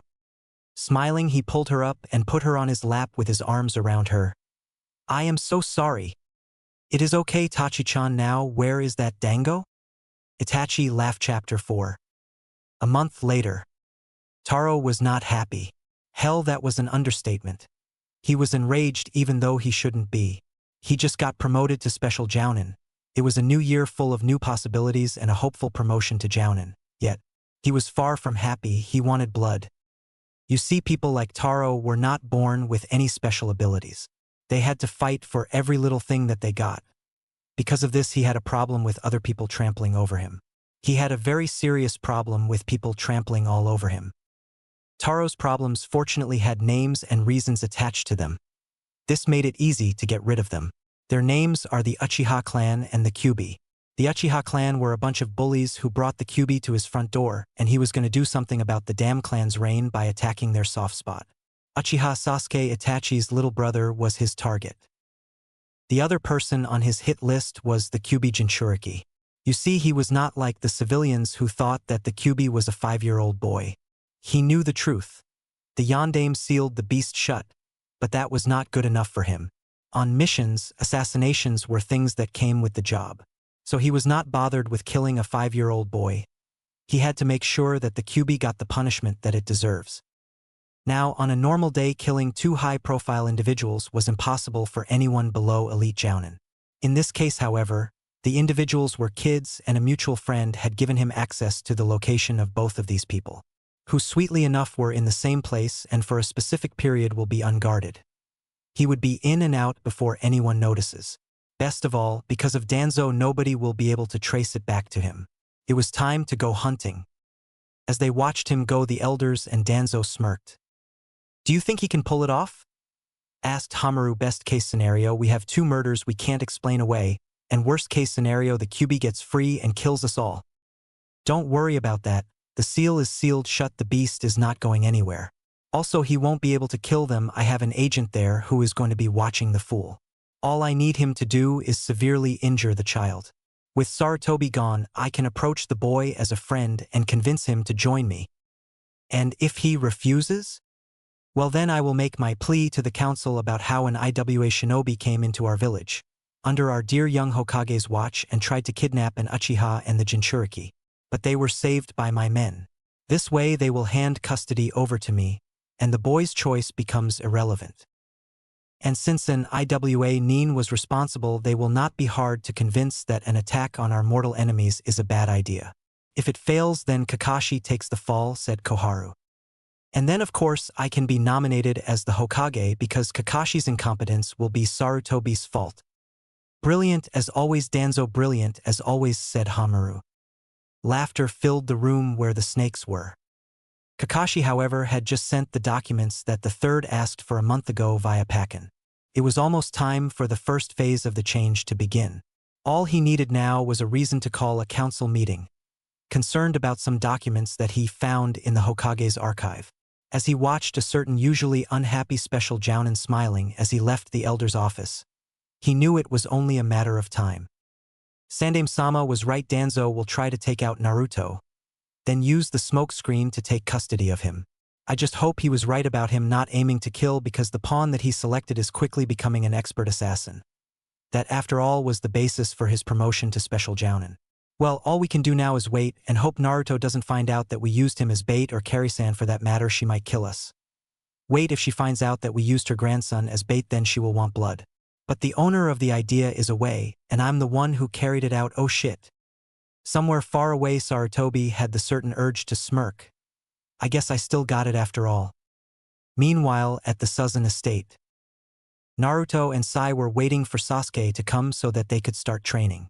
Bachan has so far taught them a lot of basics: reading and writing, physical exercises, communications, human relations, and strategy.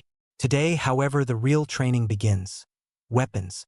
Let us just say that Naruto was getting very impatient waiting for the third person in their trio. Oh, come on, where is that dang Uchiha? Language Naruto-kun. Naruto pouted and sat back down. He would have exploded again if not for the fact that the door opened and Sasuke walked in, alongside Itachi and Bachan. Finally, Duck, but what in the name of ramen took you so long? What did you come across a tomato on the way here? Itachi smirked at the barb, especially since the delay was caused by their father. He did not let him go until he felt that he had practiced enough. Sasuke, of course, refused to go without him. Put a sock in it, Whiskers. I'm here, aren't I? Have you had lunch, Sasuke-chan? Hai Ba-chan. Great, he has had lunch. Can we go now? We're burning daylight and I want to learn how to throw a kunai today, people. Sai sighed. He's been like this all afternoon. It is exhausting.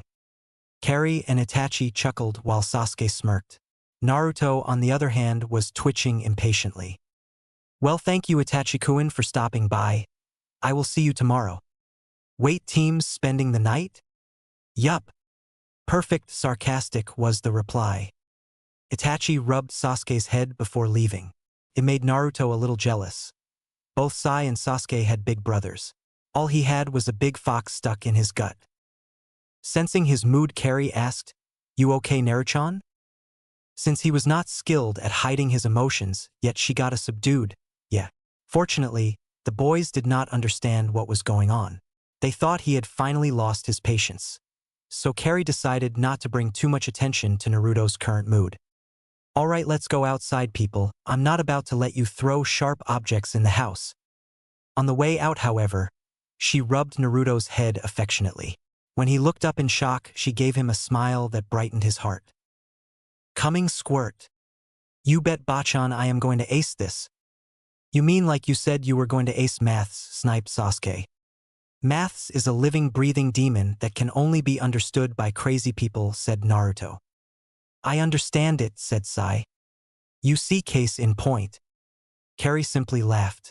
When they got outside, Kari handed them a kunai each, making sure to tell Naruto to listen to her instructions before he threw his.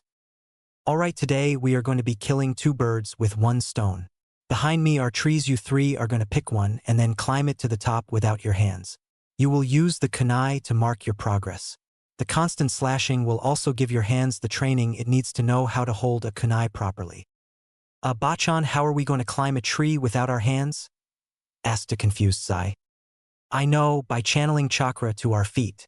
Too much and we break the tree and fly off, and if we use too little then we will slip. That's very correct, Naruto-chan, said a very impressed Kari. Sai and Sasuke were left gaping. What the hell just happened? Asked Sasuke. Sai replied, he got the answer to a question that we had no idea to correctly? Naruto simply took a badass pose with a wide smile on his face. Oh yeah, baby, who is the dobe now, huh? Not this guy. I got the answer to something when you couldn't. Which means that I am smarter than you. He then proceeded to do a victory dance, forgetting that there was a kunai in his hand. Eep, the said kunai had nearly taken his ear off. Sasuke then breathed a sigh of relief while Sai said, and he's back much better. Bachan, you said this training will help us get used to holding a kunai. However, you only gave us 1. Won't it be better for us to just train both our hands at once? Excellent observation, Sai here. She then handed them another one. Naruto made sure to catch and hold his as far away from his body as possible. Alright, it is 4 p.m. In a couple of hours I will have to go meet with the village elders. They apparently have something for me, so you guys start training. There is food and drinks in the kitchen for when you get tired. I expect you guys to have reached a decent level by the time I get back. Okay? You got it, Bachan. Okay, begin. And with that, they took off. Yep, there is definitely a team in there somewhere. That is, as soon as they get past their boyish egos and learn to fight together, of course. Oh well, nothing a little fight against a trained killer won't fix. Sarutobi and Danzo really need to learn that not much gets past me. Let's see how the boys hold up. The QB felt two things circling around his host's location. This is strange, they seem to be semi-sentient things. I have never felt this much nature energy concentrated on anything before. This could be bad. Good. Things were starting to get really boring around here. I need a little action for once. 5 hours later, the QB got his wish. The boys had just taken an hour break from tree climbing. They were determined to get up to half the tree before calling it a day. It was either luck or Kami that made Sai bend down to tie his sandals properly, because a kunai sailed past his head and buried itself deep into the tree in front of him. Whoa! What the hell? That was not me, I swear, said Naruto. True, it was me. Playing Kid Ink right out. The boys turned around and saw someone dressed in all black. Leaking Ki. Naruto was used to people trying to kill him, so he was calm enough to ask. Who the heck are you and what are you doing here? Oh look, the QB brat has some guts after all. Not bad, you pathetic waste of space. Nobody insults him except me, you idiot, said Sasuke. Oh yes, I forgot, you two don't know, do you? Well, would you like me to tell you why I called him the QB brat? Shut up, shouted Naruto. Oh, scared boy? Well, why shouldn't I tell your two friends the truth? The reason the entire village wants you dead is because Yondaime sealed the QB inside your gut. Don't they deserve to know? We already know that, you jerk, said an irate Sasuke. And we don't care, so leave now before we kick your ass all the way to Suna and back. Despite my brother's bad mouth that he really needs to wash I completely agree with him. Naruto is our brother and we will defend him no matter what. Family is family, right, Naruto, said Sai. The statement shocked Naruto. It also put a fire in his belly and an ease on his heart. Yeah, now then I advise you to leave before we put you in a hospital, you fucking cocksucker, said Naruto with renewed confidence. Taro couldn't help but laugh at the stupidity that these 5-year-olds were displaying. You're kids and I am a jounin. There is only one way this goes. So my advice? Hold still and let me kill you. Don't worry, I will make it painless. Naruto decided to copy one of the badass comics that he had read. Didn't your mother tell you that you should never attack a wolf pack in the middle of the night? Sasuke picked up after him. Unless of course you have a death wish, in which case it's okay. The boys then got into their stances, using the kunais that their bachan had given them. Taro simply smirked. Can't catch what you can't see. He then disappeared. The boys could feel his Ki. They just could not pinpoint where he is. So they formed a circle facing different directions with their kunais ready. Please tell me that we have a plan of attack, asked Sai. I have a plan. Attack, said Naruto, causing Sai and Sasuke to facepalm.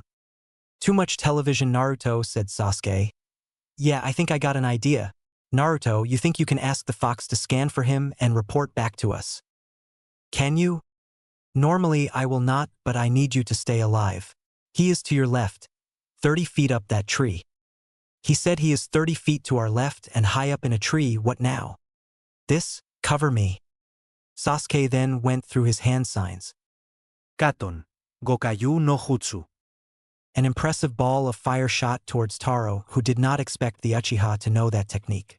It looked D-rank at best, so he dodged it half-heartedly, only to get stabbed in his left arm with a brush. What the? Removing the brush, he noticed that the boys were still in formation. So who stabbed him? He decided to repeat what happened and check who attacked him. 10 o'clock. A fireball headed straight for Taro, a bigger one this time. When he tried to dodge, Naruto screamed for no reason. It caused him to lose focus. He got a kunai in his right arm and another one in his left for his mistake. After removing the kunai, thankfully they did not go deep. He noticed that the boy with the straight black hair had not moved since Sasuke shot the first fireball. Damn it, a clone. A kunai solved the clone problem and a spike of chakra revealed the boy's location. He shot towards him, but he got a log instead. The boy was back in formation now, without any weapons. So Taro decided not to bother with picking apart the kids, it wasn't working. Instead, he decided to beat the shit out of them. With that in mind, he charged. When the boys scattered, he went after Sai. Sai, look out. Too late, a punch in the gut got the 5-year-old log? Damn it. The boys were now the ones in hiding. Damn, he's fast, I barely got out in time. We need a plan now or else we are toast. Okay, what does Bachan say we should do when we are backed into a corner?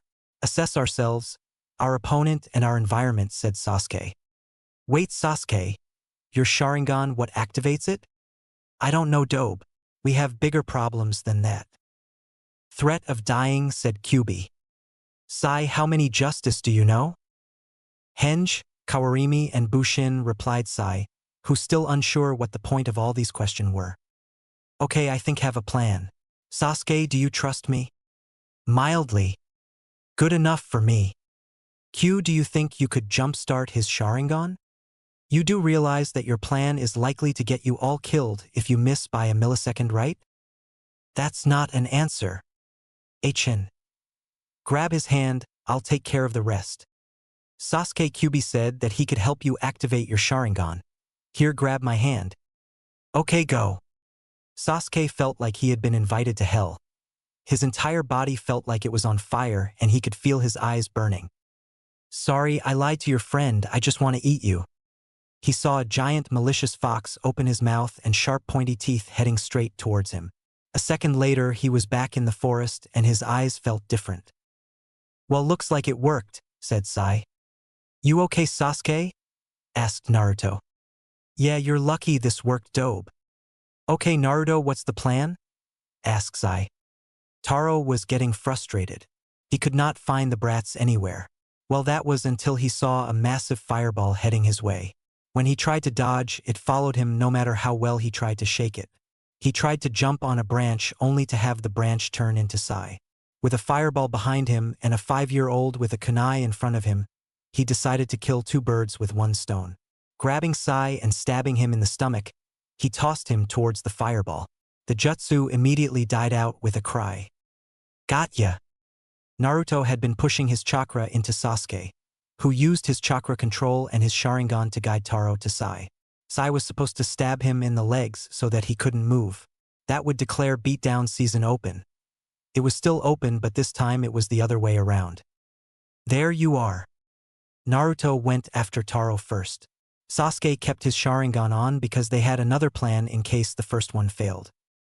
Naruto immediately tried to go for his injured arms, only to get a knee to the stomach followed by a kick in his jaw. A punch and back kick to his stomach. Later, Naruto was sent flying. Using the chance, Sasuke threw his 2 kunai at Taro, who dodged them by turning sideways, missing the wire in the low light, until it spun around him and tied him up. Sasuke dashed forward with a kunai in hand, only for Taro to break free and meet Sasuke's dash. He tried to trip Sasuke. However, his newly acquired Sharingan caught it. Sending chakra to his legs, he jumped over it and placed a kunai in Taro's shoulder. Then he jumped back as Naruto climbed back up. Impressive, however. Taro removed the kunai in his shoulder and attacked Sasuke. Sasuke's eyes could keep up, but his body couldn't. His case was better than Naruto, who couldn't even follow the fight. All Naruto could do was wait for an opportunity. The first thing Taro did was drive a kunai through Sasuke's arm and give him a powerful blow to the head that sent the Uchiha spinning. He wasn't finished, though. He caught Sasuke by the leg and sent him hurling towards a tree branch, which he met rib first. Your friends are good, I will give them that. But now they are dead and you are mine. Naruto was helpless as Taro hit him again and again. All he saw were Sai getting stabbed and tossed and Sasuke getting thrown into a tree branch. Both of his best and only friends were dead and he couldn't stop it. Meanwhile, Danzo's root agent had picked up a breathing Sasuke. He took him to where Sai was in order to complete a part of his mission, killing them. However, he didn't count on both boys getting up and charging him. With Sai brandishing the kunai he was stabbed with, he proceeded to reward them with a kick in the ribs that hurled them back. Darn it, we are getting creamed. Where did this one come from? Asked Sasuke. I don't know, but we are injured and he is not. This doesn't look good, replied Sai. The root agent that will be known as RA made a string of hand signs and said, Doton, Earth Dragon Jutsu. Shit, move! Shouted Sasuke. Thanks to Sasuke's warning, they avoided getting killed. They were however injured when the dragon passed in between them and jammed their sides. Hard. Ra was about to go and finish them off when it happened. A glow shot forward and enveloped the boys. By the time it cleared, their injuries were gone and their chakra was replenished. The biggest shock of all, though, was that they were now holding weapons. Sasuke had an O-shaped katana with a blue sheath with gold highlights Yamato. Sai had a bow staff with a goldish-brown surface force edge. The boys looked at themselves and at their new blades and then at Ra and then smirked. "Oh yeah, it's on now, mask head," said Sai. Sasuke deadpanned. "Leave the insults to me and Naruto, Sai, you just don't." And with that, the fighters got ready for round 2. Meanwhile, back with Naruto. Naruto was on his elbows on the ground trying to stand up, but a foot stomped on his back, stopping him cold. "You are pathetic, you know that? The first part of being on a team is that you watch out for your teammates. Yet here you are, beneath my foot, injured and bleeding, and your friends? Well, they are dead." Naruto whispered. "No, they are not. I'm sorry, I can't hear you. What is it you said about your pathetic friends?" Naruto had subconsciously started to draw on the Kyuubi's chakra in his anger. But it was the next statement that caused his hold to snap. "Where is your wolf pack now, boy?"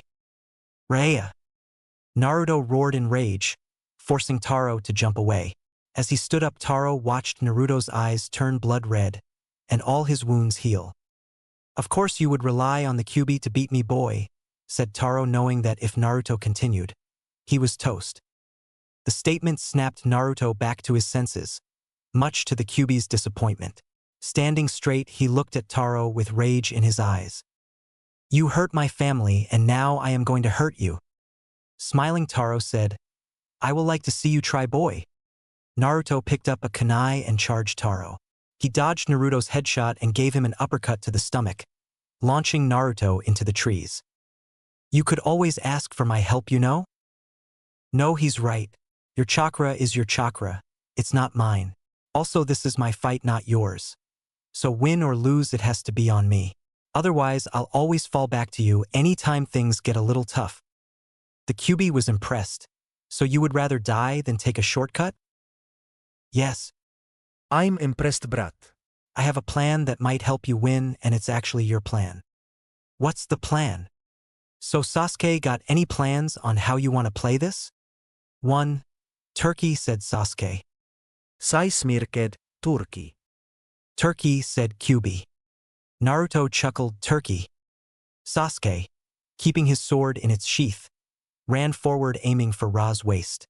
Just as he was about to strike him, Sai switched with him. Using Ra's head as a springboard, since Ra had bent down in order to take out Sasuke, he slammed force edge into his back. The strike pushed Ra into Sasuke's waiting swing, but he was fast enough to avoid it. The only way, of course, was to jump up. Exactly what they wanted him to do. Naruto charged at Taro and aimed for his legs, forcing Taro to jump up. Sai drove his bow staff up Ra's ass, destabilizing his whole body and sending Ra into Sasuke's downward swing. Sasuke slammed Yamato into Ra's ear, further damaging his balance. By the time Ra landed, he was wobbling. They then proceeded to slam their weapons into his head, knocking him out permanently. Naruto then pushed chakra into his kunai and threw it at Taro, who was airborne. It struck him in the ass, unknowingly destroying his balls. Naruto then pushed chakra into his feet and jumped up, slamming his right leg into Taro's ear, sending him face first into a tree. The hits made Taro numb and dazed. Naruto then sucker punched him, knocking him out. "Nice job, dope." Turning around, he saw Sai and Sasuke holding someone, and they also had weapons at their back. "The weapons came to us, and he was trying to kill us." "Damn dope, you used Turkey too, huh?" said Sasuke when he saw Taro's injuries. "Yep, it was actually Q's idea. Thanks, by the way, for everything. HN. So how are we going to explain this?" asked Sai, who frankly was very confused and in need of some sleep. The boys simply shrugged. 10 minutes later.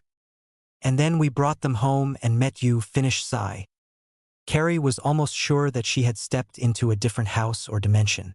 Sure, she knew that Danzo was sending someone to off the kids, but she already had a plan in motion.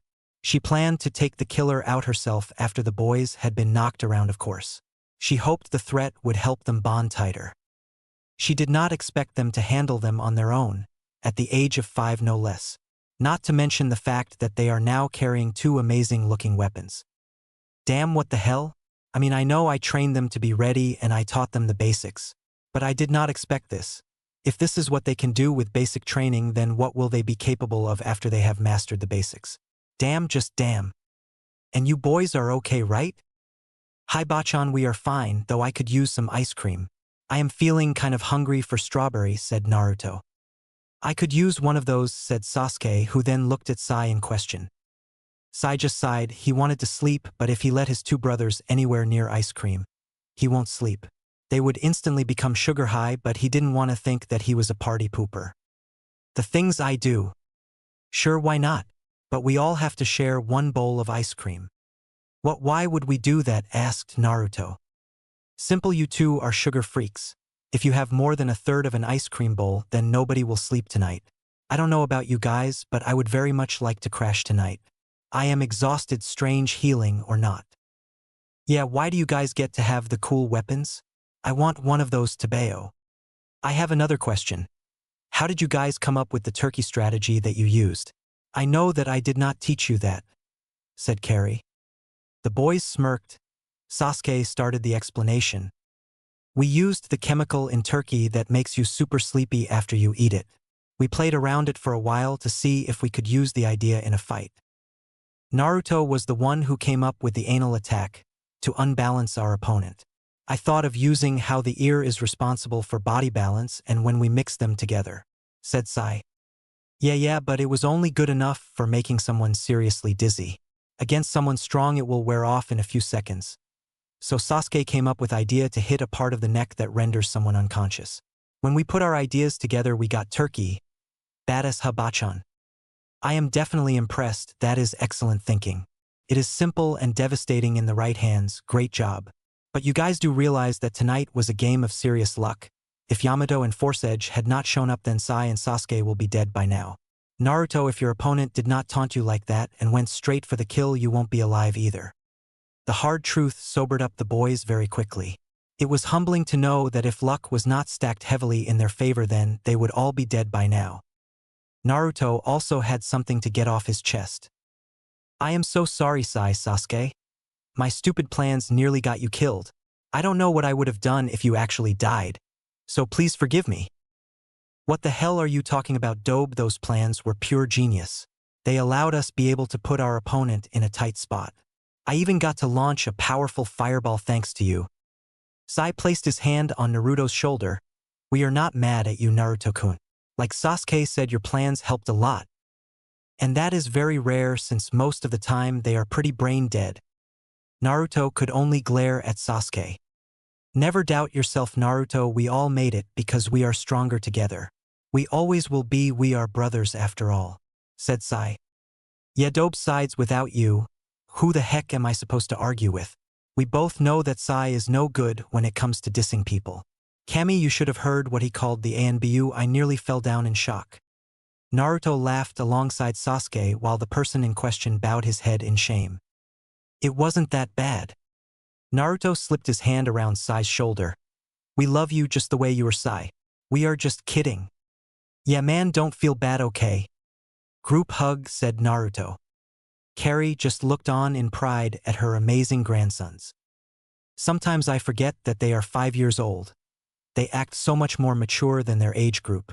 I just don't know whether to be proud of them for being prodigies in their own right or be sad that they may be leaving the nest sooner than I want.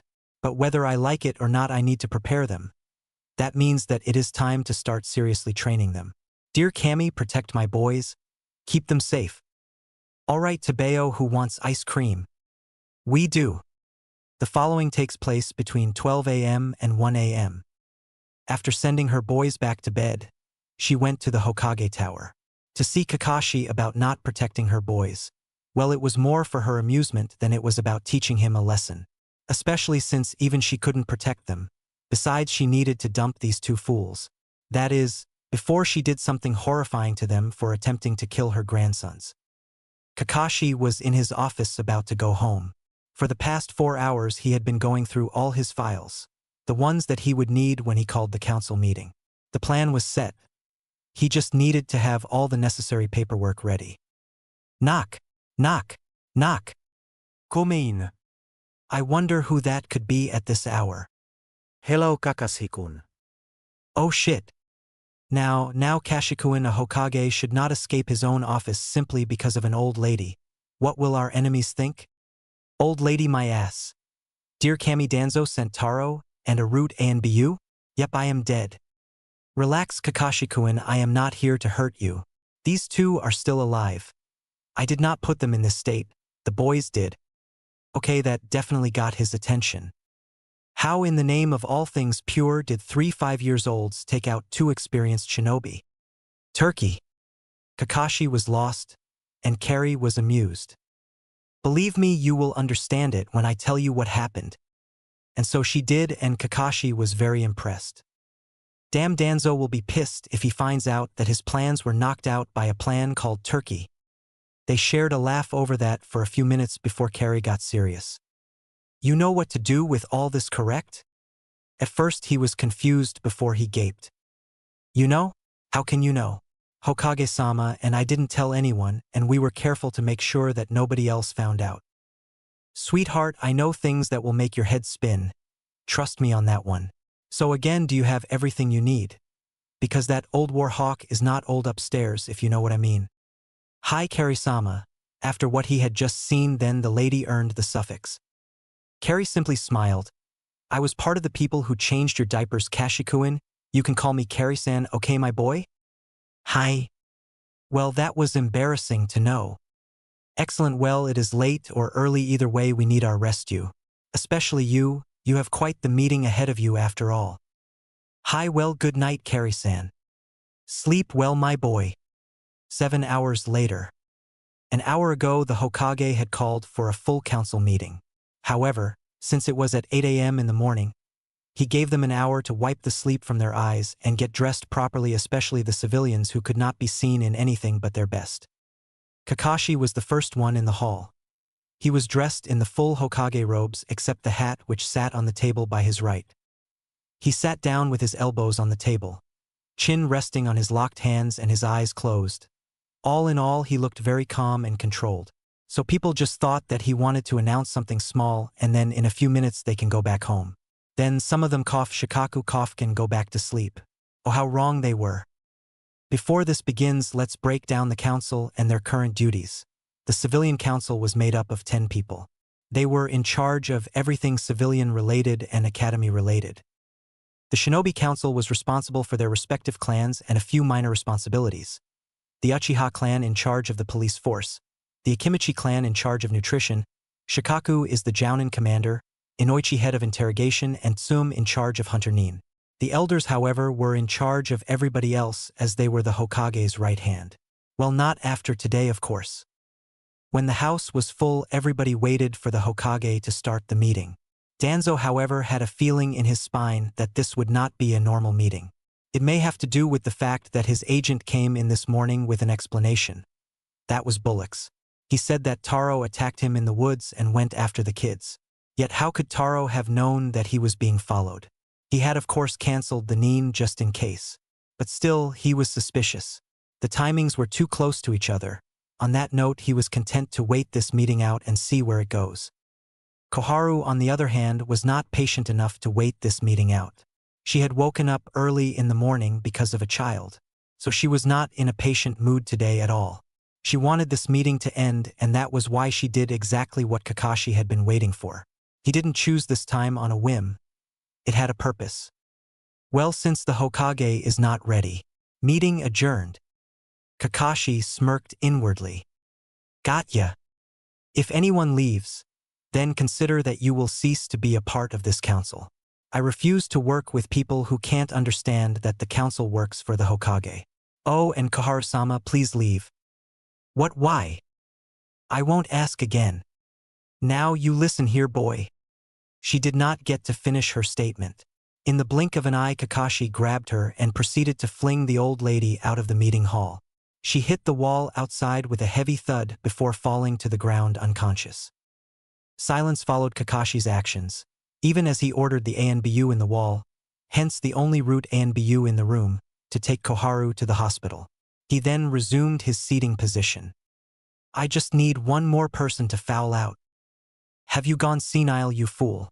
Why did you just do that? Bingo! Are you questioning me? You bet your blind eye I am. What the hell is wrong with you? You know what? I don't even want to know. I am out of here. Kakashi then brought out a folder from his desk and placed it on the table with an intimidating thud.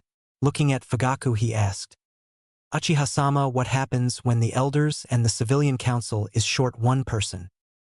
He asked the question with such a confused look on his face that even Danzo believed he didn't know. The Hokage and the Shinobi Council will be responsible for the decisions made that day. When the meeting is adjourned, the Hokage is required to either reinstate the lost ones or let the elders and civilian council pick their replacements. I see, well, that's too bad. Can I read out these plans that I have for the village council at least? Then we can put it to a vote. Yes, I do believe that you can, Hokage-sama. There is no law against that.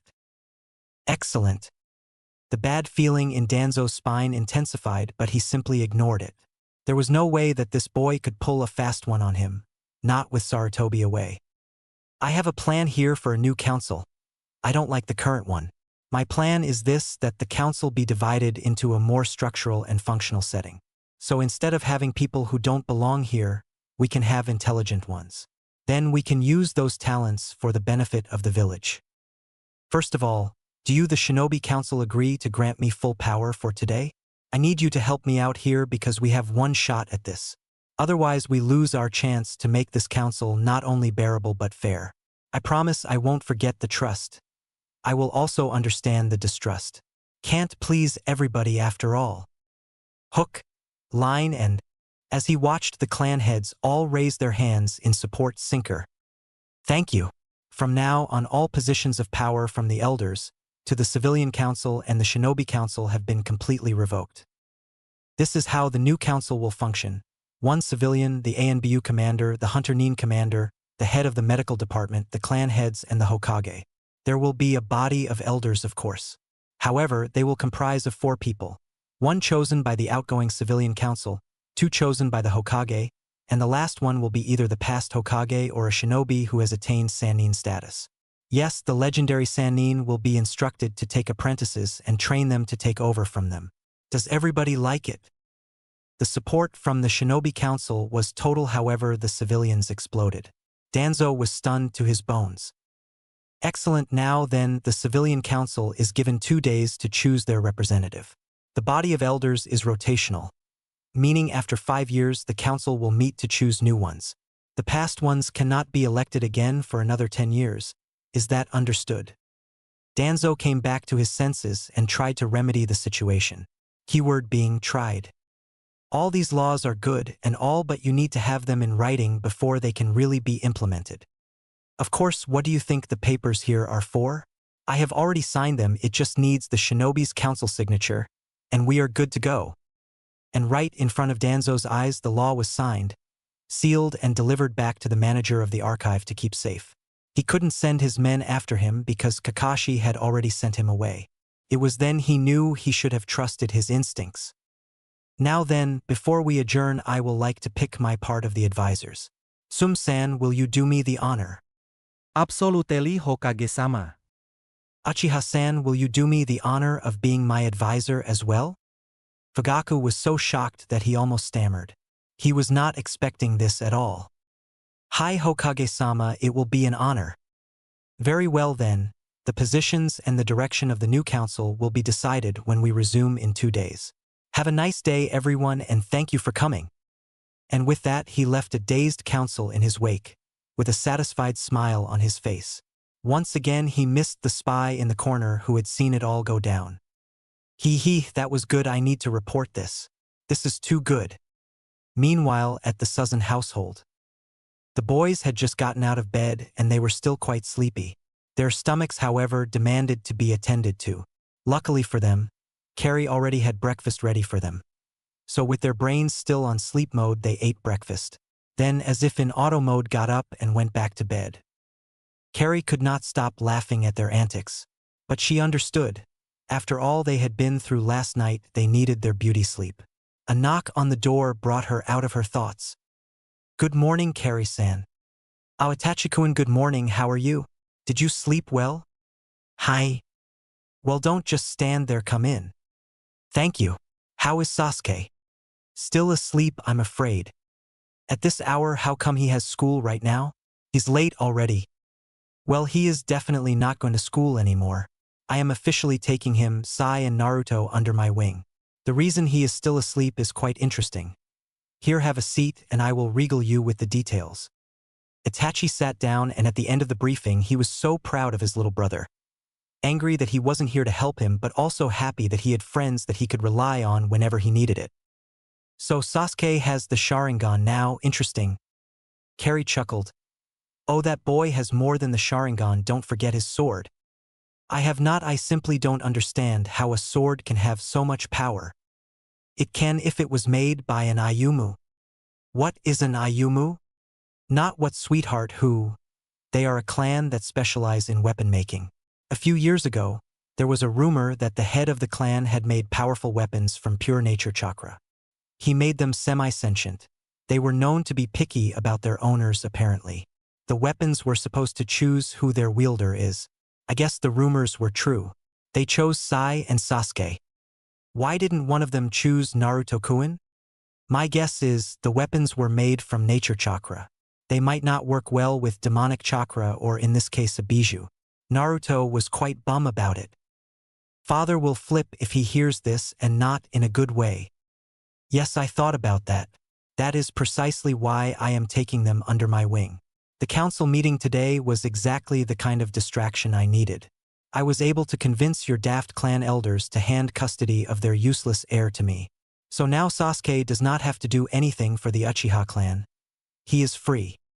Itachi was stunned. His biggest dream had just come through. His little brother was free.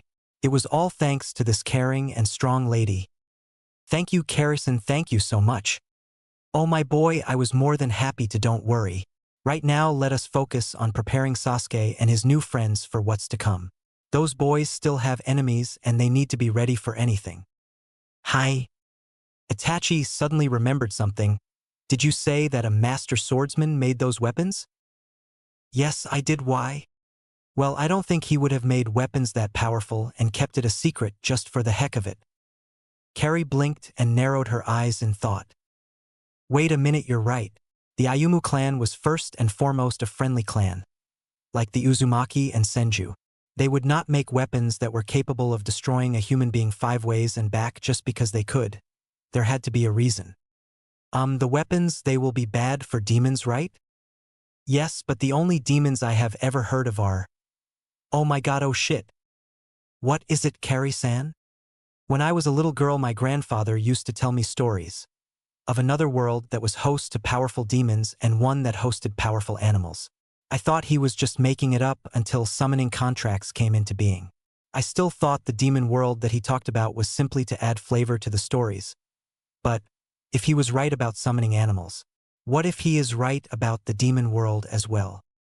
Wait, you mean there is a world? Another world out there somewhere that houses demons. And just like everything else, they are coming to our world to what? Take over. It may sound crazy, but can we afford to risk thinking that all the clues that we have don't add up to something? Even that something is not as important as the end of the world. I think we should find the Ayumu clan and ask them what's up.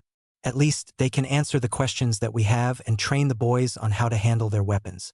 However, we should train the boys so that they can be ready, just in case you're right. Damn, if I'm right, then we are preparing to send 3 boys headfirst into a demon war. After what I just heard they did with only basic training. I think if anyone could pull it off, they can.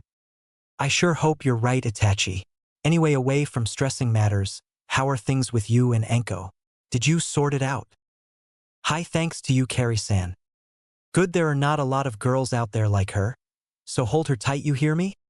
We are actually supposed to meet for a training session today. I promised I will come over after seeing Sasuke. Well, don't keep her waiting. Go, I got Sasuke. I should probably wait for him to wake up. I will tell him that you stopped by now, go. Itachi smiled. Thank you. Go be with her Itachi, I will take care of your little brother. And with that she escorted him to the door and saw him out, and when she came back she checked the time, it was 11:30 a.m. Wow, those boys need to wake up. Hell, I will wake them up in 30 minutes. First I need to get their training schedules ready. 30 minutes later Carrie went into their room. Using a water technique she gave them a very wet awakening. Gah, Sai. What the hell Tabeo Naruto? Eep Sasuke. Wakey. Wakey boys, we got work to do. Ugh Bachan, what time is it? Oh, 12 p.m. Say what? Shouted Naruto. Exactly, now get dressed and meet me outside. After she left, Naruto turned to Sasuke and smirked. You said eep like a girl team. He got a slap on the head for his comment. Quit it, we got things to do, said Sai. 30 minutes later, the boys were outside sitting on the ground wondering where their Bachan is. Hello. HHH. They all screamed. Don't do that, Tabeo. Well, we need to work on your sensing skills. Bachan, what's sensing? Sasuke and Sai looked at Naruto like he had grown 3 different stupid heads. Luckily Carrie answered him before Sasuke insulted him, and dampened his likeness of asking any more questions. Excellent question, Naruto-kun. It is? Asked a confused Sasuke. Indeed it is, Sasuke-kun. You see boys, there is a difference between sensing and sensing. That does not make any sense, Bachan, they sound the same to me, said Sai. Okay Sai, what is sensing? Simple, the ability to find your opponent's or an object's location. Correct, but incomplete. You see, there are 2 types of sensing in the shinobi world. What are they, Bachan? Asked an interested Naruto. Good, saved it. Glad you asked, Naruto, why don't we sit down and I will explain. You see, the first type of sensing is tied to what Sai said. It is the ability of an individual to locate anyone or thing within a set limit. Just like QB did last night. He helped you locate your opponent despite the fact that he was well hidden. This part of sensing uses the sensory organs, nose, ears, eyes, and the feel of the vibrations. However, there are people like the QB who use chakra waves to locate people. They are called sensors. People who have the ability to sense anything within a given range. With me so far? Good, the other part of sensing has nothing to do with the senses. Hell, the senses are useless when it comes to this one. It runs on instinct. Animals and experienced shinobis are the ones that possess this kind of sensory ability.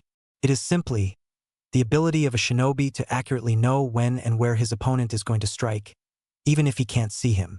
The first one is called awareness and the second one is called perception, but yet they are both sensing abilities, just different in their details, understand? Hi. Excellent, now based on what I just said, we are going to be upping your training. So in case what happens last night repeats itself, you boys will have more than luck and fancy weapons to fight with. Awesome, so what are you going to be teaching us, Bachan? Well, Naruto, you boys are 5-year-olds, so for now, we will focus on giving you a very solid foundation. Yeah, Kawarimi really saved my life last night, said Sai. Exactly, what a lot of people fail to know about these basics is that they are the foundation of everything you will eventually learn. If you can get your personal foundation solid early on, you can become a jounin in a matter of months. That excited the boys. So what are we learning, Kari-sensei? Asked Sasuke. The title caught her off guard for a while, but she got herself back. It had been a long time since anyone called her that. After all, her one and only students died during the war. And now I am training another set. Who is to say that these ones don't end up dead as well? Especially considering what they will be up against. She mentally shook her head. I can't think like that. These boys will be different. If I don't believe in them now, then they will not be able to fully trust themselves. In the kind of fight that they are preparing for, indecision and uncertainty is bound to get them killed. There is no way that I can allow that. I need to believe in my boys after all. If I don't, then who will? Alright, so this is going to be our schedule from now on. Monday to Friday, we will wake up at 7 a.m., get dressed, and have breakfast. By 8 a.m., we will meet here, and from 8 a.m. to 12 p.m., we will work on your physical bodies. Due to your age, there is only so much we can push it, but we will. So it will be push-ups, sit-ups, press-ups, punches, kicks, reflexes, chin-ups, and laps. I will tell you the number of reps we will do on each day. After this, we will have a lunch break from 12 p.m. to 2 p.m. Then, we will focus on teaching you how to master the different ways you can use the Academy 3, as well as mastering your weapons both in throwing and dodging. I will also teach you the Academy-style taijutsu until you have it done to pat. We will then take a dinner break by 6 p.m. till 8 p.m. After which, in the cool of the night, we will focus on your chakra, learning control, manipulation, and of course chakra expansion.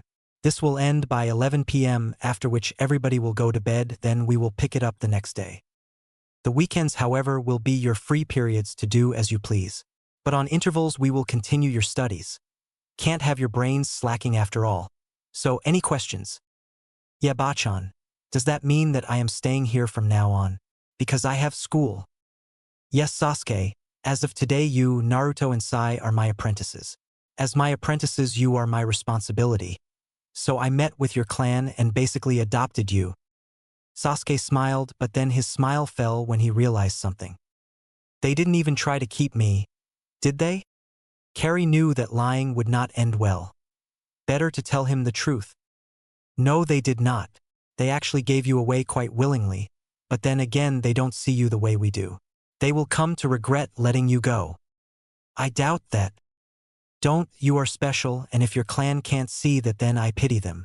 You have a family here who values you very much. The reason she was saying this and holding Sasuke's shoulder was, she caught a glimpse of something in his eyes. It scared her. If Sasuke with all his potential went down that path, it will be Madara all over again. Your clan is known to have worked the vengeance path. It is a path that leads straight down to Hatred Island, which is where they are now. You have a choice to either follow in their paths or choose your own. But what if I can't choose? They are my family. Their blood runs through my veins. What if I can't help but follow them? Damn, from frying pan to fire, first Naruto, now Sasuke. I need to get these boys to believe in themselves and stop Sasuke's thought process in its track. Listen to me, Sasuke. You are right when you say that they are your family. An apple tree will without fail give birth to an apple. That is a fact that you must contend with. Same thing for Naruto. You have a bijou inside of you, and 9 out of 10 times the Jinchuriki becomes the bijou. Sai, you were born into an organization that tried to kill you and your brothers. So yes, there is every chance that you will become like them. Yes, there is every chance that each one of you will become monsters of the highest degree. However, that is the same case with every person born into this life. Civilian or shinobi. Everyone has the potential to be a demon in human skin. That, my boys, is what we call yang. The side of you that is hungry to kill and destroy. Believe me, it is strong and relentless. But it is also half of who you are. There is a part of you that is called in, your good side. As a shinobi, you will have to have both of these parts inside of you in order to survive. You will need the yang to help you survive the rough parts of life and the in to laugh and enjoy the good sides of life. They are both necessary, but the key is having a strong enough principle that will keep your dark side from crossing the line. Me? I believe that if you fight and live to defend something precious to you, it will grant you the kind of grounding that will keep your dark side at bay. What I mean is that you need to draw your strength from your love for other people. The will of fire is drawing strength from companionship and using that strength to overcome impossible odds. So the question is, what are you going to do? You can either wait for your fate to catch up to, or you can grab your destiny with both hands. So what is it going to be? She hoped that she somehow had gotten through to one of them. All she needed was for one to follow her advice. Then say it, because if the person does, it will create a chain reaction that will no doubt convince the others to join. She hoped it was Naruto. He always had a way with speeches. The boy in question was deep in thought about what he was going to do. Think you boys can rise up to the challenge? That was a vixen move by Carrie. There were boys and she just rubbed their egos the wrong way. What did she expect them to say? Sai, shockingly enough, was the first to talk. But what will be our principle? Naruto came up with the solution to that one. We never give up. That will be our principle. No matter how hard it gets, we will never give up. We didn't give up last night when we took out 2 high-level shinobi. And if fate wants to have a piece of us, then she can come get some. We will beat her senseless. We are family, and nobody messes with my family and gets away with it. Sasuke looked at Naruto's determined eyes that were practically blazing, and he smirked. Don't you mean our family? Naruto smiled and then put his right hand out, palm down. Family? Family, said Sasuke. Family, said Sai. Yes. Carrie was so proud of her boys. Despite their age, they just passed the most difficult test ever. Learning how to keep pushing forward regardless of what life throws your way. I am so proud of you boys. So many other people would have simply accepted their fate and taken the easy way out. But despite your age, you are officially part of some of the strongest people I have ever met. That is not a compliment I give out easily. The only other people that I have said this to are the first, second, and fourth Hokage, alongside a certain redhead ninja who came from another country to stay here. She gave Naruto a look that told him she was talking about his mother. And I just know that you three have what it takes to surpass each one of them. Now that was a high compliment. It bolstered the boys in their devotion to each other. It was game time. Bachan, I have a question.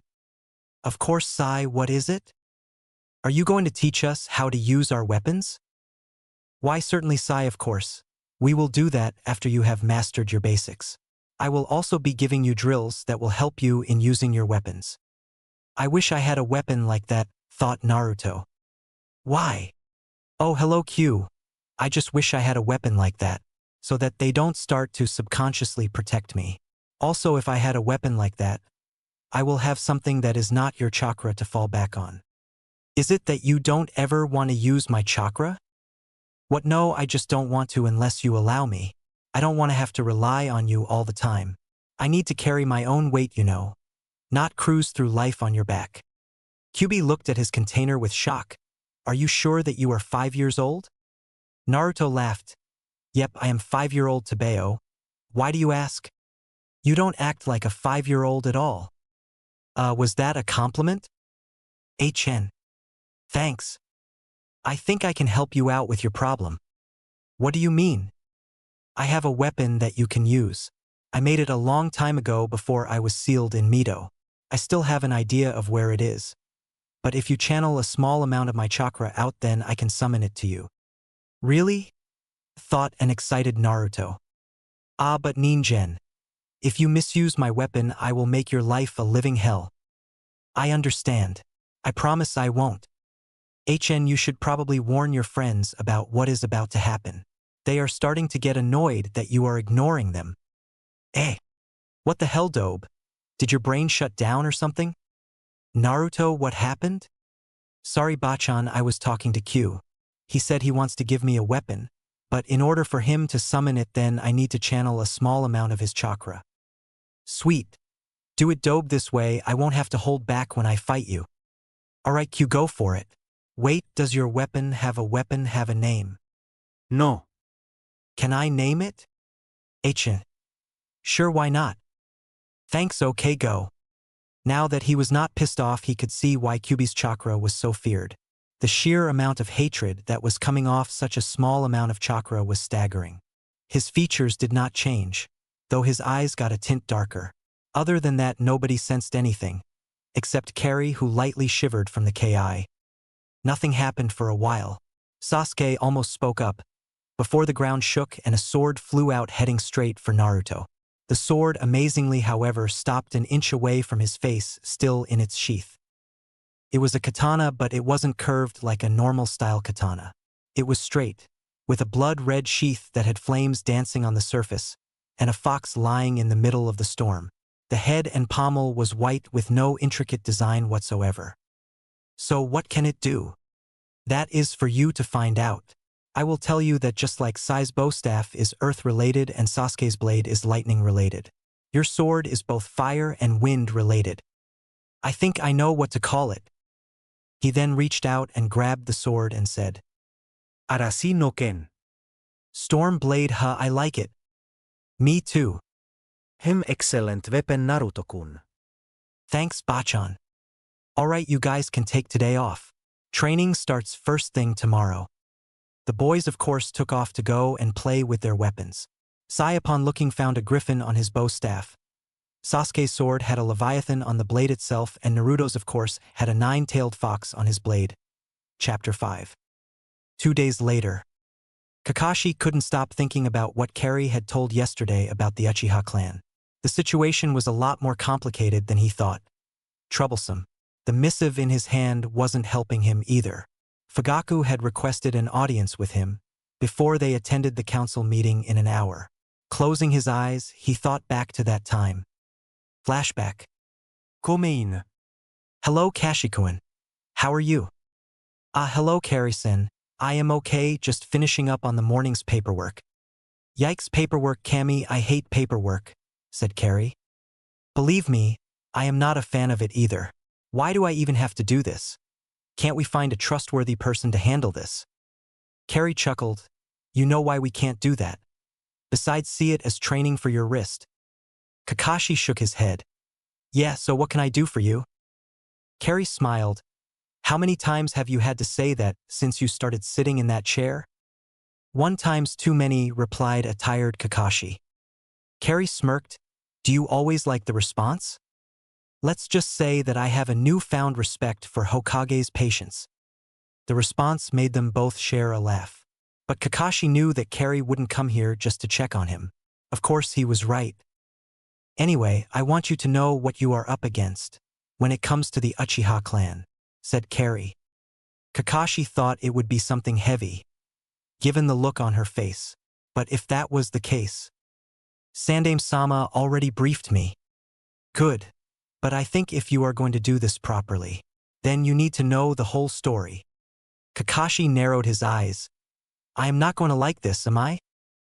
I cannot promise that you will. That clan's problems reach far deeper and darker than Sarutobi told you. If something is not done, then we may be looking at a civil war at best. At best? Asked a shocked Kakashi. Civil wars are serious, Kari-san. Believe me, Kakashi, you need to hear this. Kakashi couldn't believe this. His temporary position just kept getting more and more complicated. However, every instinct in my body is telling me not to listen. But you are right. For the period in which I am sitting in this chair, I will need all the information that I can get. So go ahead, I'm all ears. You picked a good one, Hiruzen. Okay. Sarutobi must have told you about the part that he and the previous Hokage played in the matter, correct? Hi. Well, there is more to the story. You see, the Uchiha did not support Madara in his treachery. As a matter of fact, they were pro-Senju. That was actually one of the main reasons that Madara attacked the first like he did. Madara's actions were the actions of an individual, not a clan. But of course, in typical human fashion, we blame them for everything. Humans tend to hate that which they don't fully understand or fear. The Uchiha clan fit the bill for both. However, the clan was hurt that the people they had stood by did not stand by them. You see, Kakashi, the clan is cursed. They all have a stronger yang side than the average person. This makes it harder for them to control their darkness. Also, as you know, the Sharingan grants its wielder photographic memory, regardless of what it sees. I will admit that I did not like them. Not because of what Madara did or even because of their stronger yang side. I did not like them because, instead of fighting to prove us wrong, they retreated into themselves and became what you know them to be today. Listen, that clan is part of this village. So no more distrust. They are a part that has been ignored and disliked for far too long.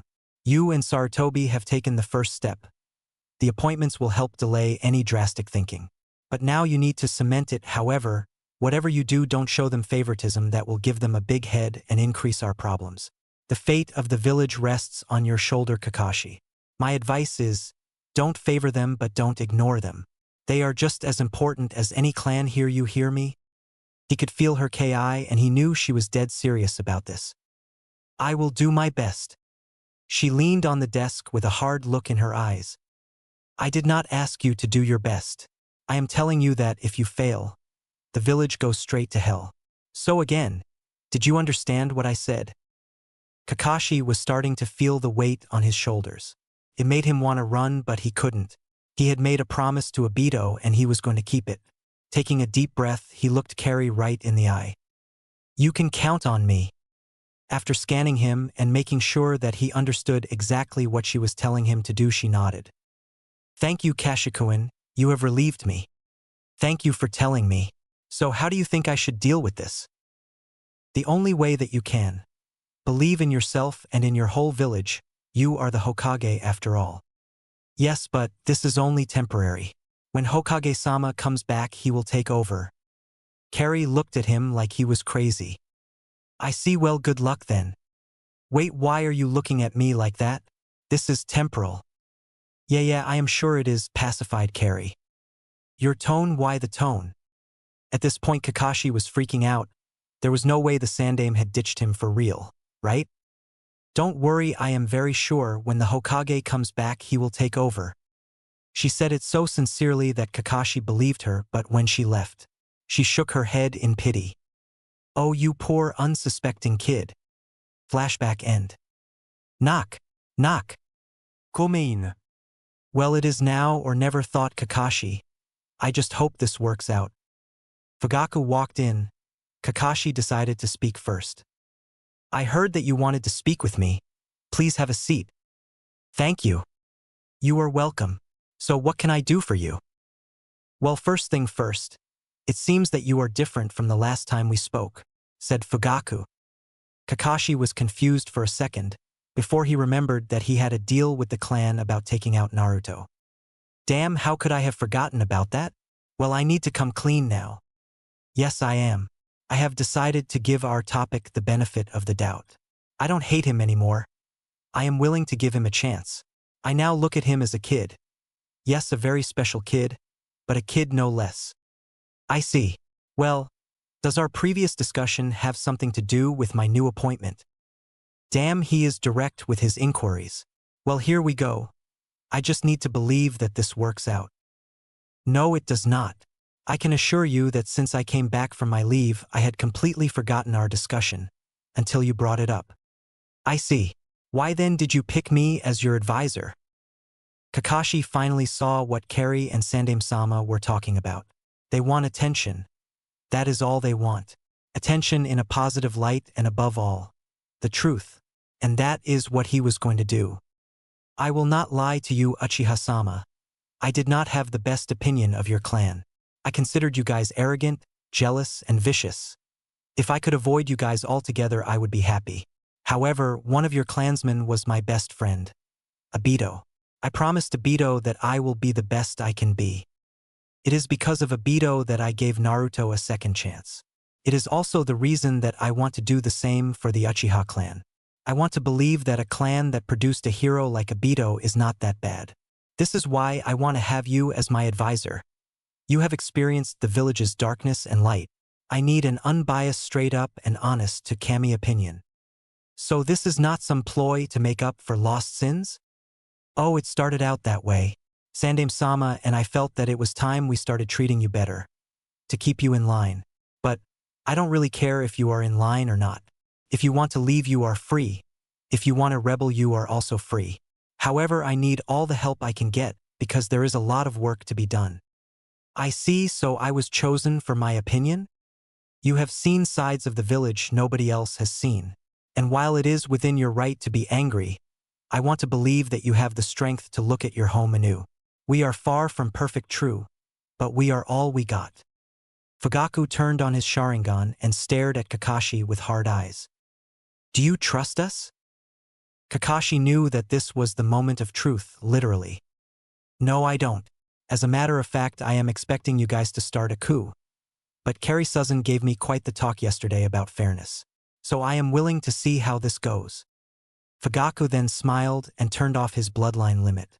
It appeared he was satisfied. Very well, then I look forward to working with you, Hokage-sama. It was time for Kakashi to be direct, though. Will you give the village a chance? Does my opinion matter? Does what I say affect your opinion of me? Absolutely. I need an unbiased opinion, not an anti-one. Then yes, I am willing to give the village a chance. Excellent. Well, we have a meeting to get to. Shall we? After you, Hokage-sama. At the council hall. They arrived quite early, so they had to wait for the room to fill up. It took about 30 minutes for everything to be ready. Kakashi noticed that Koharu kept giving him a hot glare, though. If not for his position, he would have stuck his tongue out at her. But that would be inappropriate, damn ethics. So does the civilian council have their representatives ready? Yes, we have, Hokage-sama. We chose Danzo-sama as our civilian representative and Koharu-sama as our advisor. Why am I not surprised? Thought Kakashi. He resisted the urge to sigh. Very well then. Shall the people of the outgoing council please leave? Well, let's get this meeting started. These documents I will pass around are meant to be signed by the people seated. What is it for? Asked a snide Koharu. You know what, screw ethics. I have had a long morning. Last thing I need is a banshee bugging me. If causing trouble is what you are here for, then please leave. Or better still, shut up so that we can move on. If you wait to see the document, your questions will be answered. Just because the council chose you, do not make think that you are untouchable. I am the Hokage, so if I don't like you, then you are gone. Do we understand each other, woman?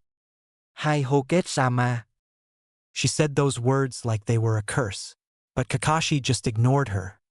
Danzo, though, was impressed, and so were the other people in the room. Finally, someone with the balls to put her in her place.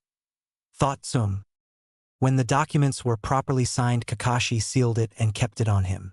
He did not trust Danzo to just sit still if he sent it to the archive now. Alright then, the first matter of discussion will be the academy. Both the ones for the shinobi and the one for the civilian. For the civilian academy, can the civilian reps please give us a briefing on what the structure is like? I only found out how the academy runs when I became Hokage. Everybody looked at Danzo and Koharu in expectation, only to get silence. Danzo was stone-faced as usual. Koharu was flustered and could not speak. The house kept waiting in awkward silence. Even Kakashi did not. How you can come up to represent someone and not know anything them? Who does that? Okay, why don't we deal with the civilian academy in the next meeting, shall we? Does anybody know how the Shinobi Academy is run? More awkward silence.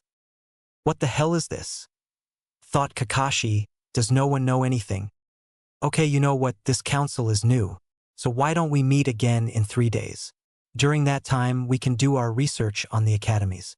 They will be the topic of discussion in our next meeting. So on that note, have a wonderful day, and I will see you all in 3 days. Everybody cleared out with variant levels of blushes on their faces. Fugaku, however, stayed behind. After everyone had left, then he turned to the Hokage. Nicely done. Was it? I kind of feel like I just embarrassed my entire council. I just hope they don't think that I did it on purpose, because I did not. They won't. You just reminded everyone that we have been slacking. We need to pick it up from now on, that's all. I sure hope so. I was quite surprised that nobody knew how the Shinobi Council is run. The civilian council, yes, but not the Shinobi one. Well, they will surely know now. Kakashi decided that what's done is done. Time to move on. Well, good day, Uchiha-sama. You too, Hokage-sama. Root headquarters. Damn that stupid, arrogant child. Who does he think he is? Koharu exclaimed. Did you see how he treated us? Like we had no idea what we are doing? Where was that child when we won the First and Second World War, huh? How dare he disrespect us like that? He must die. We must kill him. We are not killing him, said Danzo. His calmness was only serving to piss Koharu even more. What do you mean that we are not killing him? Killing him is not the option. We have an opportunity here, and we are going to be patient enough to take it. Koharu wanted to go for Danzo's neck and strangle him. That boy now has the Uchiha on his side, or did you not notice through that one eye of yours? Hataru said, Koharu, maybe you should calm down. This time she really grabbed him by the neck and began to squeeze. Calm down. You want me to calm down? I will calm down when I snap your neck in half. Koharu, enough, ordered Danzo. Listen to me, I feel just as much as you do about this. But we must take caution in handling this matter. It is obvious that Sarutobi is the puppeteer and Kakashi is just a puppet. Yes, but that puppet is now getting a risky amount of respect from the council. Not to mention that with the new council he has effectively killed our influence. With the way he is going to ruin us. No, he won't. He is doing exactly what we need him to do. Have you gone senile, Danzo? How is any of this helping us? Simple. We want the village to be stronger, and he is doing that. So what, we are just going to sit back and let him do all the hard work? Then what? From now on we will become Kakashi's strongest supporter. No, I will never support that bastard. I rather shove my hair pinned down his eye. You will support him through everything, until he and the entire village consider us to be second in command. While we do this, Hotaru will focus on sowing harmless rumors in the surrounding villages to discredit Kakashi and Sarutobi. I will start building my root army to the point where not even Konoha can stop us. Then we will mess up and ensure that Kakashi banishes us unjustly. What will that do? It will make Kakashi appear incompetent and unforgiving for banishing his strongest support group. It will shake the belief his followers have in him, at which point we will start increasing the harm the rumors bring by adding evidence. When Konoha is ripe for a rebellion, we will come in as Kakashi's support again. Of course he won't trust us, and when he rejects us the people will rebel. They will call for a new leader, and who better than the loyal friend that was so carelessly tossed aside? And what if they don't want us? We will use our new army to decimate Konoha and rebuild her. That sounds like a long-term plan, Danzo. Time is not a problem. We will be alive as long as our chakra remains strong. I like it. What if Kakashi and Hiruzen find out that we are playing them? Asked Hotaru. Of course they will find out. They are soft, not stupid. But they won't be able to prove anything. So what should we do? Asked Koharu. In front of the whole council, you will give a heartfelt and sincere apology to Kakashi. I would rather die, gritted Koharu. Then that can be arranged, said Danzo, but you must do this. Just think of the benefits of it. He won't believe it, said Koharu. He doesn't need to believe it. We only need the council to believe it. That will give us the leeway we need to make our place amongst Kakashi's inner circle. Koharu did not like it, not one bit. But Danzo was right. If you want to move up a level, you are supposed to sacrifice something. Right now, that something was her pride. Promise me that I will get to kill him, and I will do it. I promise. Fine, I will apologize to the fucker. Language, Koharu-chan, said Hotaru. Koharu turned with her eyes blazing at him.